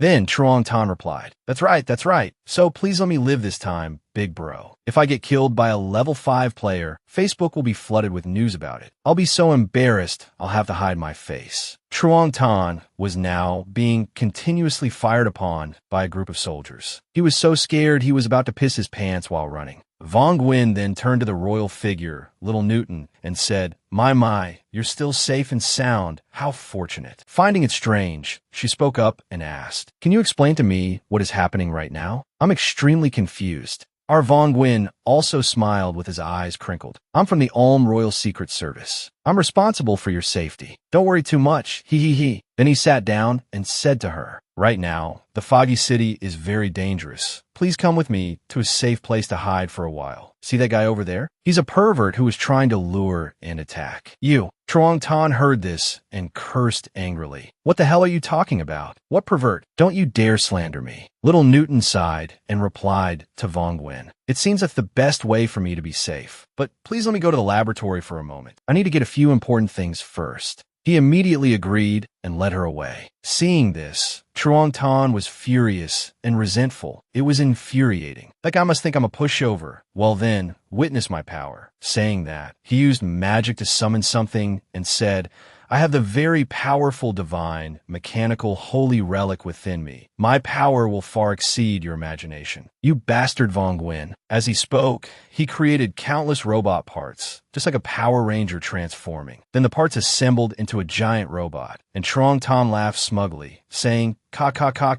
Go ahead and underestimate me now, kid. Daddy's brought out the big guns now." Our Vong Nguyen on this side saw this, and his face turned green as a banana leaf. What the hell is this? Why does it look so terrifying? Is this the true power of a level 23 master? Over here, Truong Tan sat in the cockpit, controlling it just like a Gao Ranger. Ha ha, pissing your pants already, kid? Among the top 10 masters, only one has ever defeated my robot. Surprisingly, Von Gwyn and Little Newton didn't even pay him any attention. It seems we're heading to the laboratory. Then let's go quickly. The robot froze for 5 seconds, not understanding what was happening. Then a group of soldiers fired their cannons at it. Boom, boom, boom. Truong Tan inside was furious and cursed. Damn it, this is so frustrating. You two, stop right there. You have to fight me. Stop right there. A while later at the laboratory, Little Newton was holding some documents and reading them intently. Von Gwyn looked out the window at Truong Tan's robot being bombarded and thought to himself, it seems the royal figure at the academy is safe now. However, to deal with someone as powerful as Truong Tan, I had to use a lot of heavy artillery. Cut to the fight between Lam Jiu and Kitty. He was now seriously injured, sitting on the ground in great pain. It seems the strength of a level 19 Kitty is also too terrifying. Seeing the situation was not good, Lam Jiu called to inform his teammates. Hey guys, I've encountered an enemy in the courthouse area. Luckily, I got there one step ahead of her and hid the royal figure. She couldn't find a target and was afraid we'd call for reinforcements, so she left. At this time, at the courthouse, a crowd had gathered to watch the fight, just like watching Sun Tung perform. At the West End Parliament building at 10:16 a.m., Vu San had also brought her people and reported to her teammates. I have 3 protection teams in the Parliament and the nearby palace. All are completely safe. Then at 10:17, Lak Chu Hoa announced, I'm in the Camden residential area. I've also found the royal figure. One of the spy team members spotted me, but because I had troops with me, he got scared and ran away. At the same time, Tu Hai was at a large library in the north, looking a bit angry as she reported, sorry everyone. Because the location was too far, I arrived late. When I got there, I was informed by someone else. The royal figure had died not long before. The one who did it was Lam Hong. A level 21 marksman player, she managed to escape. Cut to 10:18 a.m. in the Whitechapel district. Our beautiful blonde, Atuette, was sitting on a large church and said, I didn't encounter any enemies in the church area. I was able to successfully protect the royal figure here. The spy's first attack only took down one target. It seems our current strategy is quite effective. Our Von Gwyn heard this and spoke up, hey big sis, how come we haven't seen you in action yet? She heard this and was very flustered. Just call me a Tuette. I haven't even found them yet. Why be so hasty? I'll take action on you first, you know? But based on the locations where the enemy attacked and the times they acted, if I'm not mistaken, their base is located near the museum. It turns out a Tuette's profession is a traveler. So her ability to reason and assess the situation is also very formidable. Von Gwyn then continued, after the first wave of assassinations, regardless of success or failure, it's highly likely they will return to their base to rest. Suddenly, a Tuette used her teleportation ability and replied to him, Von Gwyn, you're absolutely right. Let's take this opportunity to catch and kill all of them. No sooner said than done. A Tuette immediately went to the museum in the north. This was a rather crowded place. Seeing this, a Tuette used her leadership privilege. Her eyes changed to a blue color, looking pretty slick and VIP. 30 seconds later, she activated a special ability that could even see enemy targets.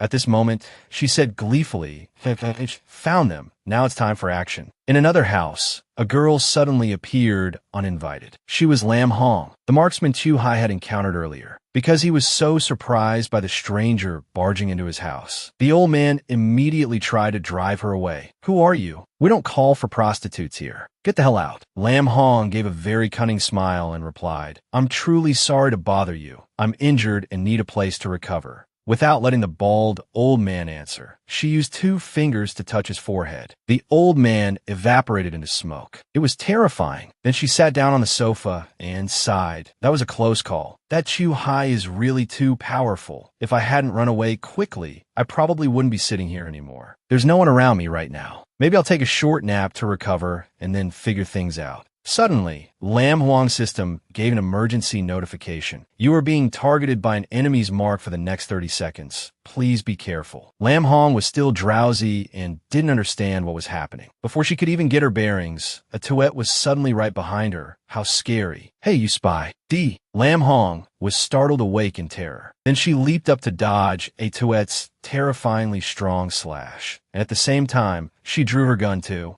Counterattack. Lam Hong used her bullet rain ability, and suddenly a dozen pistols appeared, all aimed at a Tuet, as she smiled smugly and said, "You're really too naive. You think that shabby sword can beat my 10 anacondas. Ha ha ha ha. You're still too green and naive." As soon as she finished speaking, a Tuet had already slashed Lam Huang's, but with a light swish. Lam Hong evaporated and died before she could even close her eyes. Then a Tuet teleported to another location. Nearby, a small alley with identical brick walls on both sides. A Tuet pretended to walk by normally as if nothing was happening. Suddenly, she swung her sword at the wall with a swish. It turned out that a guy named Chow Dai was hiding as a brick wall. He was hit and cried like a puppy from the pain. "What the hell? I already turned into a wall and you still recognized me. You're cheating at this game. This is so infuriating." She looked down on her enemy and didn't bother to reply, but flew straight up and stabbed down with a heaven-sent blow. Even though that guy was level 20, he kicked the bucket before he could do anything useful. Then she said, "Killed 2, still 16 seconds left. Let me see if there's anyone else around." Cut to the academy where Vong Gwyn was. At this time, our little Newton only brought a few things to go into hiding. She was using a cart and trembling like a leaf. I feel bad for her, but oh well. Ha ha ha. A Tuet then reported to our Vong Gwyn, "I only found 2 of them at the museum. Do you know where the rest are?" He also replied, "One of them has been fighting with my army for an hour already. Let me think of a way to find more information, and I'll report back to you later." Over here, Trong Tan's robot had been fighting so much that it was smoking profusely. He was controlling it from inside, hot as a furnace, and said angrily, for crying out loud, "What kind of instance army is this that I can fight and fight, but they don't lose any health? My robot needs to recharge too. This is really infuriating." Right at this critical moment, Vong Gwyn suddenly called him to have a heart-to-heart. Ehehe, and he actually picked up. How ridiculous.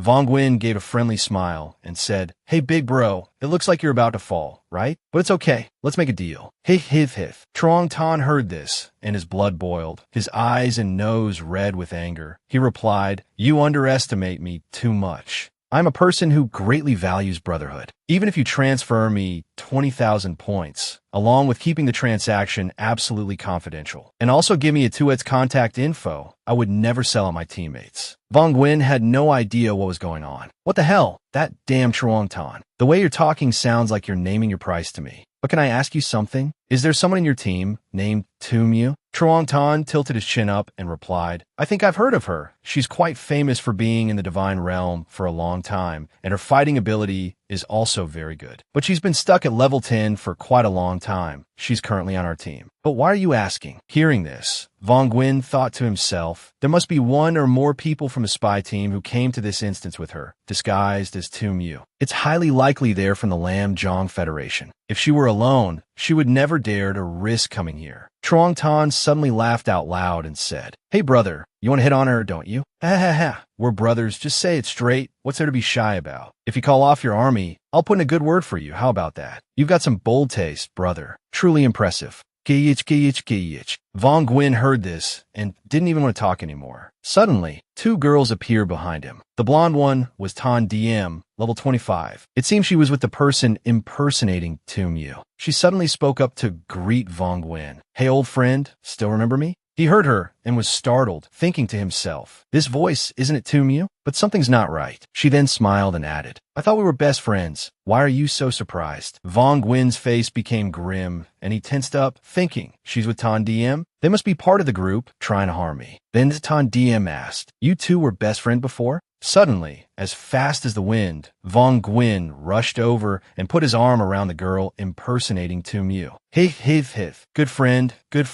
It's been too long since we've seen each other. How about we go for a drink?" She was completely confused, question marks popping up in her head. Inside, Vong Gwyn was also thinking to himself, Tan DM is level 25. I have absolutely no chance of fighting her. So I'll try to signal the army for help. Hopefully they're smart enough to understand. Otherwise, I'm definitely dead. Thinking this, he began to act. On the surface, he pretended to chat cheerfully with her, but behind his back, he was signaling the army. They noticed and said to themselves, it seems the investigator is signaling something to us. What Vong Gwyn meant was approach quietly, surround them, then capture them all. But for some reason, they understood it as, "Sir, we understand. Let's evacuate immediately. Patrol outside the city. Fight anyone we encounter." On the other side, the person impersonating Tu Miu had realized he was up to something. She immediately chased him with a huge dragon-slaying saber, laughing all the while. Vong Guin ran for his life, sweating profusely and cursing up a storm. "Damn it, what kind of elite troops are these blockheads? I meant for you to come and capture her to save me. This is so infuriating. Where's the army? Hurry up and stop her. She's going to chop me to bits." As he was running for his life, the fog suddenly became so thick you couldn't see a thing. Vong Guin was also startled by a voice. "It seems the instance has given you too many advantages with the army, hasn't it? But unfortunately for you, the environment here is very suitable for me. Now no one can bother us." Ha ha ha ha. So, it was Tan Diem who used some dark magic to create this thick fog. Suddenly, from behind, the person impersonating Tu Miu raised her saber and was about to rush forward to slash him, saying, "Vong Guin, you're dead for sure today." Then, she slashed and cut his neck clean off. But it seems that was just an illusion of Vong Guin. It turns out he had used his special ability, Light and Shadow, to create a three-dimensional illusion to deceive her. The real Vong Guin was actually standing behind her with a gun pointed straight at her head. Then, as fast as a flash, she rushed at him and slashed again with another extremely powerful blow. Vong Guin immediately used his one-pattern dragon sword to block it with a clang. Then he retreated into the fog and gathered his energy, looking incredibly cool like this. Over here, the person impersonating Tu Miu saw this and started slashing wildly in a panic. "Don't you dare try to sneak attack me. I'm not afraid of you." Suddenly, he summoned a small ghost in front of her. But unfortunately for him, he ran into a real pro who wasn't scared at all. What kind of crazy magic is this? "If you've got guts, come out and fight me head on." At this point, Vong Guin stopped hiding and revealed himself. He held the gun in his hand, looking extremely cool. Then, he held a cool gun, but fired it like a machine gun. What kind of crazy magic was this? She grimaced and exclaimed, "Damn it, why is his gun firing so crazily? Although, the power isn't great. If I fly in to attack him, he'll just use an illusion to disappear. I'll run out of stamina in no time." At the same time, Wang Quan thought to himself, as expected, she is not Zi Miao. With Zi Miao's personality, she would have rushed over to hack me to death. The real Zi Miao would not fear for her life and would fight like a maniac, catching her opponent off guard. Then, the person impersonating Zi Miao spoke up in frustration. "Damn it, are you really going to keep shooting? You're as stubborn as a bull." While he was in a shooting frenzy, he was suddenly and cruelly frozen by Qing Yan's magic. With just one move, our Wang Quan lost almost all his health. A level 25 player's power is truly terrifying. The fake Zi Miao then started cursing. "Damn you, why didn't you act sooner?" Qing Yan replied, "I was waiting for you to show your true strength. Besides, in the meantime, I managed to kill the royal character Newton. You truly are useless. You can't even take down a level 5 brat." Hearing this, she retorted angrily, "Don't talk nonsense. It's not my fault this character is too weak and has no combat ability in the fog. Otherwise, I would have killed that guy long ago." At this moment, Wang Quan was furious. He immediately took out the E-rank card item, the firework cannon, that he had drawn earlier and aimed it straight at the two women. Over here, the two still had no clue what he was planning to do. "What the hell? You think you can attack us with that crappy firework? Has being chased made you go crazy?" Suddenly, he lit the fuse and shot it straight up into the sky with a whoosh. It turned out he had used a teleportation firework prop to escape, which looked pretty impressive. Then, the firework exploded with a loud bang in the air. As Wang Quan was suspended in the sky, a shui surprisingly teleported and embraced him. Is this a beauty rescuing the hero? Ehehe, so strange. Scene changed to Buckingham Palace, West, at 5:07 p.m. Xiaoxi was lying on the sofa, looking extremely happy and comfortable. Meanwhile, Yusan was summarizing the information about the current situation in the instance. During the first attack by the spies, 2 royal characters were killed, and 2 others are in a heavily fortified military lockdown area. The remaining 4 are gathered safely at the palace. 2 members of the spies Team B were killed by shui. Only 4 remain. Unfortunately, 3 of them were exposed at the academy, but managed to escape during the chaos. Otherwise, they would have failed miserably in this instance. But it's really strange. The academy is quite close to the museum, so why didn't they group up to act? Why go separately and let us kill them so easily? Hearing this, Luo Xiaohua got a headache and rested her chin on Yusan's shoulder, saying, "Why don't you get some sleep and rest? Your constant muttering is bothering others. It's because they're that stupid that we can win so easily, right?" Hearing this, Yusan turned purple with anger. "I'm trying to help everyone. After all, I haven't been able to enhance my combat power yet, so that's why I'm analyzing the intelligence. You don't appreciate it and even badmouth me. It's infuriating." Luo Xiaohua chuckled and replied, "You're the best. You're the best. Wonderful, Yusan. Ahihi." Meanwhile, our Xiao, she was snoring like a pig. Suddenly, a voice rang out, waking the three of them up immediately. "Your Highnesses, it's time to eat. I've come to bring the food." Following that, Luo Xiaohua rushed outside. "Just leave the food and go. I'll serve the royal characters." Hee. The servant had no choice but to obey. A moment later, the three of them were gobbling down all the food. Feeling a bit guilty, Yusan spoke up. "They seem to be close associates of the queen. Isn't what we're doing a bit too much?" "Cuckoo. It's more delicious than we thought," Xiao Shi and Luo Xiaohua replied. "They're probably sick of these dishes anyway, so let's enjoy them instead." It turns out the four royals were tied up like hostages for ransom. "I have no clue how you girls can be so cruel." Yusan, a little worried, asked, "Hey Xiao Shi, is it possible that the royals will order the army to attack us? I have a bad feeling about this." Xiao Shi gave a smile that couldn't be more wicked and replied, "You can rest assured, Wang Quan's title is law-abiding and serious youth. This makes it so that for most of our actions, even if they are wrong, the army won't care." Cuckoo. And in this instance, our biggest mission is to protect the royal characters. Therefore, locking them up to prevent them from running around can be considered a rather reasonable action. Following that, Wang Quan's team used 4 authority points to occupy the vast Buckingham Palace. Along with that, they gathered the palace guards and their team's forces to deploy a strict defense. With this defensive formation, not even an ant could slip in to attack the royal characters. When the last 2 royal characters were brought to Buckingham Palace, it became a dead end for the spy team. Scene changed to the Greenwich Observatory at 1716. This is He Er, a talented astronomer of the Fog City. She is also a VIP royal character who needs protection. At the same time, Wang Quan, a Shui, and Lin Yao arrived here to protect her and one other character. Wang Quan checked the map information and said, "In 7 minutes, the blockades in the Greenwich area will be lifted." Lin Yao, with only 43% health left, was bandaging his wounds to heal and replied, "It seems the spies are waiting for this opportunity to strike." At this moment, a Shui, with a very excited expression, added, "That must be it. According to the intelligence we received, the captain of the dock area has left the port. This is the last target they can possibly get. When they find out our team has to split up, they will definitely gather all their remaining forces here. This is a chance for us to wipe them all out." Cuckoo. I'm truly too smart. But the condition to end this is to kill all the spies. If they hide too well in the end, it will be very difficult for us to find them in this vast city. Also, I don't know why, but I haven't seen the notification for killing the 2 spies from this morning. Hearing this, Wang Quan broke into a cold sweat and thought to himself, what? No system notification? Their list of combat players hasn't changed either. Could it be? Then a Shui gave a faint smile, nudged him with her elbow, and continued, "Oh, whatever. We already have a huge advantage in this match. It's normal for the opponent to have a slight information advantage from the system. In the end, we'll win easily, so why think so much?" Cuckoo.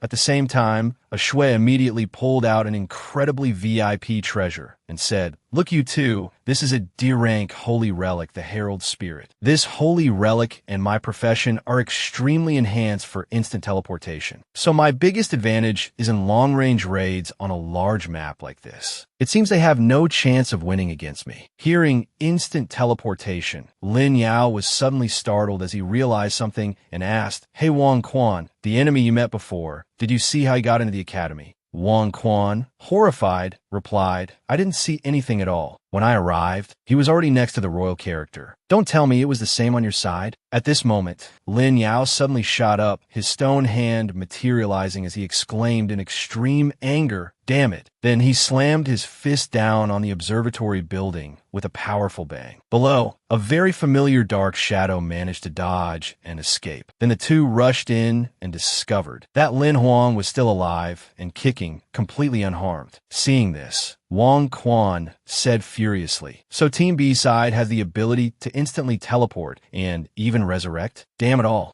Standing on her side, Lin Huang also laughed smugly and replied, "You guys are truly too naive. There's still a lot you don't know." Above, a Shui also spoke up, "So that's how it is. I now understand why they're always one step ahead of us. But it seems this kind of ability has many limitations. Otherwise, they would have used it more frequently. As for the resurrection ability, there must be some kind of limit. We just need to kill them off one by one." Over here, Wang Quan and Lin Yao had also discovered a very big problem.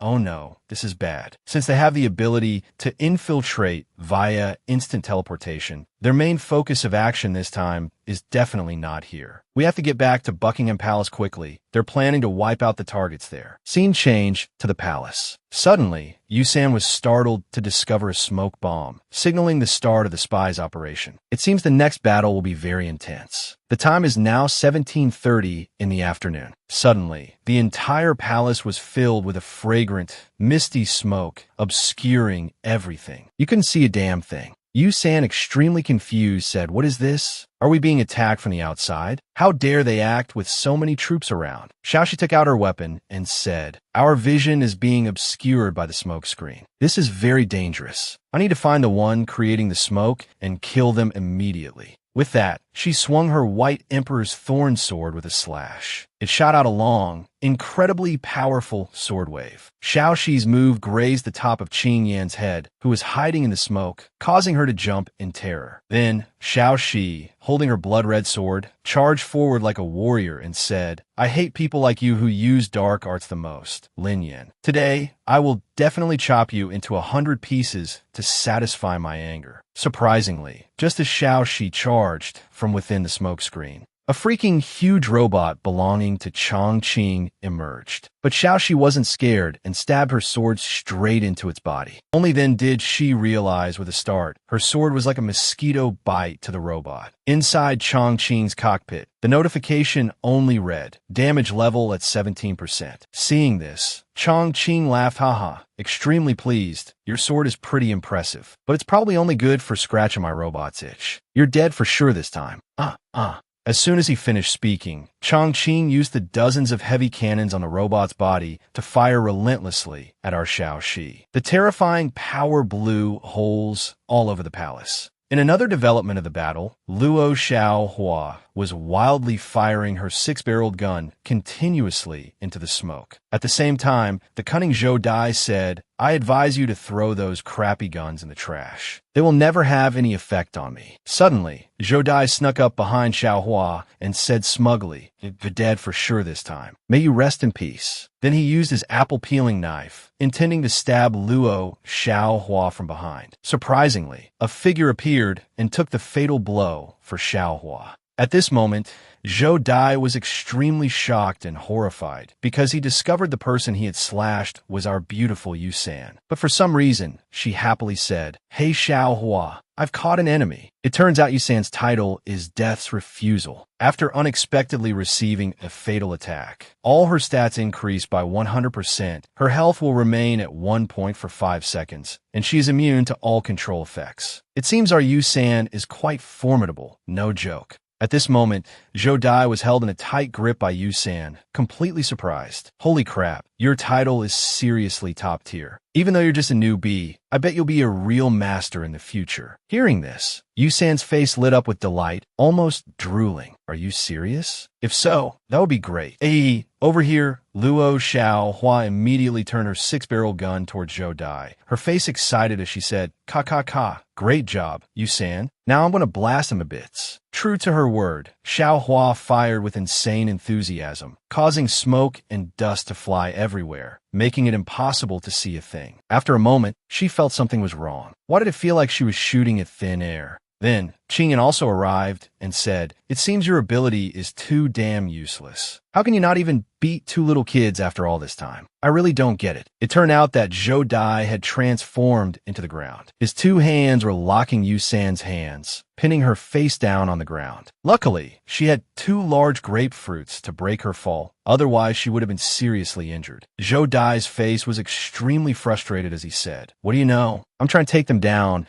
as cleanly as possible. Isn't it better to be a little cautious? Didn't you also say we should preserve as many lives as possible?" Next, Qing Yan sat right on Yu San's plump peach, which was just cruel, and gave a faint smile as bland as water. "Hey, so I misunderstood you. You've worked hard. You just go ahead with the plan and deal with the targets. Leave these two factory-farmed chickens for me to handle." Zhou Dai then walked to the door, turned back, and said, Hey, that's messed up. You have such special and weird hobbies. If the other party doesn't consent, you'll be severely punished by God's domain." Hearing this, Qing Yan turned purple with anger and cursed. "None of your business. Now get the hell out." Then she pulled out a chainsaw and gave an incredibly wicked smile. Hee. "Hey there, cute and lovely little girl. The game is about to end. I'll see you off for a bit." Hearing this, Yu San replied in utter terror, You don't have to be so brutal. Can I just take care of it myself?" Then Yu San evaporated and was eliminated. Qing Yan was also touching a button behind her neck to contact someone, saying, "I've just eliminated a player. Her soul will return to her personal space. Can you check for me?" It turns out she was contacting Jonas to carry out her evil scheme. This woman is indeed a cunning villain from the Linjiang Federation. On the other side, Jonas heard clearly and replied, "Of course, that's too simple. But why do you want to check on the useless player, Yu San?" Qing Yan replied, "I'm relying on a woman's sixth sense. I always feel there's something strange about her. You wouldn't understand. Just help me out." A moment later, Jonas replied, "I've found her. The player Yu San is currently at the Linjiang Group headquarters, safely under custody, and there's nothing unusual." Hearing this, Qing Yan said, "Oh, is that so? Okay, then forget it. I'll continue to focus on the main mission for now. It's still very tense at the moment." Scene changed to the Greenwich Observatory at 1735. At this time, our Wang Quan was covered in wounds. He was hiding behind a wall, probably to avoid the terrifying attacks of Lin Huang. She holds the title of gunslinging expert and is at level 21. Over here, Lin Yao and Wang Quan's faces were scrunched up like monkeys eating chili peppers. They couldn't beat her at all. In a difficult spot, Wang Quan spoke up, "Hey Lin Yao, why don't you use your powerful stone man to smash her?" Hearing this, Lin Yao angrily replied, "Are you crazy? Although my move is pretty pro, she's 10 levels above me. She could flick her finger and I'd be dust, you know? But luckily, it's only Lin Huang here. If the two of us can hold out, there will be enough time for a Shui to come and support the other side." Just as the two calmed down a bit, the fake Z, Miao, charged at our Wang Quan like an arrow. As fast as lightning, she immediately slashed a powerful sword stroke at his head. But what right did she have to even touch a hair on his leg? He quickly used his light and shadow ability to dodge her slash. Then he even created a dozen Wang Quan illusions holding guns aimed straight at her head. How wicked. He said cheerfully, "If you keep bothering me like this, I'll start to think you want to be my girlfriend, you little devil."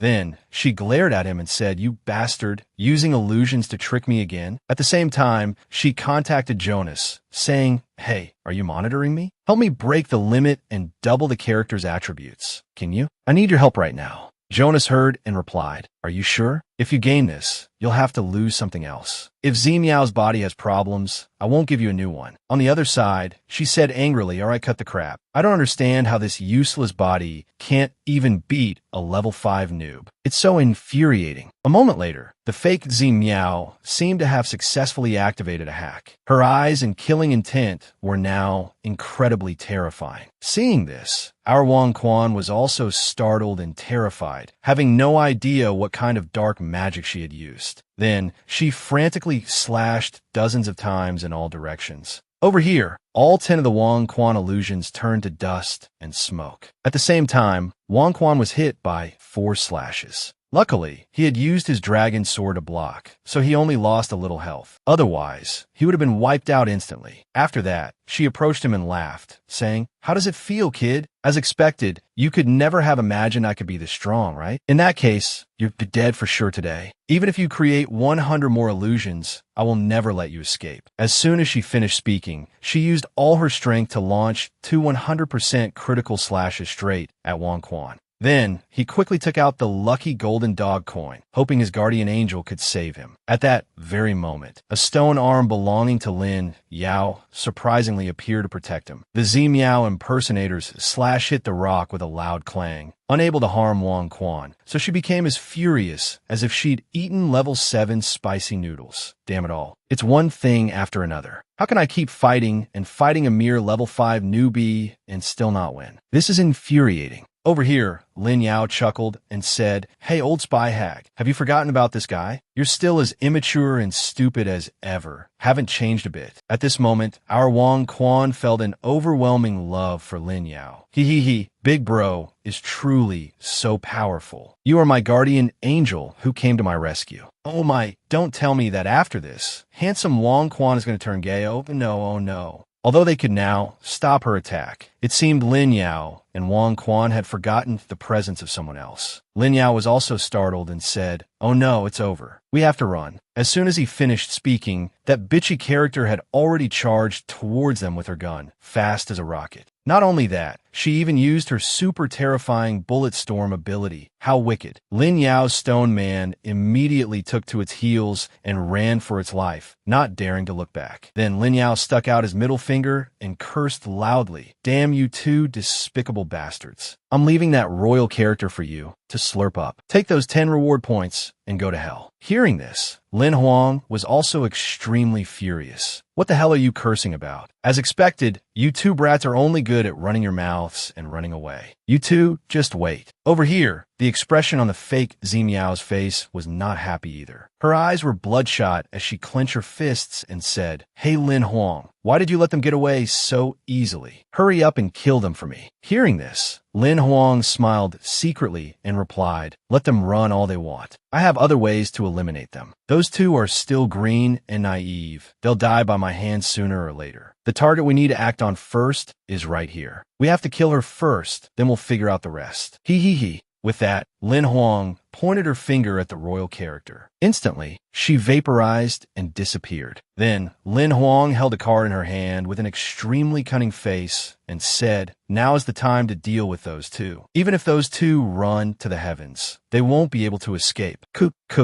A long time later, Lin Yao's stone man ran to the outskirts, exhausted, and collapsed on the ground. Wang Quan then said with a very excited expression, "As expected, those two spy hags couldn't outrun us. Your stone man is really amazing." Lin Yao heard this and replied, "Of course, kid. After all, I'm the strongest among those at the same level. Oh, by the way, that Z Miao from before wasn't the real Z Miao, right? She seemed to be staring at you the whole time. Did you feel that?" Wang Quan was very surprised and replied, "Lin Yao, you already knew that?" Lin Yao then continued, "As I thought. She and that hag Qing Yin are part of the same dark organization." Scene changed to a very luxurious and magnificent building in the real world, probably belonging to some young master. At this time, the large electronic screen displayed, "Sorry boss, by the time we arrived, everyone had already been captured." From another location, a voice also said, "Yes, on our side, we also failed to complete the mission. We haven't found any clues about the missing person." This seems to be young Master Lin, a leader in the large company Wang Quan previously came to work for. At this moment, he was thinking to himself, as expected, it's very difficult to detect a player's location in God's domain, and there's no way to track and find their methods. Then, young Master Lin said, "Thank you, brothers, for your hard work in investigating for me. Please continue to monitor the Linjiang Federation for more information. If you find anything, report it to me immediately." It turns out he was also investigating information about those villains. A moment later, his secretary came to give him a cup of coffee and said, "Here is your coffee, sir. Please enjoy." He heard and replied, "Okay, just leave it there." A moment later, young Master Lin also realized something was unusual. Something seems very strange. As soon as he finished speaking, a huge snake suddenly flew out of the coffee cup. What a magical chocolate illusion.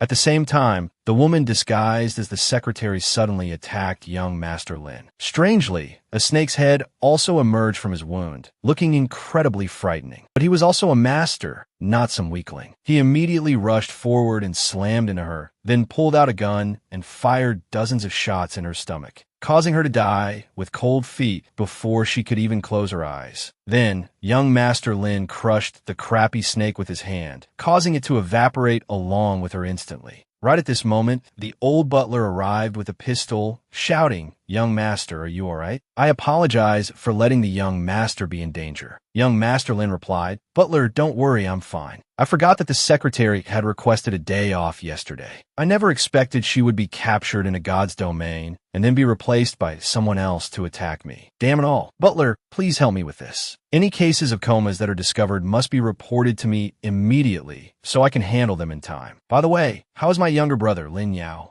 The bald old man replied, "Second young master is still in a coma. His health and all his vitals are fine. Please rest assured, young master." Young Master Lin heard and asked again, "I mean his situation in God's domain." The old man replied, "The signals are very faint, young master. The current equipment cannot yet grasp the information clearly. I am still trying to find a way to improve it, but according to the information I've received, I can somewhat guess that young Master Lin Yao has just obtained a precious treasure that unlocked a profession. I've also heard rumors that at a certain level, one can return to the real world." As soon as young Master Lin entered the room, he saw his brother Lin Yao's words. He was talking to Wang Quan. Displayed on the screen, I found out about that damn hag Qin Yan. She is a member of the Linjiang Federation. She's leading the person who took Zi Miao's account here to carry out that dark scheme. Luckily, I have my family to protect me. Otherwise, I would have been captured by them. At this time, in the outskirts of God's domain, Wang Quan found it strange and asked, "Lin Yao, what do you mean by that? Don't tell me you can resist their forces in the real world too." Lin Yao heard and replied, "That's right. My family had a very hard time protecting me. If I'm not mistaken, you also know about the Linjiang Federation, right? Could it be that you also have a power backing you up? You look as poor as a church mouse on the outside, so you must be relying on the power of the police or the army, right?"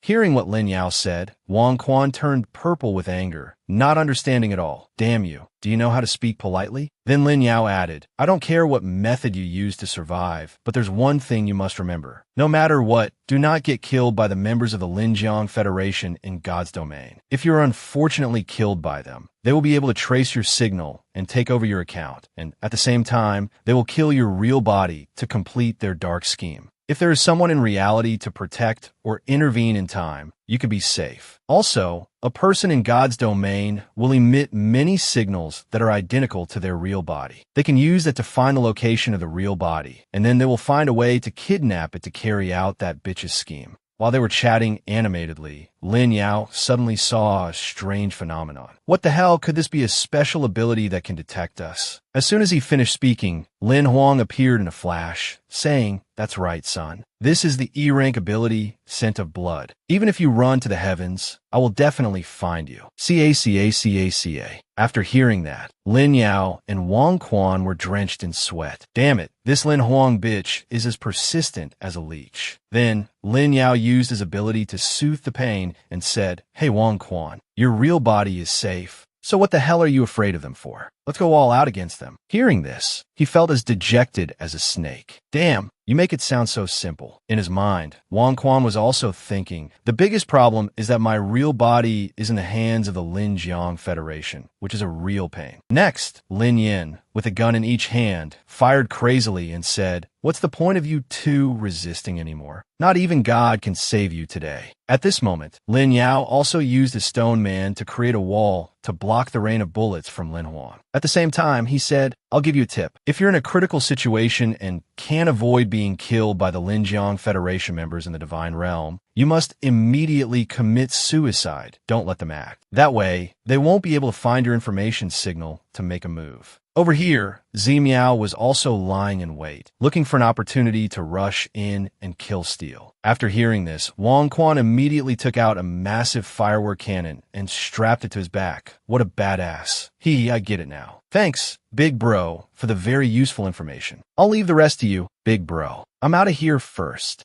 Over here, Lin Yao and his stone man were as bewildered as a golden deer. Scene changed to Buckingham Palace. At this moment, there was a huge bang. A large piece of debris flew straight out. It turned out that Chongqing's robot had been sliced to bits by Xiaoxi like this. And yet, he had previously boasted to Wang Quan that there was only one master who could defeat his robot. What a fucking liar. At the same time, Chongqing was impaled by one of Xiaoxi's swords, a pain that went straight to his gut. Then she stepped on him and said, "You bastard, go on and hit me again if you've got the guts. Go call your daddy to come and save you." Hearing this, Chongqing let out a bitch's smile and replied, "You're truly too naive. It doesn't matter if I die. This isn't an instance where you have to fight to win." Then, he immediately contacted Zhou Dai, saying, "Hey, my brother, are you done yet?" On the other side, he also replied, "Of course, it's done." Those four royals had absolutely no one protecting them. I used one slash to send all four of them off peacefully.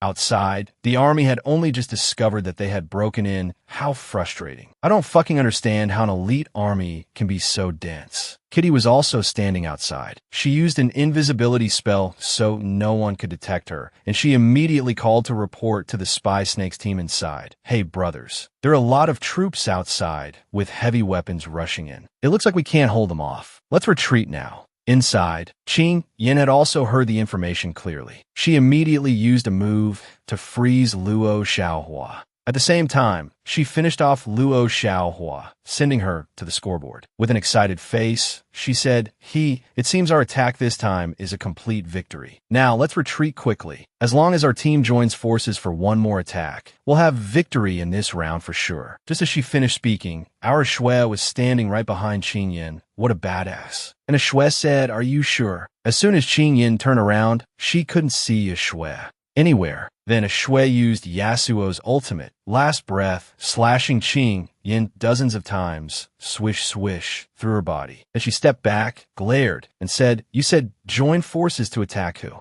Without letting Qing Yin answer, a Shui stabbed her from behind with an extremely powerful sword strike that went straight through her body. How terrifying. At this moment, Qing Yin only spoke her last words. "Damn it, she's too strong. I didn't have time to do anything." After that, Qing Yin evaporated. A Shui also found it strange and said, "Why is there no system notification for killing her this time either? Could it be that the enemy team's revival ability is still that plentiful?" Xiaoxi also scratched her head and added, "That's right. I just killed Chongqing, and there was absolutely no kill notification from the system. The others have already fled quickly." At that moment, Zhou Dai transformed into the ground and slithered outside. How scary. This guy's ability is as disgustingly cheap as a dog's. Suddenly, the system announced, player Lin Yao of Team A has died. A Shui sighed with great sadness. Did we completely fail this battle? What about the four royal characters? Xiaoxi frowned and replied, "They've all been killed. All the newbies here are also dead. This is really difficult for us." At that moment, the army finally stormed inside. How frustrating. A Shui then held her head, extremely distressed.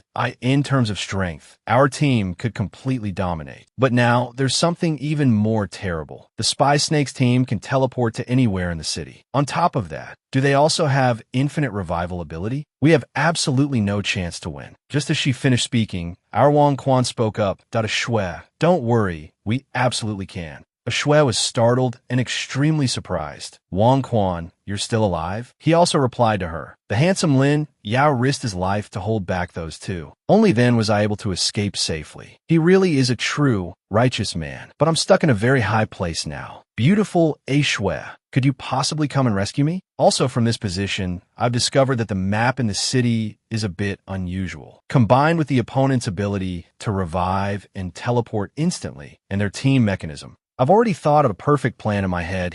Scene changed to Greenwich Goes Port at 6:40. Wang Quan was currently sitting and waiting for something, thinking to himself that I only have this one escape treasure, and it will probably be very difficult if I get caught again. In the current situation, if I'm killed by the Spy Snakes team, they will definitely go after my real body and then take my account in the Divine Realm, right? away. According to what Lin Yao said, if I commit suicide, I can avoid this terrible fate. But doing so will make them suspicious next time, and they will use stronger measures to deal with me. The only way for me to survive now is to win this match with those two girls. I must be determined to do it. Over here, a Shui was crying her eyes out, two streams of tears rolling down her pretty cheeks. Xiaoxi, save me. Points are getting scarcer, and I'm drowning in debt. The cost of living is also inflating. What am I going to do now? After hearing this, Xiaoxi gave a faint smile and replied, Hee, don't worry too much. At worst, we'll just win the next instance. If we lose this round, we'll set up another. Hearing this, Wang Quan put his hands in his pockets, looking cool, and walked over to say, Who says we've failed this match for sure? You two beautiful young ladies can rest assured and leave it to me. After hearing that, the two girls probably felt their ovaries bursting. A moment later, a ship was gradually docking.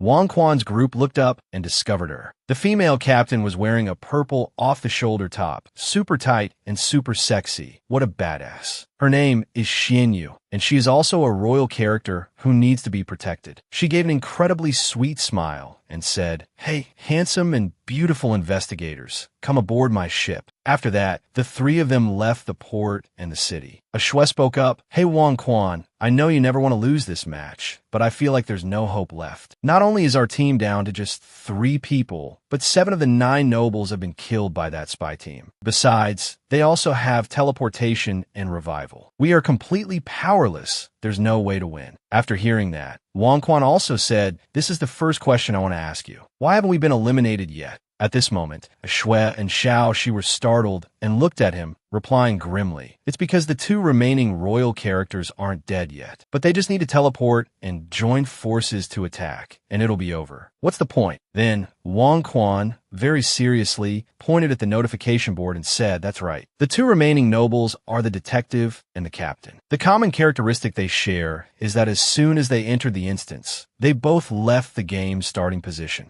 A Shui then realized something and said, It means that the people in the spy team can't know the location of the 2 remaining nobles on the map. When they teleported to Buckingham Palace to attack, they had already prepared for it beforehand. Xiaoxi was extremely surprised and asked, Is that true? So, can they know where we players are? If they find out we've boarded the ship, won't they come and attack? A Shui then tilted her chin up and said, Hey Wang Quan, don't tell me you plan to use Captain Xianyu as bait and then kill them all? It seems like a good idea. We'll try to kill the whole bunch in one go. Hearing this, Xiaoxi replied, Don't you see how pointless that is? They are too numerous and will target the royal character first. Besides, we don't know how many times they can revive. So this method isn't feasible either. At this moment, Wang Quan continued, You two are right. Normally, there's no way we can win. The second question I want to ask is, in a situation like this, what conditions do we have to win? A Shui found it strange and said, Weren't the victory conditions stated from the beginning? Team A's objective is to protect the royal characters or kill all the spies. Wang Quan then said, That's right. The victory condition seems simple. Just protect the royal characters in the city. But strangely, there's no specific time, only that it's until sunrise. Have you two ever seen the sun in the instance before? If we just delay like this, sooner or later the spy team will win. Over here, Xiaoxi also said angrily, Then the only remaining victory condition is to kill all the enemies. But they have unlimited revival ability. What a load of crap. This instance is clearly trying to screw us over. It's so infuriating. For some reason, a Shui's face became extremely excited and she said, Maybe we just need to delay for exactly 24 hours. Suddenly, some miracle will make the sun rise again, and then we'll win, right? Oh my god, I'm truly too smart. At this point, Wang Quan thought she had become delusional from desperation. He didn't get it all. He replied to her, If that were the case, it would be great, but you could just sleep and dream about it, and you'll succeed. Suddenly, the beautiful Xianyu spoke up, Hey, you cute investigators. We've traveled quite a distance. The 3 of them also suddenly realized that shortly after the boat left the city, the fog was gone. The fog only covered the city area. Outside, there was none at all. Then, Xiaoxi said, The system is also displaying the current time as 7:20 a.m. It's starting to get light, but strangely, the sun is nowhere to be seen. Ashue then tilted her chin up and said, "So that's how it is. It's not that Fog City is covered, so we can't see the sun. The truth is that this instance was designed without a sun at all." Wang Quan suddenly took out 2 documents and replied, "This is the third point I want to make. Our goal is not just to protect the royal characters, but actually to collect the clues in the hands of those characters, and then find a way to make the sun rise again." Are you beautiful young lady surprised yet? Scene changed to a spaceship in outer space outside of Earth. It turns out this is the true base of the spy team. At this moment, a containment pod opened and smoke billowed out. Chongqing revived, holding his head as he stepped out, saying, "Good thing our real bodies are here, so it doesn't matter if we get killed. But how can that Xiao Shi be so strong?" Over here, the well-rounded Qing Yin also opened her door and replied, "Anyway, their team has 4 newbies. It's understandable that the other 2 are stronger than us." Then Lin Huang stepped out and said, "I also made a blonde guy die in a bombing. But he could never have guessed that we wouldn't die there, right? It seems we just need one more attack to win easily." Suddenly, a notification on the system. Player information is starting to reload. 2 hours and 58 minutes remaining to complete. Chongqing also laughed with delight and replied, "Although we spent quite a bit of time reviving this time, we can consider it a great victory. We just need to wait until our revival ability is complete, and we'll act immediately to end the instance." Cool. The fake Zimiao over here also said, "Of course. In this match, they can't possibly know the true background of the instance. It seems there's no way for them to win." At this point, the system also explained the background to the spy team again. Competition instance, Fog City. 12 players are divided into 2 opposing teams. In the year 2077, social conflicts and disagreements became increasingly serious, and the entire globe was divided into many factions seeking to fight and eliminate each other. To solve this problem, scientists conducted a massive, dark experiment in space called Skydome, and built many virtual cities using advanced technologies, then brought people to the virtual world and brainwashed them. Countless artificial intelligences were used to simulate class conflicts in different periods of civilization. The purpose of this experiment is to serve an evil force in reality. Fog City is one such simulated map, in which some genius characters in the city learned about this earth-shattering matter. They even discovered the real world outside, which greatly affected the results of the experiment. Once more and more people know about this, all the effort poured into the experiment will go up in smoke. Therefore, the Dark Force selected 6 elite spies to infiltrate the simulated Fog City to deal with those 9 talented noble characters. But before taking action, the spy group received information. A righteous protection force called ALM had secretly used technology to break in to stop the spy team's actions. But a firewall blocked the final pieces of information, distorting the information and erasing part of their memories. But the algorithmic platform retained the objective their squad had to complete. They only remember that, for some reason, they must protect the 9 talented noble characters at all costs, and also find a way to defeat the spies who have infiltrated the city. Team B's objectives include: first objective, kill the 9 noble characters hiding in the instance. Each character killed will earn 10 points. Second objective, eliminate all 6 members of the ALM squad. Each member defeated will earn 20 points. Team B's victory conditions. With help from the laboratory, the mission is to wipe out all the genius nobles so that no one else can discover the secret of the simulated city. Along with that is to eliminate the 6 characters of the ALM organization. Fulfilling one of the 2 will result in immediate victory. Team B's failure conditions. The members of the ALM team discover the true secret of Fog City, break the delusion in the city, and complete the sunrise, or all members of the spy team are truly killed. If one of these 2 conditions occurs, they will fail immediately. The losing team will have 100 points deducted. Then, Chongqing looked at the team information board and said, "Luckily, Zhou Dai and Kitty weren't defeated. Those 2 have really good special abilities." Over here, Lin Huang also picked up her game console, ready for a fight, and replied, "They are currently in Fog City, and there's no way to contact them while we're here. So, should we wait until the revival is complete? Then we'll immediately go there to act with them. Then, Chongqing continued, "Hey, what are the remaining members of Team A doing?" Hearing this, Qing Yin immediately replied, "I just checked the information on the display screen. They are on a boat heading out to sea. They have now reached the border of Fog City. I was worried before about how to find the two remaining noble characters in such a large map. But now those brain-dead trash have pointed out their location for us." A while later, the system displayed, "Time to complete revival. 2 hours and 20 minutes remaining." Chongqing was also observing the 3 remaining members of Team very intently. So they're really going out to sea. Don't tell me they're trying to escape that way. How naive. An hour later, Chongqing was still observing and said, "They're going along a river. They must be looking for someone. Could it be the last detective?" Then, over 2 hours later, Chongqing was still focused on observing. What a badass. Over here, the 3 of them were snoring like pigs, not caring about the world. He then tilted his chin up and said, "It seems they have mobilized the entire army to protect them. Even the royal forces are at their location. Damn it." Suddenly, Chongqing slammed his hand on the table with a loud bang and said, "Everyone, come and see this. It seems they are carrying out some dark plot with the detective and the captain." Over here, the girl disguised as Zi Miao, who was sleeping soundly, was awakened. She immediately threw a plate at Chongqing's head, cursing incessantly, "You son of a bitch. Can't you let me sleep? What good can those idiots do? They're just running around in a panic because they're confused. You can't even figure that out. Your brain is as stupid as theirs." Qing Yin then also spoke up, "No matter what they want to do, as long as our team eliminates the 2 remaining royal characters, it's over. The revival time is up. Let's get ready for this final battle." Scene changed to the ALM headquarters in the north of Fog City.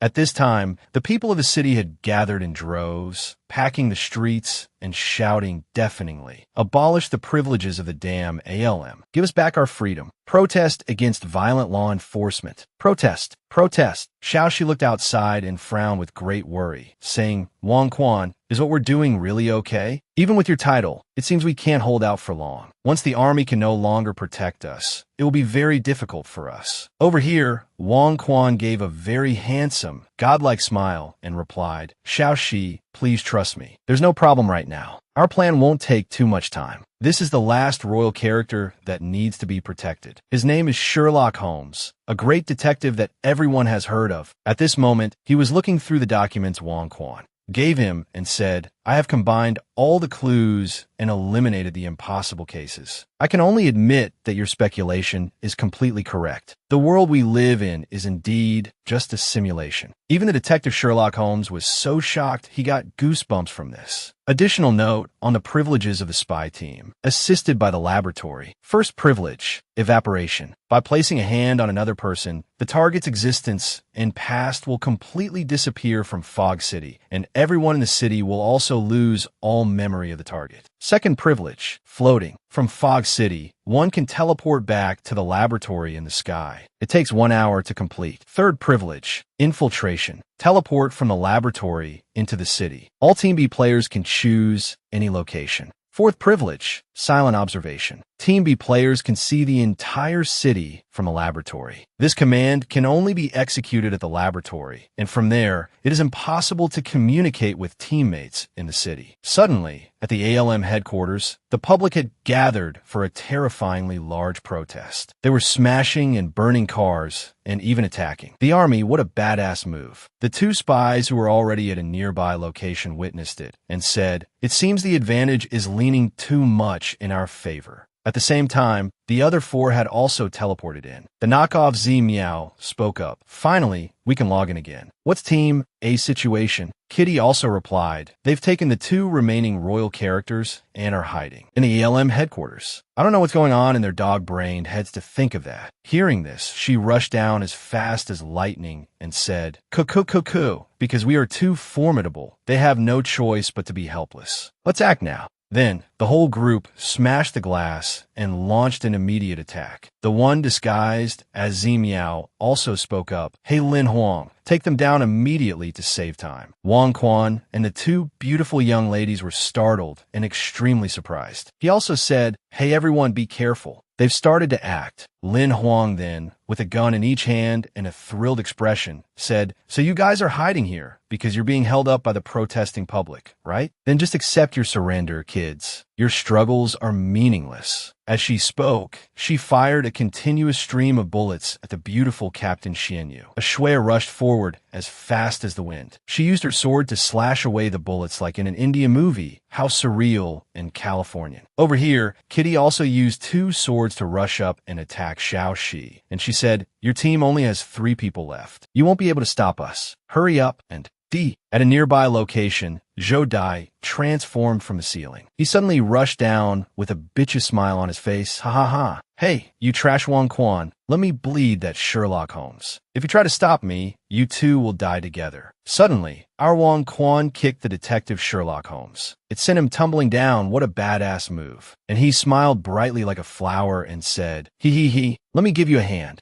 Zhou Dai was now as dazed as a fox, not understanding why Wang Quan would act so brainlessly. Then he intended to fly straight down to kill Sherlock Holmes and get the points. But below, Chongqing was drooling with excitement and said, Wang Quan, you've accepted defeat, right? You're even giving me points. You're truly my good brother." Suddenly, Wang Quan spoke coldly, making everyone look at him with an infatuated gaze, as if in a bathtub. "Who said I'm giving up? Your mission in this instance is to kill all the royal characters to cleanse this simulated world, so no one can discover the truth. Am I right?" Then Wang Quan pulled out a thick stack of documents and continued, "But how can the 6 of you kill this entire city? You have already lost." As he spoke, he threw the pile of documents that recorded all the secret information of the simulated city down to the crowd below, which was as dense as ants. The documents recorded that the talented royal astronomer had discovered that the stars in the sky are eternal and have no orbit. Little Newton was very surprised because the physical phenomena here completely contradicted his previous mathematical knowledge. The royal character in the great cathedral discovered that a mountain of charitable goods had disappeared without a trace. But there was no information about who received them. They must have gone missing, and someone had erased a part of everyone's memory. The beautiful Captain Xianyu also discovered something very strange. A sea area that, no matter how many years you sail, you can never escape. It's clear that the space in this world is being distorted from the truth. Sherlock Holmes then held his head, came to his senses, and said, "I have investigated many extremely mysterious things. Many strange phenomena in this world all lead to a single answer. That is, the world is being simulated and controlled by some evil force." The beautiful Captain Xianyu also added, "Everything is clear now. Everyone in the city must know everything today." Outside the ALM headquarters, the crowd was still protesting and shouting wildly, demanding justice. In this critical situation, Qing Yin suddenly screamed, "Hey Chongqing, hurry up and kill that Sherlock Holmes. Don't waste any more time." Hearing this, Chongqing used his sword to stab through Sherlock Holmes right away, and he said smugly, "It's over. Easy as pie." Suddenly, Sherlock Holmes's face broke into a sinister smile, looking incredibly scary. Then he suddenly said, "If I die, you all die with me." After that, a whole crowd of people gathered to read all the documents that Wang Quan had dropped from above. After reading, everyone's jaw dropped and they held their heads in utter horror. What? Are we really just living in a simulated world? It's hard to believe, but the evidence is so clear. This is damnable. As Sherlock Holmes evaporated, thousands of bloodshot eyes stared intently at Chongqing, making him so scared he pissed his pants. Over here, the system issued an emergency announcement. The number of targets needed to be eliminated to win the instance has increased to 988 people. And the number didn't stop there, but continued to multiply terrifyingly. What a badass situation. After seeing this, Zhou Dai and Kitty were sweating bullets from their crotches and armpits. What the hell? We need to kill 1,000 more people to win. What is this? How the hell can we win? Then Qing Yin clenched her fists so tightly her teeth ground together and said, "We must act quickly. 3 of you deal with Team A. The other 3 charge forward and kill all the remaining targets." After hearing this, Von Gwyn held out both hands and said very calmly, "What's the point of being stubborn anymore? The biggest issue for you spies right now isn't killing anymore. It's how you're going to leave the city with tens of thousands of people out there who want to tear you to shreds. So, I advise you to obediently accept the truth and wait for the sun to rise again, then accept your defeat. Ha ha ha. A short while later, a completely surreal phenomenon appeared in the sky of Fog City. Suddenly, a bright, blood-red light appeared, just like that time of the month for the ladies. Then, the system announced, progress of the sun rising again is at 42%. At this moment, Chu-Hai, who had discovered something, spoke up, "Everyone, come and see. Our mission has now changed. The system is announcing. Countless people have been previously harmed in the simulated Fog City, and the remaining people are trapped like stray rats. The evil people in the laboratory thought that building a base outside in space would be safe, avoiding punishment from righteous law, but they were wrong. Our mighty ALM warriors are everywhere, so let's advance. Your mission is to destroy their laboratory base and reclaim justice for the innocent people in the virtual Fog City. Currently, you have two main objectives: destroy the existence of the simulated Fog City to free the harmless people within it, and kill everyone who created this evil experiment." After reading, Vong Gwyn lifted his chin and said, "Right now, we've only completed the first step of the game. We have to finish the remaining task to win this game. Let's all do our best." As soon as he finished speaking, the fake Tumyu, holding a blade, charged forward. With an extremely furious expression, she said, "You bastards, hurry up and die." Seeing this, Tu-Hai used her sword to gently parry and said, "Trying to fight to the death with a few crummy blades, you're just unbelievably stupid." Then, she used all the power from Jonas's help, swinging her blade up for a terrifyingly strong slash that sent dozens of buildings and rubble flying everywhere. It was just that unreal. Chu-Hai was lucky enough to dodge it, or she would have been toast. Over here, Chow Dai and Kitty's jaws dropped in utter horror. What the hell? Isn't she currently only level 10 and hasn't even unlocked a profession? With such earth-shattering power, isn't that a load of bullshit? Tan Dam then pulled her arm and whispered, "Are you crazy? This is just an instance. Doing this will expose our organization." She then retorted with her usual shrewishness, "Stop your nonsense. Do you want to lose or something? I will definitely kill them all." Tan Dam immediately replied, "Of course not. The current situation is getting more and more complicated, and it can't end like this." Suddenly, she took out a vial of something and said, "There's no other way. Let's use this then."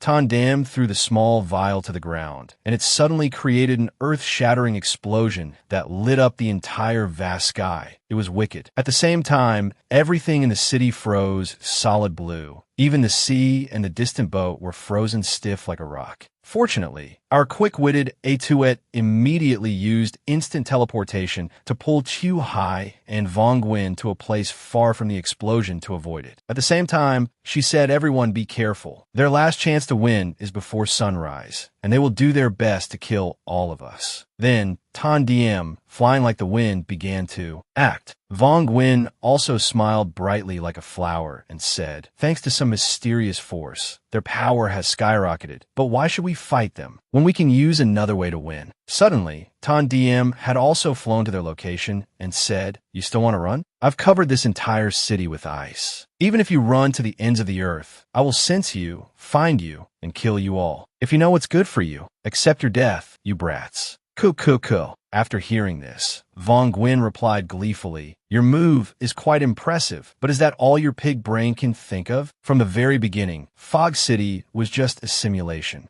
Our team, as infiltrators of the city's data, of course, also has the ability to log out. Hee. You really are a naive little dear." As soon as he finished speaking, Vong Gwyn and our two beautiful girls vanished, to the utter shock and horror of Tan Diem. Right at that moment, the system announced that the logout was complete. Vong Gwyn's team of 3 were now astronauts floating in space. How cool is that? At this time, our Atuet and Vong Gwyn were excitedly striking a pose for a selfie before figuring out the next step. The 3 of them also discovered that right before their eyes was the Skydome laboratory base of the spy team. Chu-Hai found it strange and spoke up, "This is the target we need to destroy. Let's hurry and see what's inside." Vong Gwyn immediately used his X-ray vision ability. Suddenly, he discovered that inside were the real bodies of those 6 bastards from this instance. He said with delight, "Now the tables have turned. We are the real attackers now." Then, The three of them took off their astronaut suits and teleported straight inside. A Tuet, holding her sword, approached the six of them and said, "Let's see if God can save you this time." In less than 3 seconds, a Tuet made a few light slashes with her sword, then turned away with the flair of a superhero in a movie. It was so wicked. At that moment, 6 system notifications rang out. Player of Team B, Tan DM, has been eliminated. Player Chao Dai has been eliminated. Player Lam Hong has been eliminated. Player Tu Mu has been eliminated.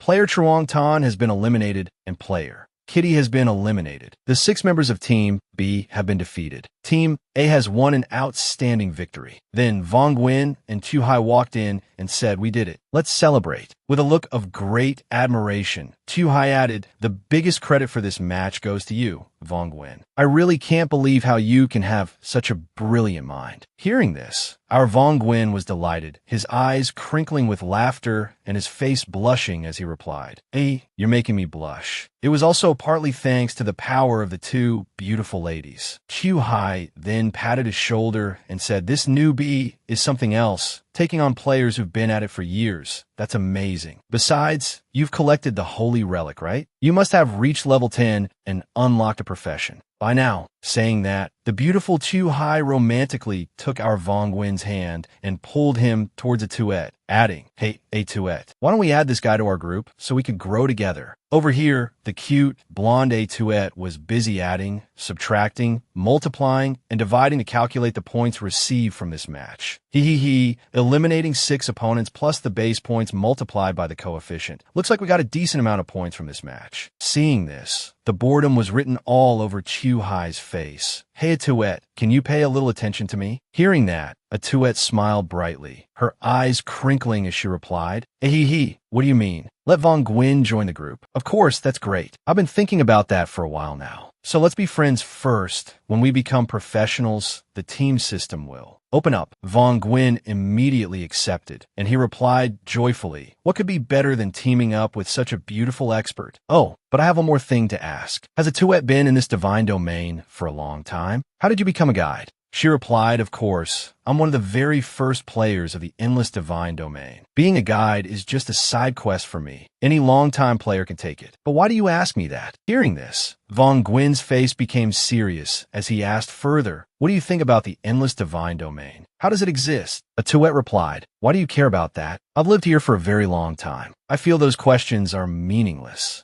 Tu Hai also chimed in, "It's like you're asking how the Earth exists. You're pretty strange." Then, Vong Nguyen put his hands in his pockets and continued, "Don't you think the endless divine domain is very similar to the instance we just played?" At this, a Tuet was utterly shocked. She asked again, "What do you mean?" Vong Nguyen's face then became extremely serious as he said, "Have you ever heard of a federation with dark activities?" Just as he finished speaking, the person impersonating Tu Mu suddenly appeared. She gave a very cunning smile and said, "So that's how it is. I had a feeling there was something very unusual about you from the start." The 3 of them were utterly shocked and horrified. "What is this? Hasn't the instance already ended? Why can she appear here?" Then the system announced, "Instance ending. Players prepare to return to your personal space." Then the fake Tu Mu emerged with an extremely bitchish smile. Then, she rushed towards Vong Nguyen like a wild beast. Over here, a Tuet also hurriedly grabbed his hand and said, "Hurry, I'll help you get out of here." At the same time, in the real world, Jonas was hacking into the system to lock a Tuet's coordinates.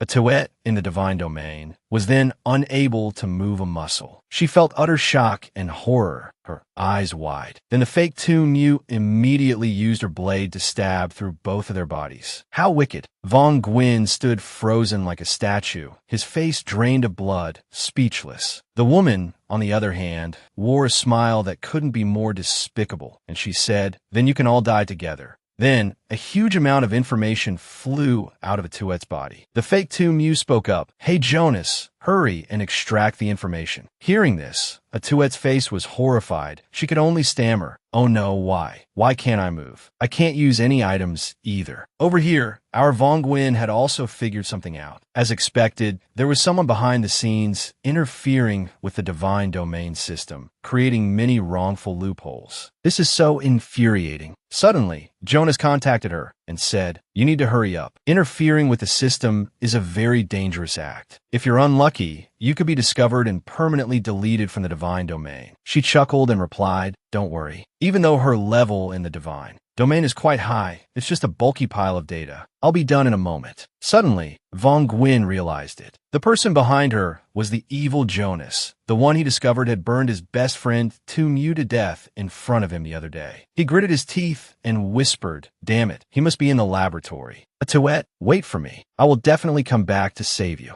Then Vong Gwyn logged out, to the extreme and sudden surprise of the fake Tu Mu. What? How could he escape? Jonas at this moment also had no idea why. What the hell? I clearly locked that instance. He shouldn't have been able to escape at all, right? The scene changes to our Vong Gwyn's real body. As soon as he woke up, he quickly rushed off the bed. He dashed to the door when two guards spotted him. The two of them immediately raised their guns to threaten him. "Hey you, who are you? Put your hands up or I'll shoot." Seeing this, he immediately used his ability to create a ghost and turn off all the lights with a click. The two guards were then startled and pissed their pants in fear, saying, "What was that? Why did all the lights go out? I can't see anything at all." Then he immediately enhanced his shadow step ability, using 10 points for level 1, 20 points for level 2, and 30 points for level 3. Next, he used 20 points to enhance it to an E-rank ability. Now he could dematerialize, completely turn into a shadow, and move at high speed. The two guards fired their guns at Vong Gwyn, bang bang, but he just zipped past without a scratch, leaving them with faces scrunched up in extreme frustration. At this time, in the evil Jonas's room, with an extremely joyful face, he said, "Cool. I found that guy's information. His location is..." Before he could finish, the lights in the room suddenly went out, plunging it into darkness. Then, at his door, a figure appeared that we all could guess. Jonas also sensed it, so his smile died behind his tears instantly. Then he angrily cursed all over the place. "What the hell? Who dares to disturb me? Get the hell out." At this moment, as fast as a wild beast, our Vong Gwyn rushed at him and used his compulsory immobilization ability, not giving him any time to react. He immediately used his hand to slam his head onto the table with a powerful thud. Even the fake Tu Mu in the divine domain could hear it. She started sweating bullets and said, "Hey Jonas, what's wrong with you?" Then she was sucked out of the divine domain, which was so satisfying for me. Outside, Jonas was now trembling like a castrated dog and said, How could you?" Suddenly, Jonas calmed down and a strange energy radiated from his body. He said, "You're pretty good, but you only know how to fist fight. How can you possibly beat me? Cool. Stupid and stubborn. So stupid and stubborn." Hearing this, Vong Gwyn gave a contemptuous smile and replied, "You're right. But you forgot one thing, I also have teammates." With that, he opened the system panel and teleported Atuet over right away. She was as dazed as a naive golden deer, not knowing where this was. Seeing this, Jonas was so scared he couldn't even stand straight. This time, not even his father could save him.